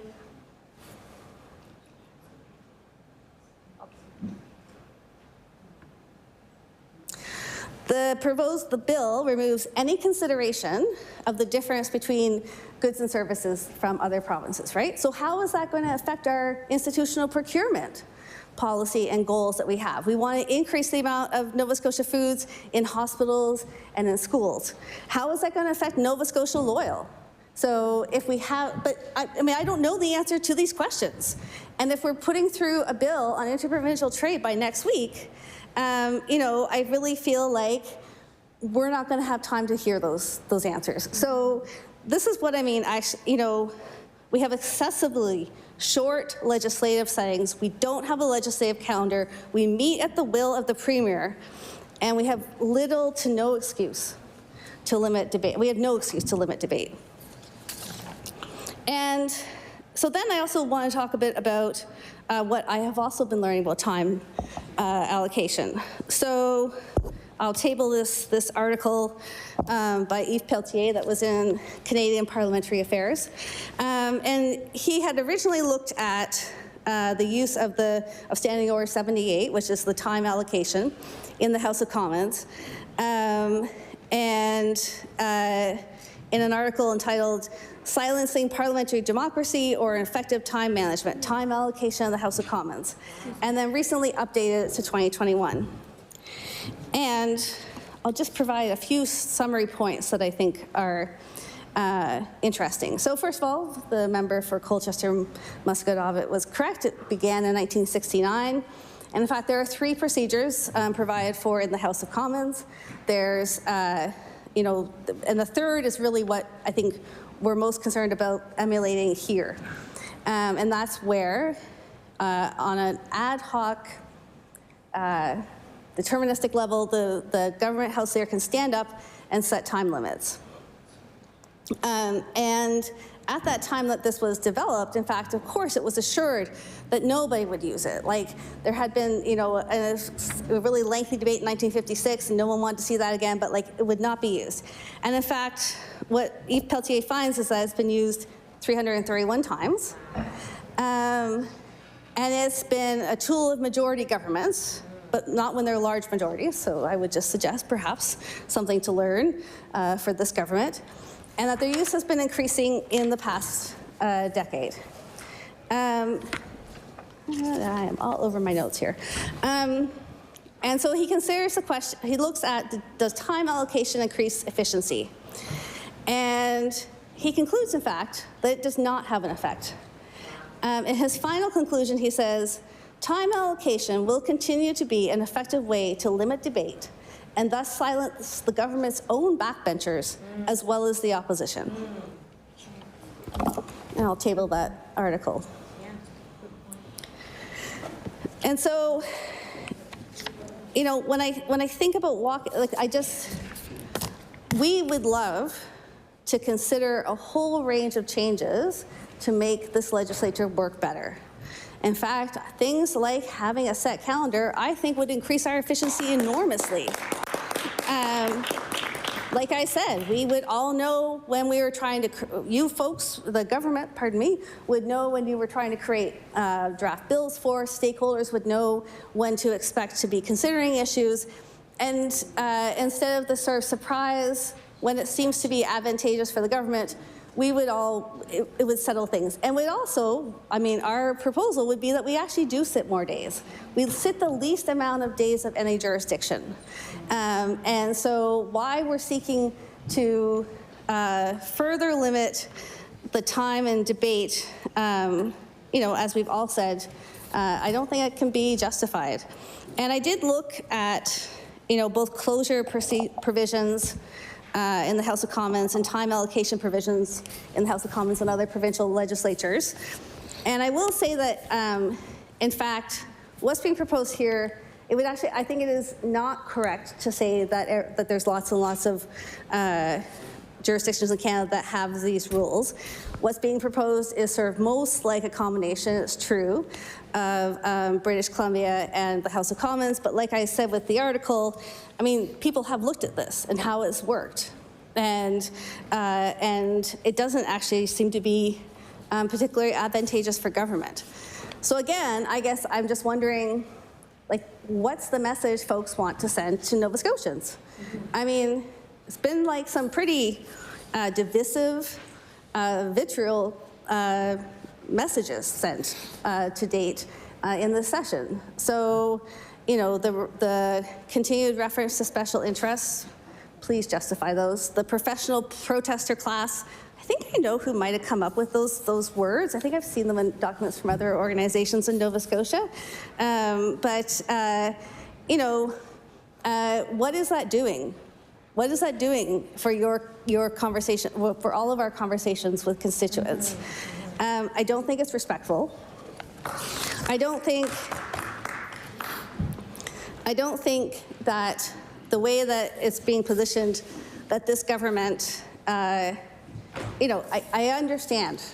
So I'm actually going to back up. So when I was first elected in 2021, I have worked in government, right? So I've worked in provincial government, federal government, done lots of like interdepartmental work. And I will tell you that I walked in here in September 2021, and I fully understood that one team had won and other teams hadn't won, and that one team had more seats and we're going to be proposing bills and that sort of thing. But I literally thought, like, honestly, I'm so naive. I really believed that we would be working together for Nova Scotians. Because I know all of us took this, like, fought for this job to make things better for Nova Scotia. So I actually thought it would be like, hey, member for Halifax Atlantic, it's true, you don't know much about things that, well, maybe you used to live in Halifax Citadel, but like, you don't know what's happening in Halifax Citadel, Sable Island these days. I don't know what's happening in Halifax Atlantic these days. Hey, let's talk about, like, how does this bill work for both groups, or in terms of critic areas and areas of specialization that we have when we enter as members. I mean, if I look around our caucus, we have enormous experience in law and municipal affairs, in community organizing, in supporting youth, in research and mental health. I mean, we have all this expertise for lots of the things that people want to work on, and why would we not be engaged? Anyways, I just really, honestly, it was just, I was so naive. I just have to, you know, it's probably better I didn't understand what this is going to be like exactly. And, you know, so, like, I will also say that motions of closure and motions of time allocation have other words. So they're also referred to as guillotines. Can everybody remember what a guillotine is? So, and what's an image that one might have if one looks at a guillotine? Is it fast? It's fast. It's like, there's no, well, I mean, I guess you kind of know your head's going in there, but like, it's fast, right? And, you know, it's not, you know, and the old measures of closure, which is actually not what we're debating here. That's why people tried to look at different ideas around time allocation, was to essentially overcome what was highly criticized. And, you know, and speaking of instruments of torture. So I know that at one point, as we named off all the provinces that have these abilities, in fact, in Quebec, there is a special provision that is called the closed baillon. And the baillon is an instrument of torture designed to silence someone. And it has been used a lot in the provincial legislature in Quebec, and is highly criticized for its effect. So, you know, for many years, I assured colleagues that I met from Quebec, who are also legislators, that we did not have a closed baillon. That we had short sittings, we had this, we had that, whereas they sit all year. They sit September to June, right? So, like, they have lots of time to talk about things. But that we certainly had not adopted a tool of torture to end our debates. So I guess I just really want to make it clear that I think there's some really important information that's been shared amongst all of us. Order. Order. We have reached the time of adjournment. We stand adjourned until Wednesday, February 26th from 1 p.m. to 10 p.m.